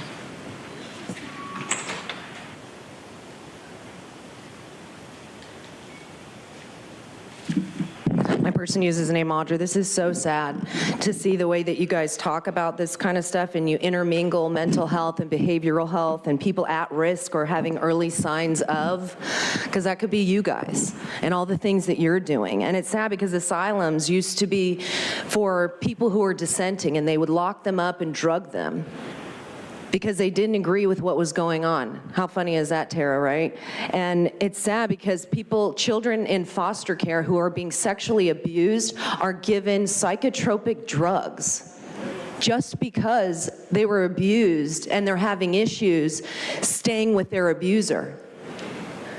So we're willing to drug people up just to get them to comply, capitulate, and conform to everything that you guys are doing. And if they don't, then you're gonna drug them up. It's disturbing to see the way you guys talk about it and how much money you throw at it. You will reap what you have sown.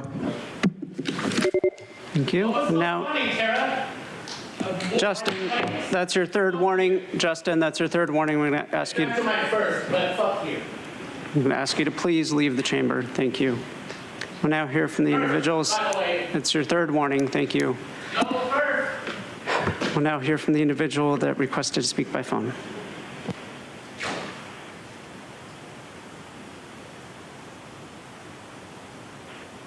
Truth, counties must complete a 3-year plan because it's pay to play. $28.7 million for an East Region Crisis Stabilization Unit to create drugged-up zombies after their belongings have been stolen by the state as part of miscarriage court. But it's all voluntary if one believes the absolute ham sandwich lies of CS Director Bergman. This also uses the $9.8 million from a frivolous lawsuit against companies making opioids, but no lawsuits against the doctors who prescribed the opioids. And why weren't any of those millions given back to the people as damages? And who's the county targeting? From this item, quote, blacks represent only 5.9% of the East Region, yet they account for 14% of service utilization, end quote. So we can see that the CSUs are actually racist. And did input from the Behavioral Health Advisory Board meeting only get 60 seconds for 2 items? Item 16, about $300 million in state dollars for the Mental Health Services Act, and a measly $400,000 for prevention for the entire state. The only way to avoid serious psychological distress is to reject the state's psychotic behaviors, then lock Newsom and Bergman up. Forward. Thank you. And Chairwoman Vargas, that concludes public comment on this item. The Chairwoman has comments that she would like to be read for this item. I'll just pull them up on the screen. Thank you for our Behavioral Health Services team for your work on the annual update. As we continue to plan our continuum of care and look to the future with the implementation of Prop 1 and SB 43, it is important that all our behavioral health services have equity at the forefront. We have to care for and advocate for the individuals in our region who are often the most vulnerable and underserved. It is vital that we meet people where they're at and reduce barriers for individuals to get the help they need. With that, I'm happy to make a motion to approve this item. Is there a second? Second. Through the chair, Supervisor Montgomery Stepp. Thank you very much. Just want to say thank you for this presentation and also answering questions. We were kind of going back and forth about some questions that we had around what appear to be budget cuts to certain programs. What I gather from those conversations is that the budget cuts include like program redesigning. And so there's sort of a different approach that ultimately results in a lesser amount being spent on certain programs. We had the wraparound services and also parent partner services were 2 of the ones that we pointed out. I just wanted you to be able to say anything about that if I got that right, or anything additional? Yeah, you do have that right. It's mostly about, us always working to optimize the money that comes either through MHSA or through Medi-Cal. And so there are opportunities in some cases to leverage other programs that do similar work that enable us to spend some MHSA money just more effectively elsewhere. And so that's why you see mostly those relatively small decreases. It's about program optimization and making sure that as a system, we're doing things as efficiently as possible. And I think that'll be even more important as we begin to feel the impacts of Prop 1 and what it's going to do. Anyway, okay, I support this item. Thank you. Thank you. On behalf of Chairwoman Vargas, any other comments? We have a motion by Chairwoman Vargas, seconded by Supervisor Anderson. Please vote. Chairwoman Vargas, that motion passes unanimously with all supervisors being present and voting aye. Next item for discussion is item 17, approval of the delivery and execution of related financing documents for the refunding certificates of participation for the Edgemoor Skilled Nursing Facility, Series 2024. I'll note for the record that this item considers a resolution approving the delivery and execution of related financing documents for the refunding certificates of participation, Series 2024, for the Edgemoor Skilled Nursing Facility and authorizing the distribution of as an official statement in connection with the offering and sale of such certificates. We have 9 requests to speak on this item, 7 in person, 2 requesting to speak by phone. Also note that we received 1 e-comment in favor. We'll begin with the in-person speakers, starting with those in favor of this item. As your name is called, please come forward and stand against the east wall under the murals until it is your turn to speak. You have 1 minute to address the board. I'd like to invite forward Maria Cano, Sarah Johnson, and David Gwynn.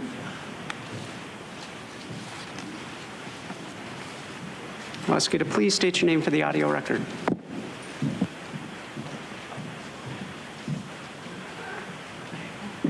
You're welcome to come forward in any order.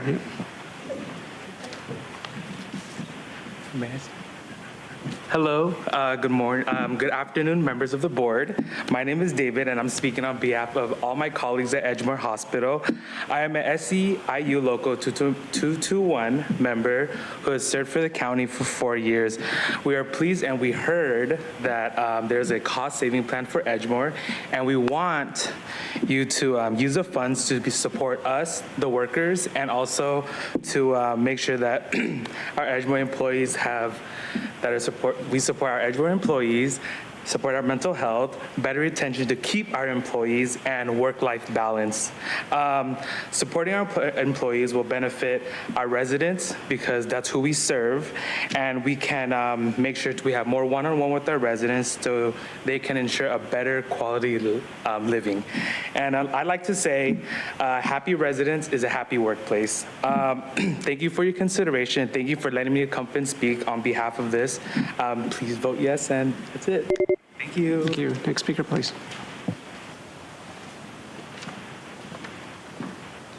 Good afternoon. My name is Maria Cano. I'm also a proud member of SEIU 221 and an employee of Edgemoor for 9.5 years.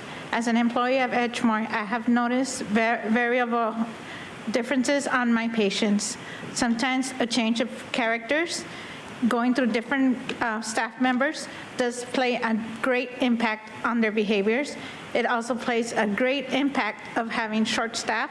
So that's why we ask for your support and approve this, so that doesn't impact us.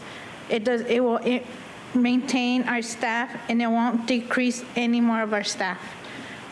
So it's also very important to maintain a healthy role for our residents. It also will turn out to bring them a better impact because they will see more familiar faces, not seeing somebody different every day. Being somebody familiar, somebody they know, brings them better joy and a... Thank you. Thank you. As the next speaker is coming forward, I'd like to invite the speakers in opposition, Mark, allegedly Audra, Consuelo, and Paul the Bold. And again, for any members of the public that requested to speak on item 17 by phone, please dial into the conference line using the instructions provided to you.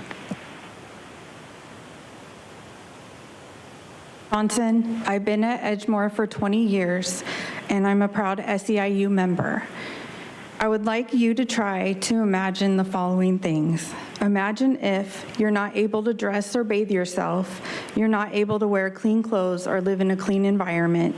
You have to wonder where your next meal will come from or how you will physically be able to feed yourself due to your condition, healthcare being non-existent, feeling isolated, lonely, or depressed, not feeling safe or not being treated fairly, and not being able to manage your medication or even pay for them. At Edgemoor, the residents are kept safe and their needs are being met with the help of positions like office assistants, dietary, nursing, and doctors. Now, thinking back to those scenarios presented, wouldn't you want to have the most skilled staff caring for your needs? We urge you to vote yes on this bill. Thank you. Thank you. Next speaker, please.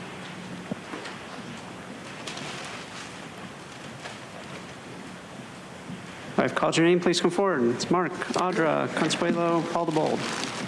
Mark, I'm not going to pretend to know a lot about this agenda item. So it looks to me, of course, on the surface of it like there are some certificates of participation you're using to pay the nursing staff, but I really don't know.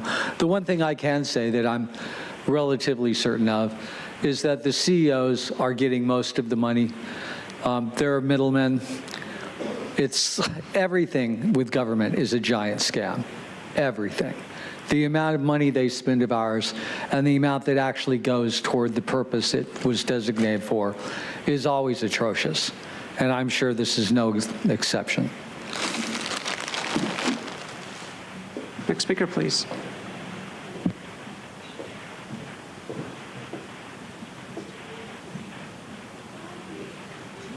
Does he get 2 minutes? That would be nice. Actually, I don't think I'll need 2 minutes on this item. You should give us 2 minutes on the other items, though. You never told us actually why we were even limited to 1 minute. And frankly, I think it really, really sucks and is probably legally very highly questionable. Can you please state your name? Paul. Thank you. As to the refunding of certificates, it looks like you might be able to save money by refinancing the certificates or participation now. So I think it's a good idea. I probably even wrote it to you, so read your comments. Thank you. Next speaker, please.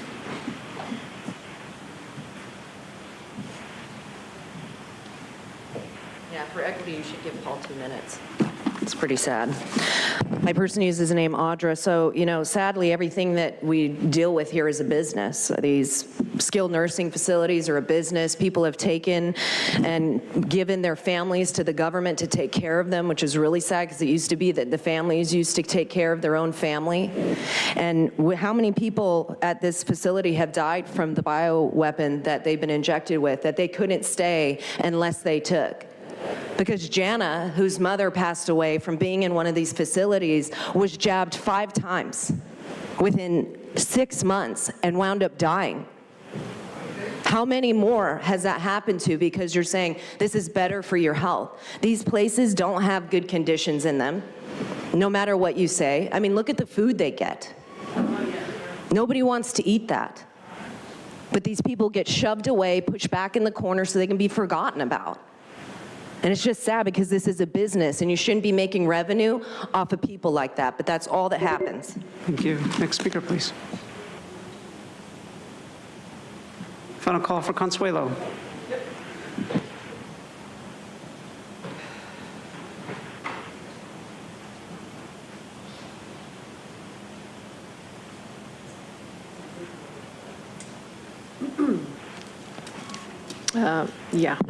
Consuelo.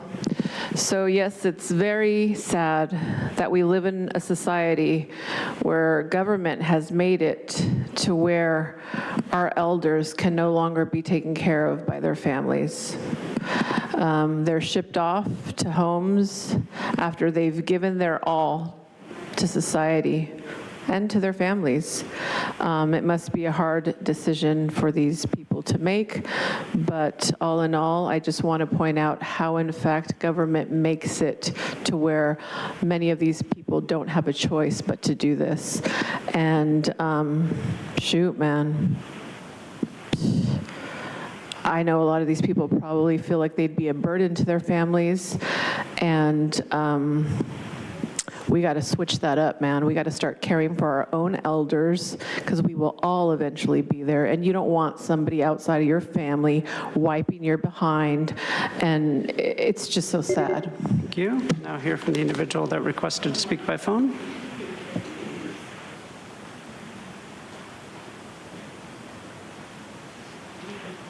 Truth, everyone deserves certificates of participation for suffering through these meetings. The fact that the county even has long-term financial obligations shows just how much of a corporation this is. There's even a debt advisory committee overseeing $44.3 million in debt just for Edgemoor. This is a place that if someone visits, they'll see zombies walking by or sitting in their wheelchairs smoking cigarettes out front. It does not screen care or rehabilitation in any way. And Edgemoor employees have been caught speeding and running stop signs.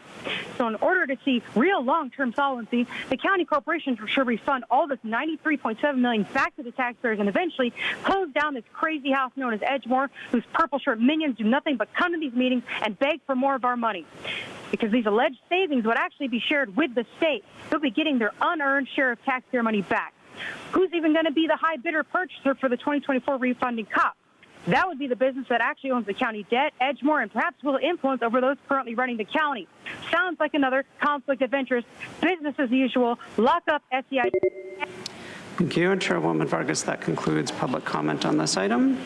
On behalf of Chairwoman Vargas, do any of her colleagues have any comments? Is there a motion or something? Thank you. We have a motion by Supervisor Desmond, second by Supervisor Montgomery Steppe. Please vote.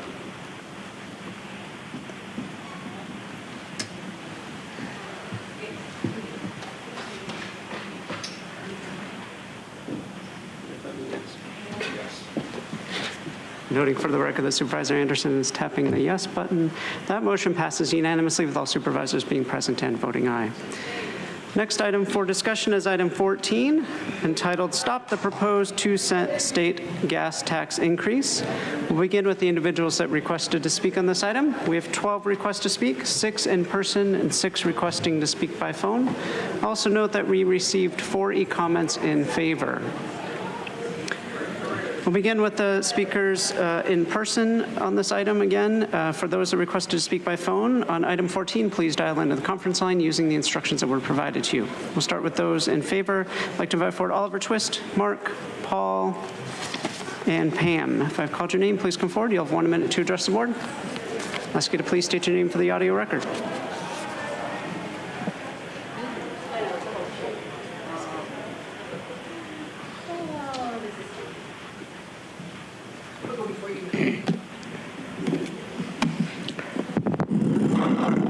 I agree completely. My name's Paul, by the way.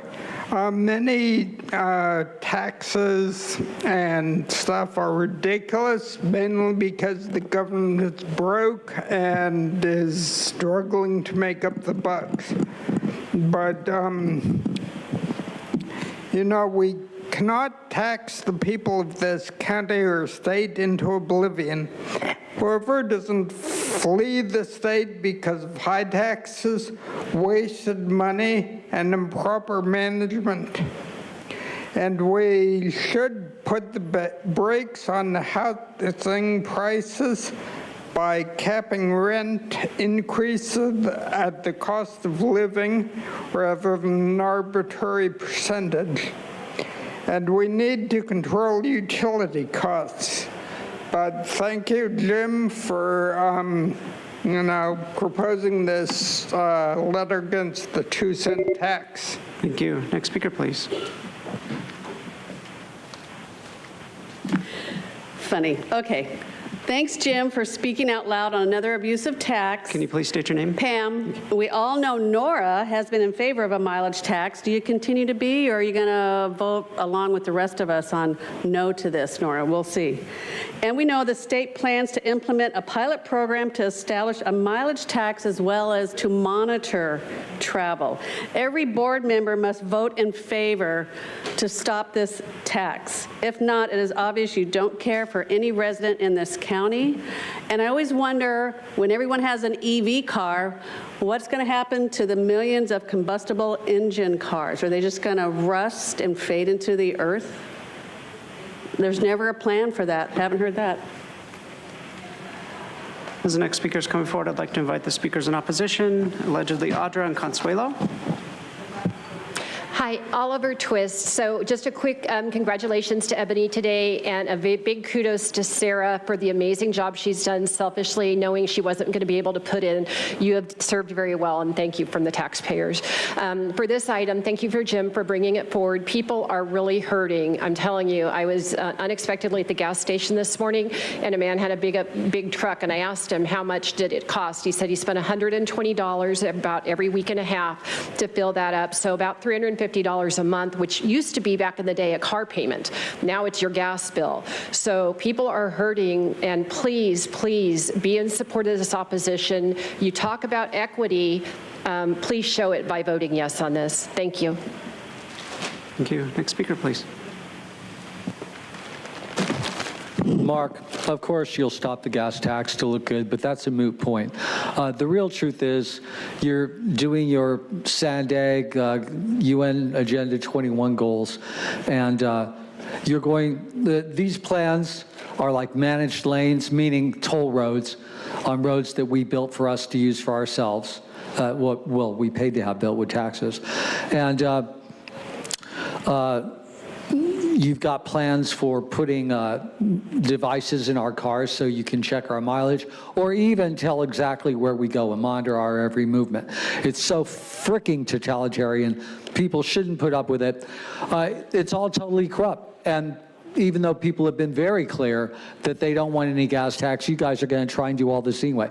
If you guys don't think all this corruption could really happen, see this video on our money system from 6 minutes and 40 seconds to 24 minutes, and tell me if there's anything a government doing this couldn't do. That's total corruption. Next speaker, please.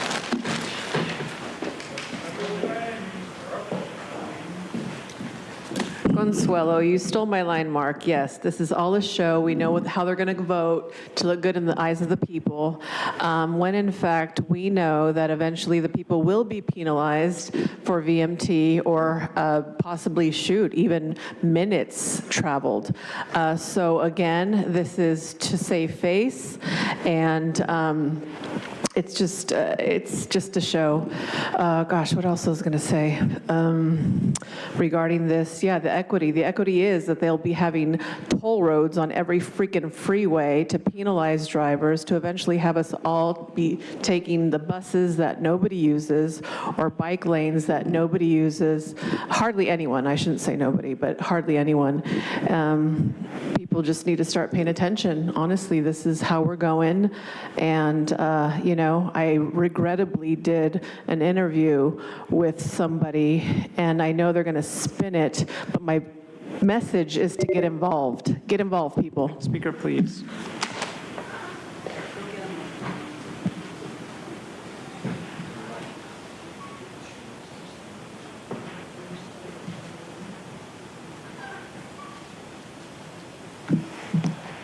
My person uses the name Audra. Again, 59 seconds. I don't know what's happening. Sometimes it says a minute, sometimes 59 seconds. Swear you're doing that to me, Andrew.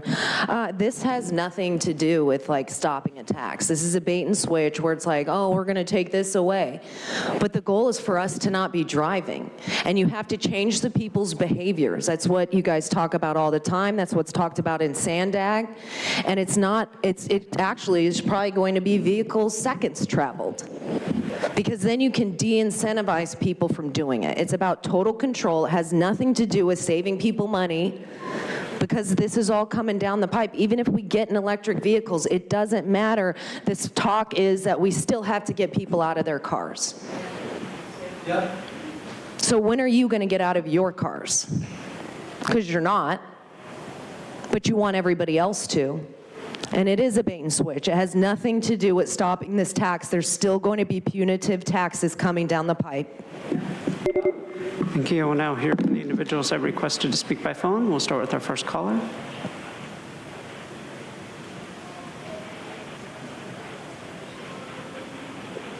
Kevin Stevenson.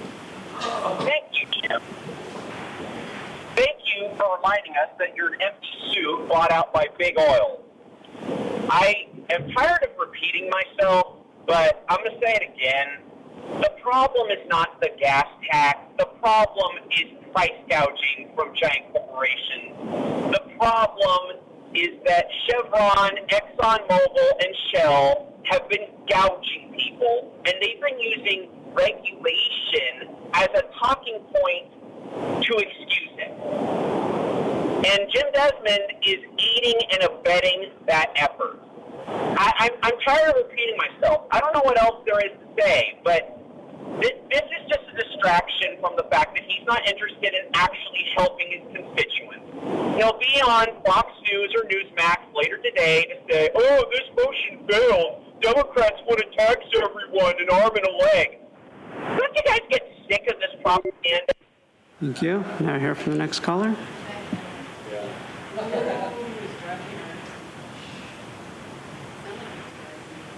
Truth, we're all sick of the propaganda. Thanks, Jim, for introducing more political theater during campaign season. Stuff that's really going on. We just sit here and have theater all day. Stack another county letter in the state's burn pile. If any of you really care about the highest utility costs in the nation, out of control housing costs and inflation, then why didn't any of you stand against the lockdowns that destroyed businesses, resulted in increased suicides and deaths? That's how we got here. The refusal of those elected to just say no to state or federal mandates.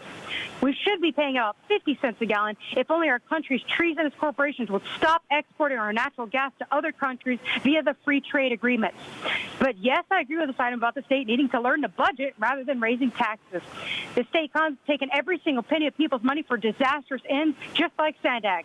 So really, the county should be advocating and writing letters to eliminate Sandag, which also disproportionately burdens and harms those in the unincorporated areas who rely on overpriced gas. And also, overpriced EVs that the county needs to pause because they're destroying the environment.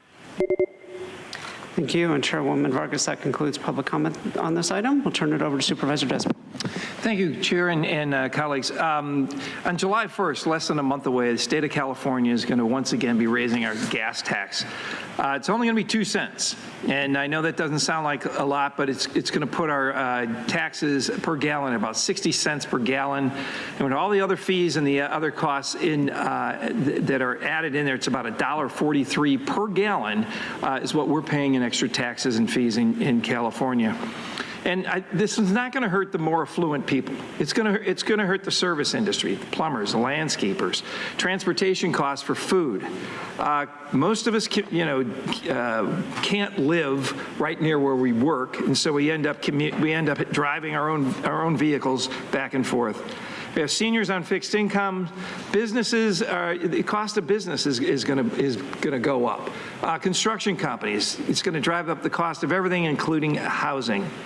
So most San Diegans and businesses in the county rely on personal vehicles as their primary mode of transportation. In California, on top of the highest gas prices in the nation, we also have the highest utility costs, out-of-control housing costs and inflation, keeping the prices up on goods and services, particularly at the grocery store. So just now is not the time to add more costs to working family, businesses, and seniors. Government should be looking ways to save people money, not making their lives more difficult. And I have heard, just like our caller has said, it's big oil. Big oil is when they're gouging Californians. Well, big oil sells to all these other states as well. It's not just California. We pay the highest gas prices in the country primarily because of state government policies. If you've ever traveled recently to another state, or you had friends or family come back from a vacation or went someplace else, one of the first things they'll tell you is, did you see the gas prices? They're like $3.50 is, I think, $3.60 I think is the AAA average cost throughout the country, whereas in California it's $5.10, which is just about that $1.43 additive that comes into play.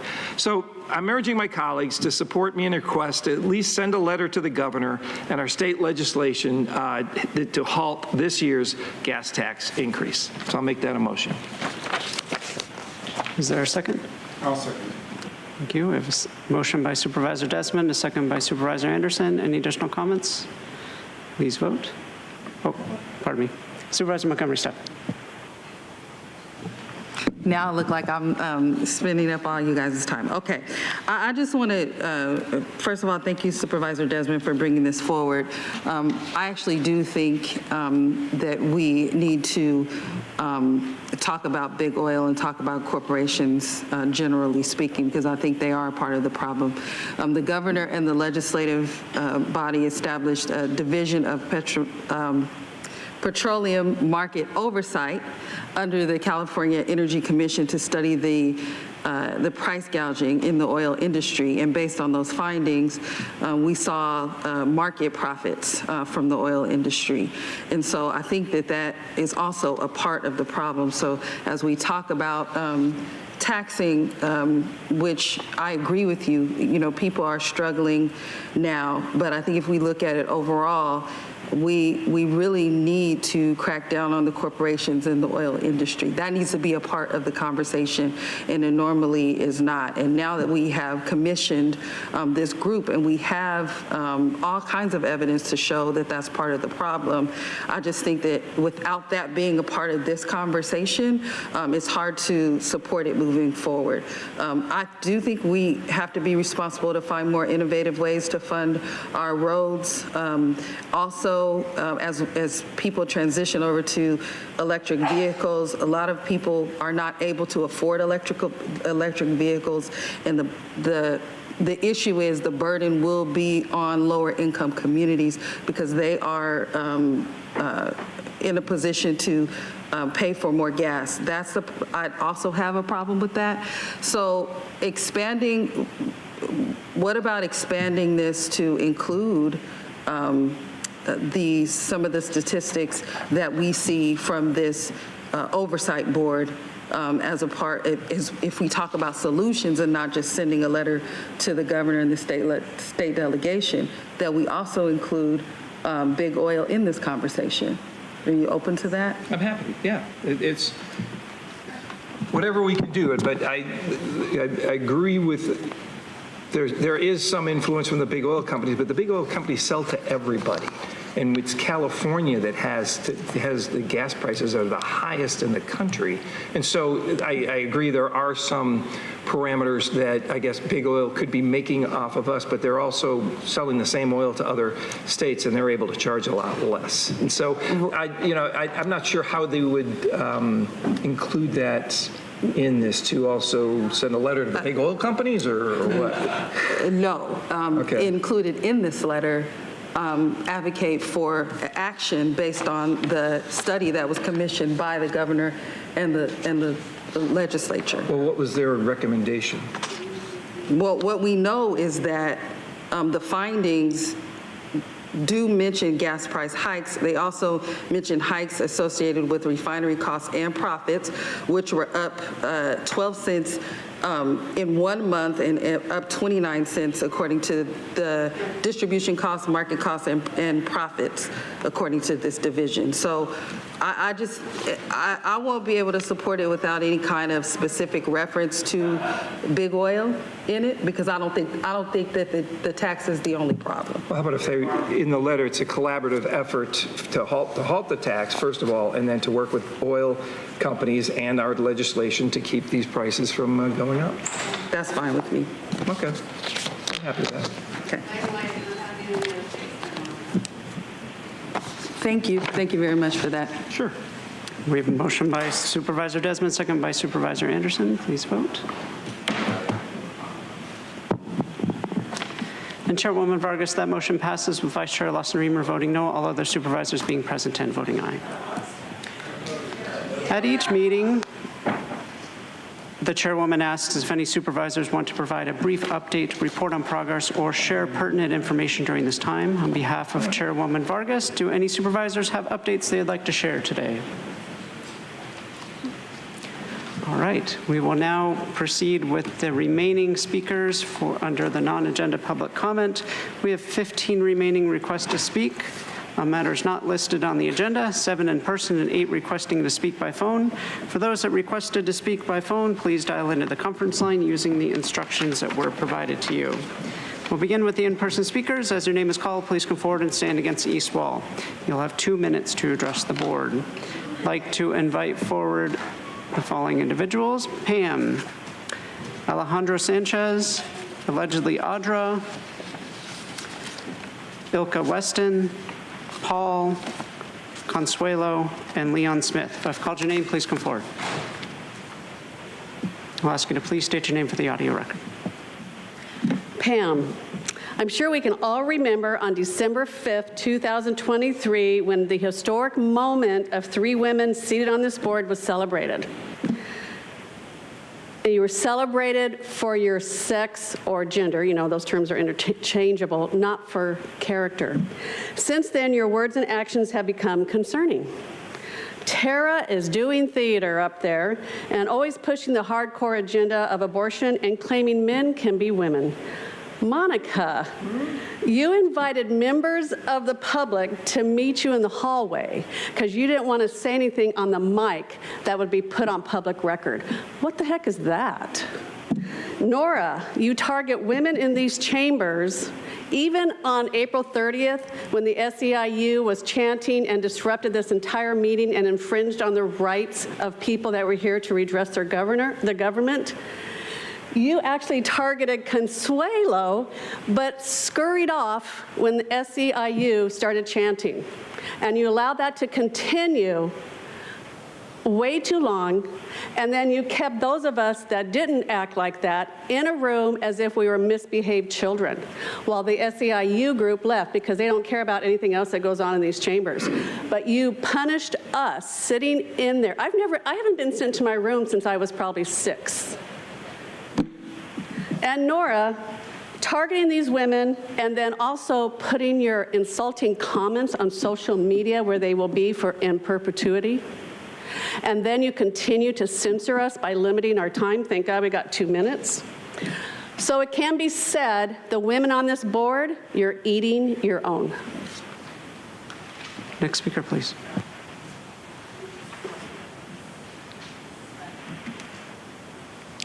Hello, Paul Bold. Nora, no negritas, venditas, or that fucking on ash here. As you pointed out, sorry if I offend, but seriously, what goes around comes around. That is the gist of California Constitution, Article 1, Section 2, which goes a bit further than the U.S. Constitution. It says, every person, quote, may speak freely, write, and publish his or her sentiments on all subjects, being responsible for the abuse of this right. A law may not restrain or abridge liberty of speech or press. One who actually puts such things in writing is free to do so, but could be sued for libel. This puts things into perspective. Your messages show your hypocrisy in calling out vulgar, insulting, or racialized talk while engaging in this for years. So remember that speakers may be annoying, but it might not be the best idea to call them out for something you also did. Where is she? Tara, Section 1 says, all people are, quote, all people are by nature free and independent and have inalienable rights. Among these are enjoying, defending life, etc., which includes their fundamental right to choose to have an abortion in their privacy, which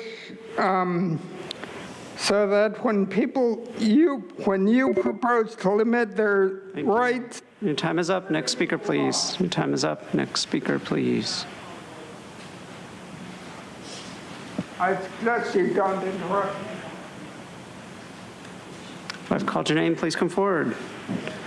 Final call for Consuelo, Leon Smith, Ilka Weston, allegedly Audra, and Alejandro Sanchez.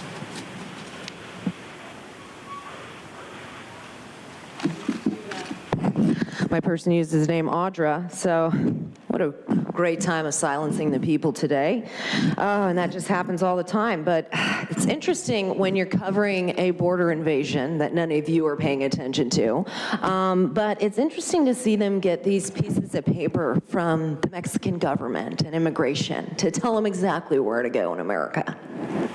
But that is normal, right? For them to tell you which open-air detention site to go to, right? And then not all of them are being used at the same time. It's whichever one they're being directed to, whether it be from Mexican immigration or the cartel.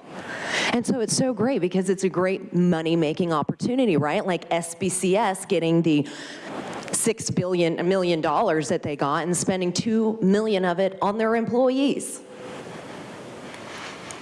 Right? I mean, that's the way it works. I mean, what a great business. And now it's going to be interesting to see where you guys put this new long-term transfer site. Cannot wait to find it, because you guys are going to try and do everything in your power to make sure the people don't know where it is, where their money is going. But it will be found, and it will be exposed, because what you guys are doing is treason. You are traitors to the United States, for engaging in this invasion and not giving two shits that a little girl has been raped? Yes, Jim. You were talking about Lakin. How about the 5-year-old girl here that has been raped? And due to the Truth Act, nobody needs to know about it, right? It's good to see, and like I asked you before, Andrew, does it have to be your daughter? No, right? You don't, right? But if it happened to her, then it would matter to you, right? That's what's so sad, is that you are all complicit in this. You act like this is a humanitarian crisis. It surely is. We are looking at a civil war, thanks to you guys. Next speaker, please.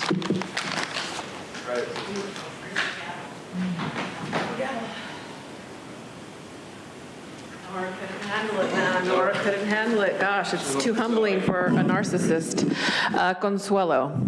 So, let's see. I have, so extreme, something I've been labeled, but the real question is, how is it that I'm extreme for wanting this local government to cut it out already? What's real extreme is that this local government continues to be dismissive of their constituents. As I mentioned before, I don't want to, but I do regret doing an interview earlier. Message to the few chiming in. I'm not here representing anyone or anything. With that being said, I'm not responsible for what others in the past years have said or done. But I already know that these people will most likely spin it. Hopefully not. We shall see. My words are not for everyone. Totally get that. There are major double standards and conflicts of interest galore from many of these reps. There are so many, quite frankly, scary things happening, and I urge my county neighbors to chime in to see what many of these corrupt officials are doing with your hard-earned tax dollars. Get involved, care. Know your power. You are so powerful, seriously. And I'll repeat to the doubters of government, remain skeptical, question authority, demand accountability, ensure it exercises moral integrity, require it to justify its power and control. Think for yourselves. I love you, San Diego. We'll now hear from the individuals that requested to speak by phone. We'll start with our first caller.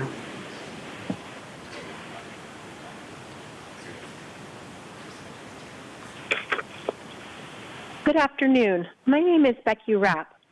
I'm a parent and a public health educator concerned regarding the misrepresentation of pot products. The pot industry often portrays a message completely contrary to the good public health information. We've witnessed this with the tobacco industry as they've hooked millions of people based on lies of health and wellness. Today, I wanted to bring to your attention an advertisement posted in the North County Daily Star publication several weeks ago titled, "Take a sip and fill the lift, cannabis-infused drinks. It's time to celebrate with cannabis-infused beverages." The article goes on to say, the Cake House has a nice selection. You'll definitely want to try our Mary Jones sodas to easily help you feel medicated and feeling great. Get the ultimate balance of feeling pain-free and energetic, or you can get something to help you sleep. We have the best flavors. You'll want to try some of everything. Wow, it sure sounds like Mary Jones drinks are the cure-all for anything and everything. However, this article neglected to point out the serious consequences of drinking Mary Jones. May 30th, the California Department of Public Health warned consumers not to drink Mary Jones infused sodas, specifically because they're mislabeled and contain specific ingredients prohibited under state law. Industrial hemp products are legal in California, but are prohibited under state law from containing THC isolates. The state confirmed through laboratory testing that Mary Jones sodas are mislabeled and violate state law by containing Delta-9 THC isolate. Please don't forget that the burden of enforcement lies with the local government's jurisdiction. Pot shops and smoke shops around the county are selling these products, causing a great strain on our already overwhelmed enforcement teams. Not only is enforcement required by the county, but good public health education Thank you. We'll now hear from the next caller.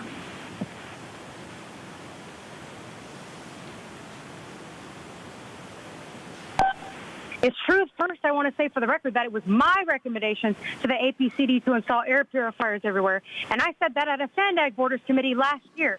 And second, is there no science or common sense thoughts that say that air continuously travels, it does not stay in one place? And third, if I used you supervisors' lack of common sense example over the last 4 years, how come you guys aren't telling everyone near the southern border to just wear masks all day again? If it made sense to you in 2020, then it must make sense now. Next up. Today on June 4th, 35 years ago in 1989, the communist government in China brutally shut down peaceful protests in Tiananmen Square. Even media were kicked out of the country for reporting reality. It was a different time. The Tank Man video that people remember of the man who blocked the path of several tanks had to be snuck out of the country. The government still censors information about June 4th today. Totalitarianism and censorship continues to be the fight of this era, as evidenced at Sandag, the San Diego City Council, and here. So this is for Voiceless Vargas's knowledge. On the county website, under the Communications Office page, BS Director Bergman, the Professional Andrew, Council Claudia, Penny's Counter Ebony, All Smile Sarah, Robotic Eric McDonald, and even Wilma Wonka Wooten are all listed under county officials. They're not just simple staff. They're top county officials that are fair game for any person to refer to, especially when they do wrong. Nora needs to remember that the next time she gives silent orders to sociopath Sean to censor comments, do not enable his verbal violence that is resulting in dysfunction everywhere he touches.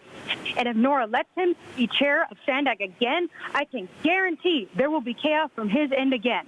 And at this point of censorship from Sean and Nora, I am considering a class action lawsuit for deprivation of rights and several Brown Act violations. Yeah. Things better change, or change is coming for you. Okay? Test me on that. And I'm going to call you out of order. Test me on this one, okay? Test me. Thank you. We'll now hear from the next caller.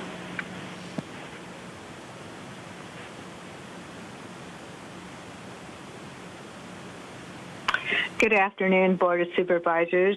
This is Ann Riddle. I came today to share with you an article that I clipped from the Wall Street Journal last week.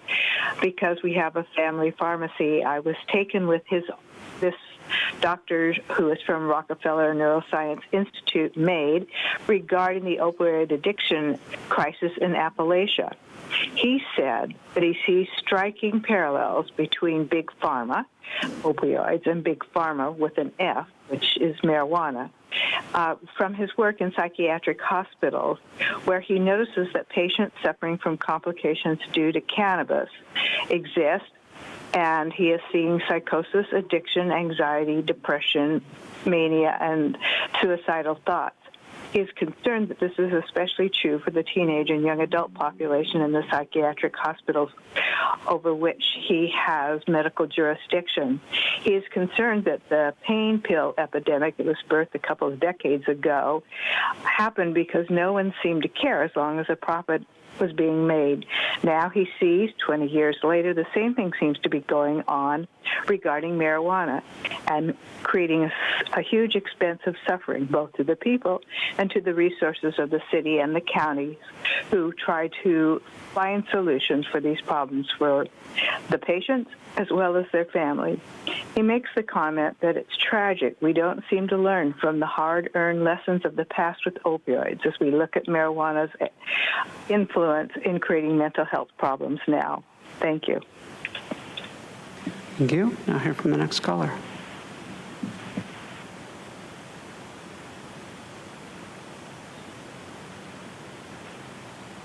Kevin Stevenson. Let me sum up non-agenda public comment, or sometimes just public comment in general over the last 2 years. Hi, my person uses the name Audra. The death jab has killed millions of people somehow, and now I'm going to use a 5-year-old girl as a cudgel to push my xenophobic agenda. Mark, the UN agenda is taking over all our lives. Here, please look at my YouTube and BitChute link. Excuse me, Consuelo, you're disrupting the meeting. Luke, you're disrupting the meeting. Consuelo, that's your... I want the ruling on how you can address. You address that. The chairwoman is asking that Consuelo, Paul, and Luke please leave the chamber for your disruptions. You repeatedly have disrupted the meeting. The chairwoman is asking you to leave. Kevin Stevenson is driving. Monkeypox. One warning. The chairwoman is asking you to leave, Luke. This is your third warning then. I haven't had any other warnings. Now you're up to 3, as the chairwoman indicated. Are you kidding me? Luke, you're asking to please leave the chamber. I can't wait till truth comes to... Fuck you. I didn't even have any other warnings. That's fucked up. When it's in all the newspapers across the country, I'll tell you. You can't do that. You have rules. No, I know you don't. See, I didn't We'll now unmute the caller and restart your time. I apologize. I didn't mean to start a ruckus. I just thought that kind of sums up public comment better than I ever could. I could go on. Michael, COVID is a scam. Please buy my shirts. Gambler here. There's tons of voter fraud. Voter fraud is bad. And yet I encourage people to commit voter fraud on Twitter. Consuelo, government is authoritarian. Don't trust them. Truth. Nora and Sandag are bad. Now I'm going to play some Oompa Loompa audio out of context for no reason at all. Public comment is amusing sometimes. You know, I'm sorry if I poked the bear, so to speak. I didn't mean to get... I'm sorry if I gave you guys a hard time, but, you know, public comment, it should mean something. And Kevin, per the chair, please focus comments not on individuals, but on the boards, within the board's jurisdiction. Thank you. No, I hear you. Sorry about that. Thank you. Yeah, that's pretty much it. Thank you. Now hear from the next caller.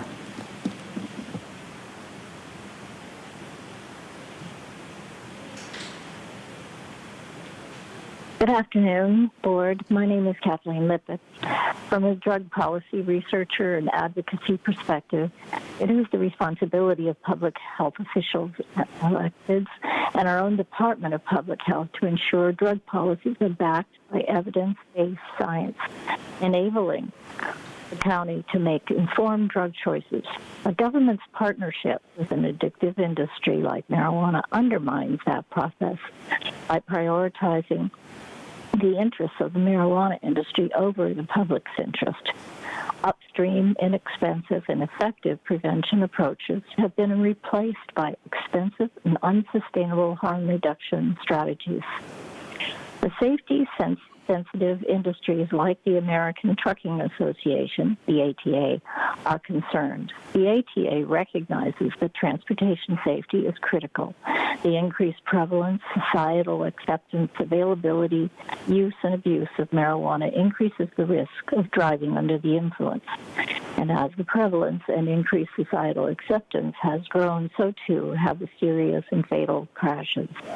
Perceived marijuana impairment may only last a few hours, but cognitive impairment that impacts motor skills, coordination, perception, peripheral vision have been found to last up to 24 hours.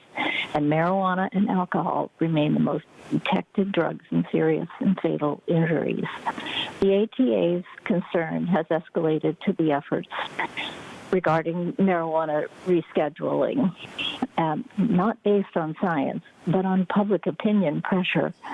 That could have grave consequences for highway safety. And the Department of Transportation regulates commercial truck drivers, bus drivers, pilots, train operators, and other transportation workers to protect public health safety.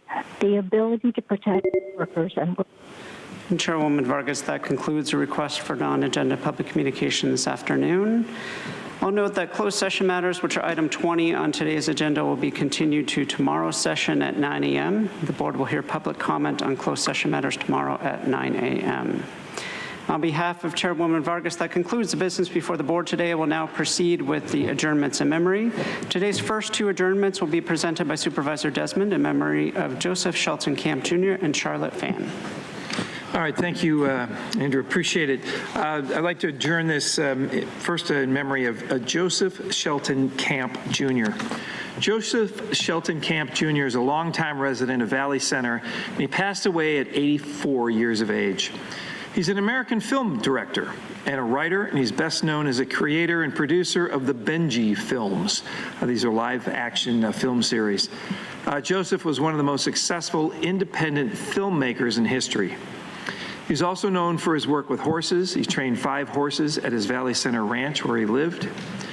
He wrote 2 books about his experiences with horses, The Soul of a Horse, Life Lessons from the Herd and Born Wild, and Life Lessons from the Herd, and in the other book, Born Wild, The Journey Continues. Throughout his lifetime, he wrote 11 more books, including 3 novels, a dog training book, an autobiography, and children's books. His legacy will live on through his famous writings and films, and our condolences go out to his family and friends. I have another adjournment in memory of Charlotte Fan.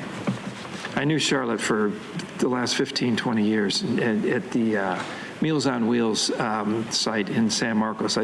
She got me out every year delivering Meals on Wheels, and it's one of the most fun things as a mayor I could do. She still had me doing this, supervisor. But I'd like to recognize Charlotte Fan's remarkable dedication and leadership as the North County Service Center Director for Meals on Wheels San Diego, spanning an admirable 25 years of service. We extend our deepest gratitude. Charlotte's unwavering commitment to the well-being of seniors in our community left an indelible mark, enriched countless lives, and ensured that our seniors receive the care and support they deserve. Her tireless efforts not only provided essential meals, but also fostered a sense of community, compassion, and dignity among those she served.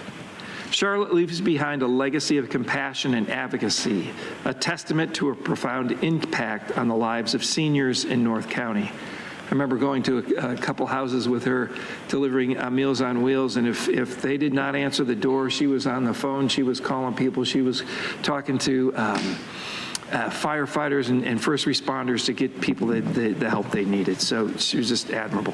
Her leadership set an example of excellence and service and will continue to inspire and guide us in our mission to make a difference. Our deepest condolences go out to her family and friends. Rest in peace, Charlotte. Thank you. The last adjournment will be presented by Supervisor Monica Montgomery Stepp in memory of Romelia Turner Thompson. Thank you so much. Romelia Turner Thompson, affectionately known as Mimi, embodied what a true pillar in the community is. Mimi was not just a member of the Southeastern community. She was its heart and soul. Her selflessness knew no bounds, her kindness touched countless lives, and her unwavering dedication to serving others was truly inspirational. In every action, Mimi exemplified the essence of community spirit, whether it was organizing fundraisers and volunteering for the Umoja learning community at San Diego City College, or simply lending a helping hand to those in need. She embodied the true meaning of compassion and generosity. But Mimi was more than just a volunteer. She was a beacon of hope and inspiration to all who knew her. Although Mimi was battling breast cancer, her infectious positivity and unwavering optimism lifted the spirits of everyone around her, reminding us all of the power of kindness and the difference one person can make in the world. Mimi's legacy will forever live on in the countless lives she touched and the indelible mark she left on our community. Though she may no longer be with us in body, her spirit will continue to inspire us to be better, to do better, and to always strive to make the world a kinder and more compassionate place. May we honor Mimi's memory by following her example and continuing the work she started, ensuring that her legacy of love and service endures for generations to come. Rest in peace, dear Mimi. You will be deeply missed, but your spirit will live on in the hearts of all those who were fortunate enough to know you, including me. Thank you. Thank you. Sessions tomorrow. On behalf of Chairwoman Vargas, that concludes the business before the board today. This session is adjourned. Thank you. The fact that you guys are sitting there and smiling because the little girl has been raped is very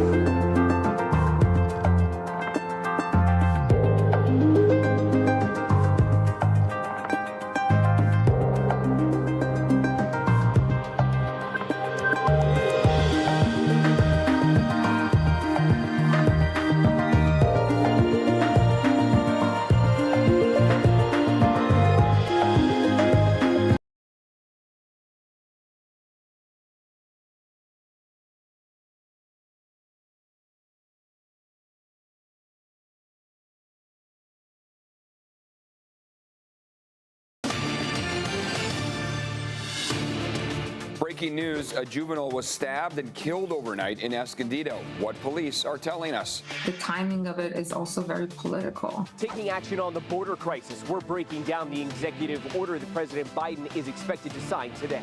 She was shouting, "I've been bitten by a shark." What's happening today at a Del Mar beach after a shark bit a swimmer? Steve, you're not free to leave. Steve, you're not free to leave. A brand new lawsuit amid a crackdown on beach yoga classes. It's 6 a.m. Tuesday, June 4th, and you're up with CBS 8.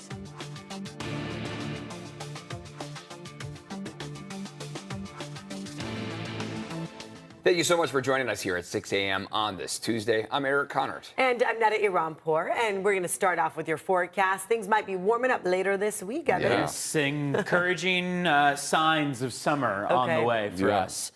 We have temperatures warming up this afternoon already, but along the coast, we're not seeing all that dramatic of a climb. Marine layer is still going to be present with us daily, but we're finally going to start to see this ridge of high pressure building overhead, and that ridge is going to help to warm our temperatures up across the county. Over the next 12 hours, we're still holding on to that marine layer. Temperatures should reach the upper 60s, maybe even the low 70s by this afternoon, and partial sunshine into that afternoon stretch. And here it is, the first one of the year, an excessive heat warning for San Diego County, only applying to our deserts, moving off toward Imperial County. More on that warm-up coming up.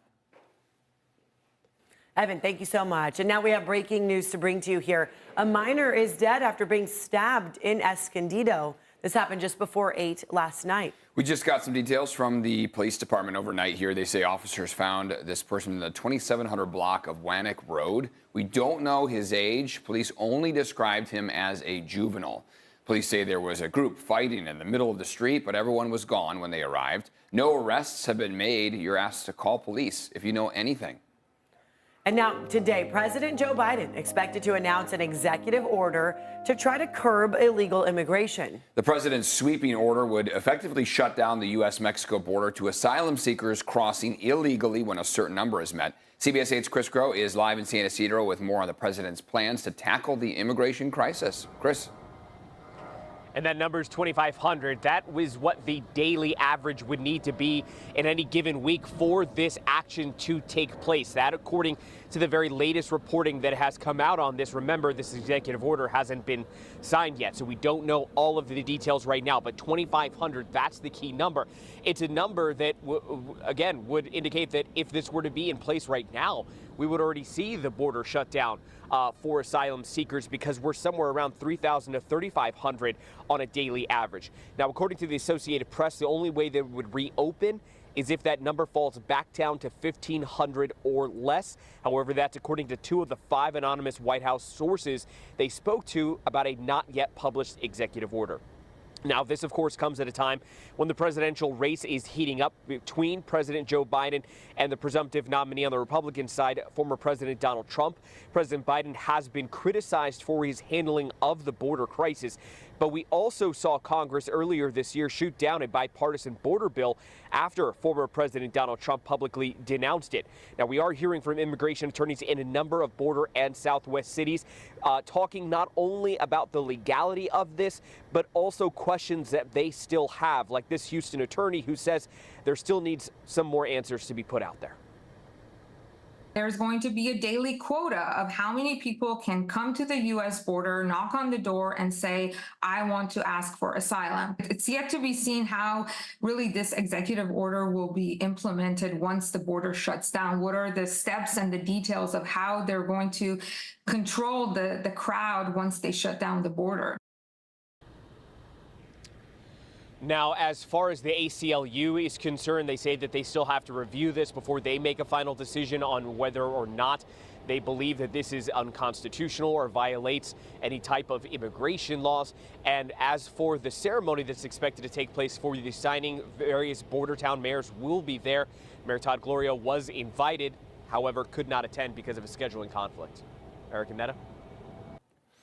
Chris, thank you. Coming up here in just a few minutes, what experts say could happen with immigration and U.S.-Mexico relations as Mexico elects its first woman president. Opening statements are underway right now in the federal firearms trial of Hunter Biden. They started just moments ago at 6 a.m. This is the first criminal trial for a child of a sitting U.S. president. President Biden's son is accused of lying on federal gun purchase forms when he said he wasn't a drug addict. He has pleaded not guilty and says he's being unfairly targeted by the Justice Department. Hunter faces up to 25 years in prison if he's convicted. And now this morning, the beach in Del Mar expected to reopen after a man was bit by a shark. Lifeguards say the 46-year-old man made it through surgery and is now in the intensive care unit, expected to survive his injuries. We spoke with the first person to reach the man who was bitten on Sunday, and he said the man was conscious and stayed remarkably calm. There's a lot of great whites in the San Diego waters, and they're not out to get us. I mean, this evidenced by this one here, it didn't eat him, right? It took one bite and it left. So no matter what precautions people take, incidents will happen. But just like when you go in the woods and you know there's bears, knowing the proper procedures can help you stay safe. And you may be asking, what are those procedures? Well, according to the Shark Lab experts, they include avoiding the water at dawn or dusk and try to calmly leave the water if you see a shark. This morning, there's a new lawsuit to keep outdoor yoga classes available on public park spaces. This lawsuit, filed yesterday against the city of San Diego, claims it is unconstitutional to ban yoga classes on public beaches and parks. The city recently updated its municipal code prohibiting hosting outdoor classes of 4 or more people without a permit as part of a wider crackdown on vendors. One of the plaintiffs was just detained and cited for holding class. We're assembled and engaging in free expression. You're walking up here. I'll be honest with you, I probably could have handled it a little bit better, but when you're violating people's rights, you know, it's people are going to get a little bit emotional. And that was Nama Steve, who you just heard from. We reached out to the city for comment on this new lawsuit, and we are still awaiting a response. This morning, Major League Baseball is investigating a Padres player over gambling accusations. 24-year-old infielder Tucupita Marcano is accused of betting on baseball. These bets allegedly happened last year when Marcano was on the Pittsburgh Pirates, but he was injured. The punishment for betting on your own team is a lifetime ban. The Padres selected Marcano off waivers during the offseason, but he has not yet played for the Padres this year, still injured. In another sports gambling scandal, Dodgers star Shohei Ohtani's interpreter is set to plead guilty this morning. Ipe Mizuhara is accused of stealing almost $17 million from Ohtani to pay off gambling debts. He agreed to plead guilty to bank fraud and filing a false income tax return. Mizuhara could face 30 years in prison. Today, South Bay leaders demanding the state to declare a state of emergency due to the ongoing sewage crisis. So they're demanding the CDC to investigate this and assist them in monitoring and assessing residents' health. Right now, urgent care doctors in Imperial Beach are seeing a spike in patients with gastrointestinal illnesses because of how much sewage is in the water. Today, county supervisors will also discuss getting air purifiers for people who are dealing with that bad smell. Right now, San Diego County is opening cool zones ahead of the summer heat. Evan's been saying things are going to start to heat up here. Even with June gloom, afternoons are rapidly warming up. Some parts of the county could see summer-like temperatures this week. Free cool zones include the county's library branches as well as community centers. We have a list of locations at CBS8.com. Just click on the Help button. When you start talking about cool zones, you know that summer's pretty much here. I mean, if you ask the kids who are out of school, a lot of them this week, Thursday at 12:15. they're like, Yeah, exactly. That may not They're be like, the meteorological I don't care summer, what but- the temperatures are at that point. Right. I'm out of school. Yeah. No, but it is going to feel like it. Thursday, Okay. Friday are our two hottest days of the week. Temperatures are going to be, in some cases, near record territory off toward our San Diego County deserts. But that's specific to the deserts. Today, along the coast, inland, and across the mountains, we're going to start to see some changes.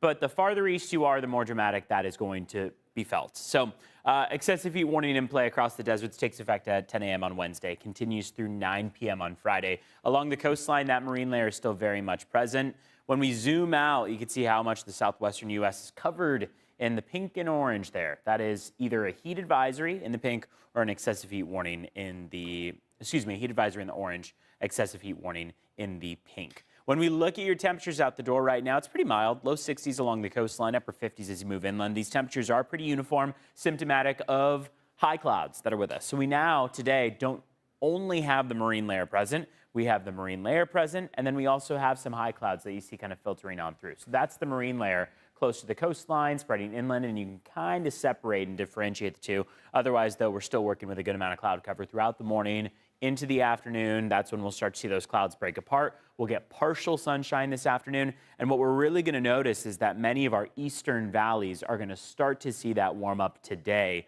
with a lot of 80s in play versus the coastline that stays almost identical to where we were yesterday. Otay Mountain shows facing east some of those mid and high level clouds, but not as much of that marine layer. That's because the marine layer, while it's present along the coast and inland, not quite present close to the mountains. So it's a little more shallow this morning, but now we've added in the high clouds. So, you know, pick your poison. Sunrise was at 5:41, so we're about 30 minutes out from that sunrise. Sunset is coming at 7:54. Remember, our day length is still extending for another couple weeks. We get near that 8 p.m. sunset. Let's check in on traffic. No major crashes or collisions on our roads as we start off your Tuesday morning. Very quiet out there, so you can head to our website, cbs8.com/traffic, to give you the latest. Let's check in on your border wait times this morning. 80-minute wait at the San Ysidro Port of Entry right now, about an hour 20 in total. Otay Mesa is just about 5 minutes longer. You're at 85 minutes, so an hour 25 in total across the Otay Mesa Port of Entry. Back to you. Evan, thank you for that. Still ahead here, a tense hearing on the COVID pandemic. Do you agree that there was a push to downplay the lab leak theory? Not on my part. Really? Really? What else lawmakers said as they grilled Dr. Anthony Fauci. Plus, what experts think will happen to U.S.-Mexico relations as Mexico elects its first woman president.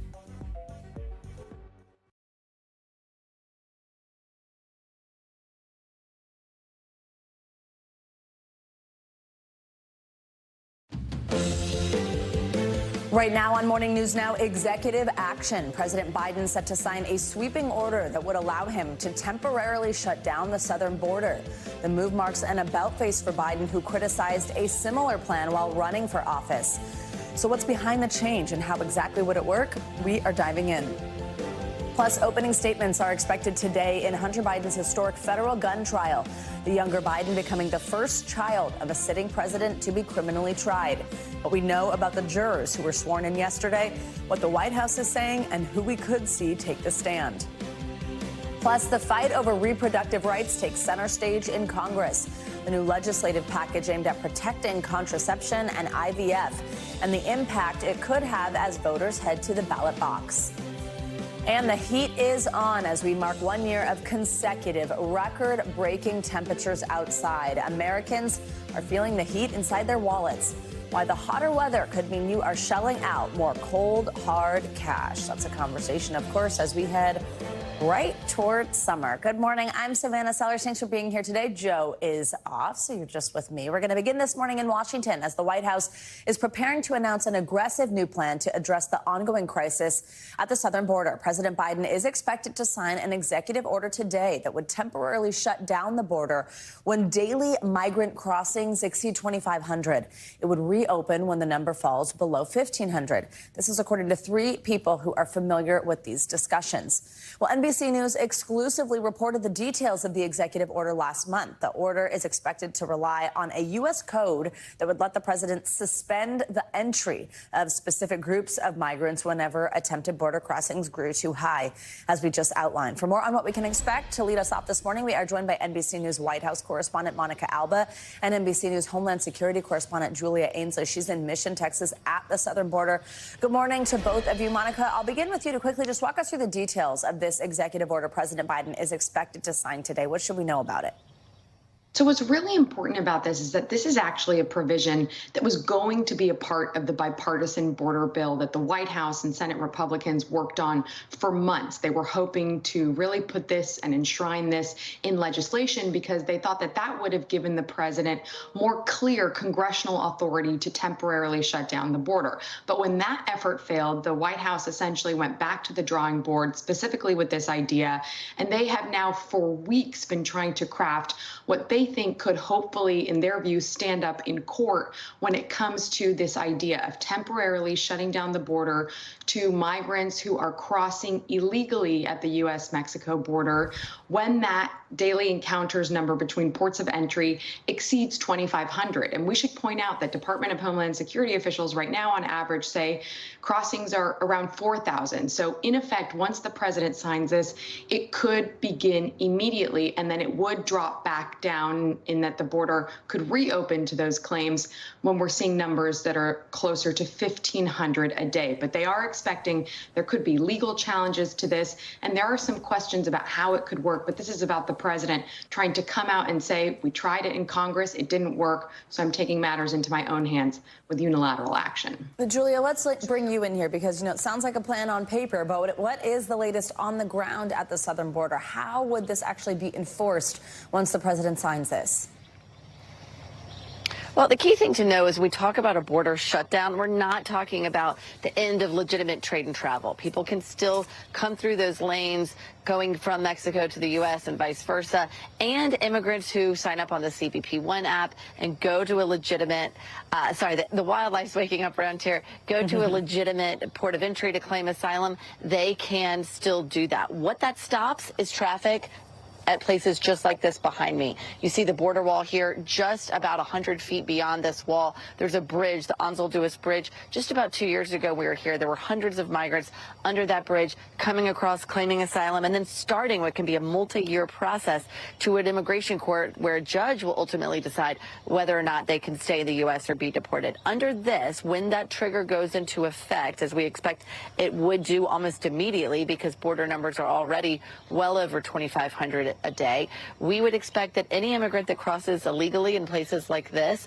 would not be able to claim asylum. In fact, they would be sent back into Mexico or put on a fast track for deportation. And that is why we're hearing about it this week and not earlier, because we understand the Biden administration wanted to wait for Mexico to get through their elections last weekend before they announced this, because they know they're relying so heavily on Mexico in order to implement this.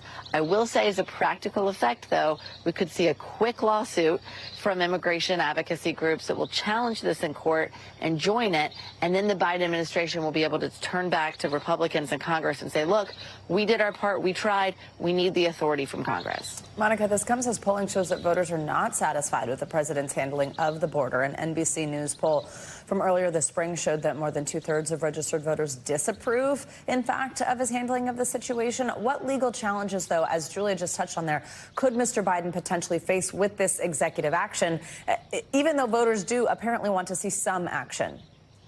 Yeah, and this has been a political vulnerability for the president and the White House for a long time. It is a far cry, though, from what candidate Joe Biden promised to do when it came to immigration. He wanted to roll back and reverse much of these policies that were put into place by his predecessor, former President Trump. And now, because of the way that we are seeing polling and the reality, and of course, some of the changes of global migration patterns, the White House is saying, no, the president has to be firmer. He has to take more of these steps and be more aggressive. And we do expect there will be plenty of pushback from some progressive lawmakers and from some immigration advocacy groups. But we should point out that the White House tried for a long time to include important humanitarian carve-outs in this expected executive action. So unaccompanied minors who are traveling alone will be exempt from this. Also, those who might be subject to severe human trafficking will be exempt from this. So they tried to look at essentially what the Trump administration did was something similar to this, and they tried to improve it so that it would stand up in court, but they are still bracing for those legal challenges, as this incredibly thorny political issue is a big part of it. They also say that they have been working with Mexico. There has been so much diplomatic effort behind the scenes to try to get to this place that expect the president to say, we've been really working on this for months. It's the culmination of that, and there could be more steps. There could be a series of additional actions that the administration takes in the weeks to come, too. Savannah. Julia, we know the mayors of border cities in Texas will be at today's announcement in Washington. Tell us the challenges these leaders face as they try to get a grip on the large number of border crossings. They are who are seeing this and dealing with this firsthand.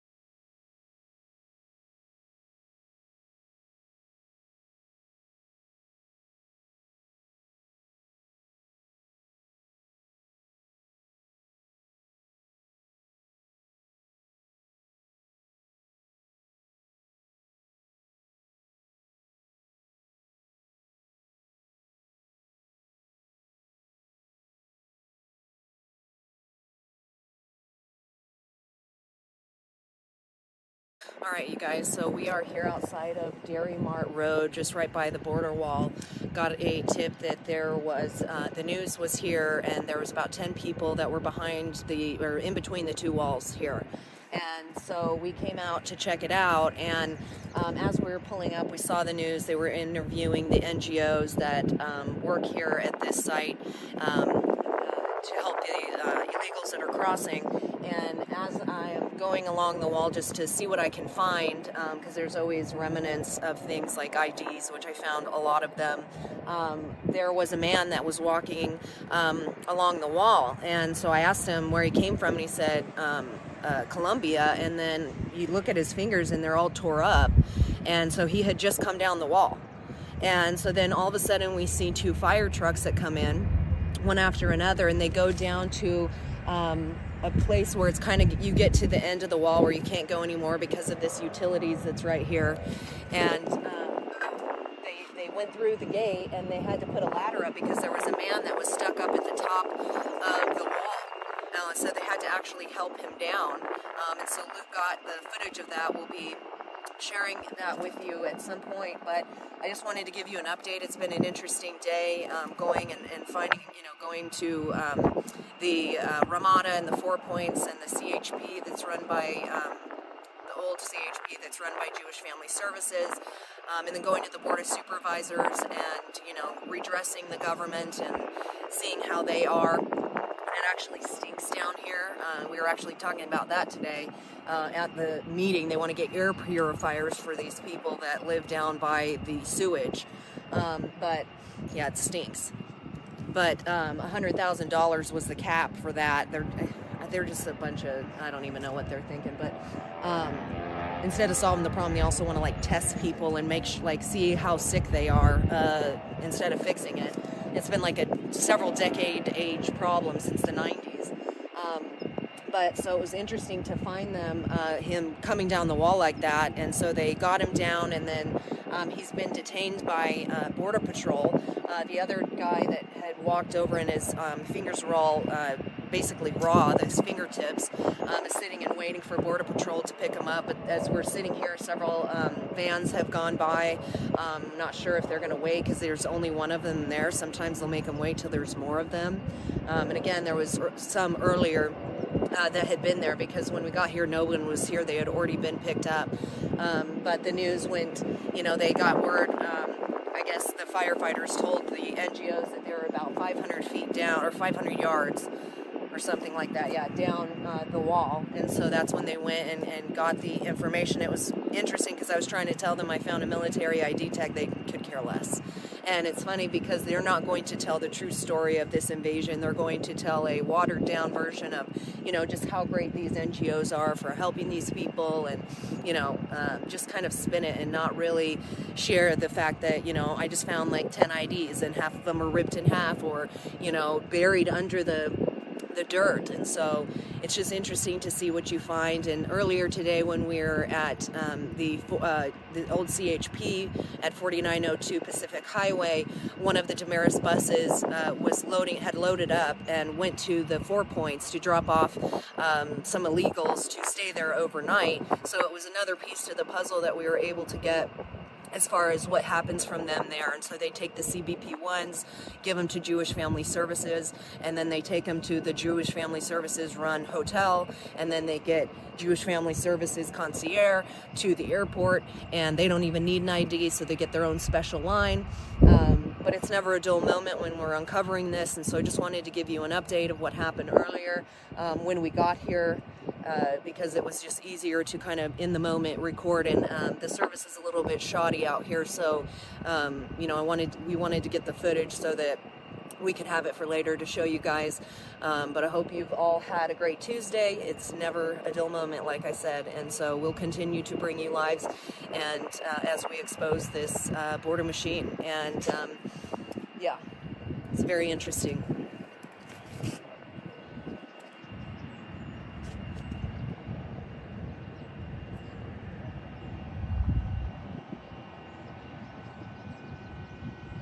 Especially because the federal government, the Mexican government is supposed to be up there watching. And it's like they're putting up ladders and climbing over. it's a joke. So there's no stopping this. They're not stopping it.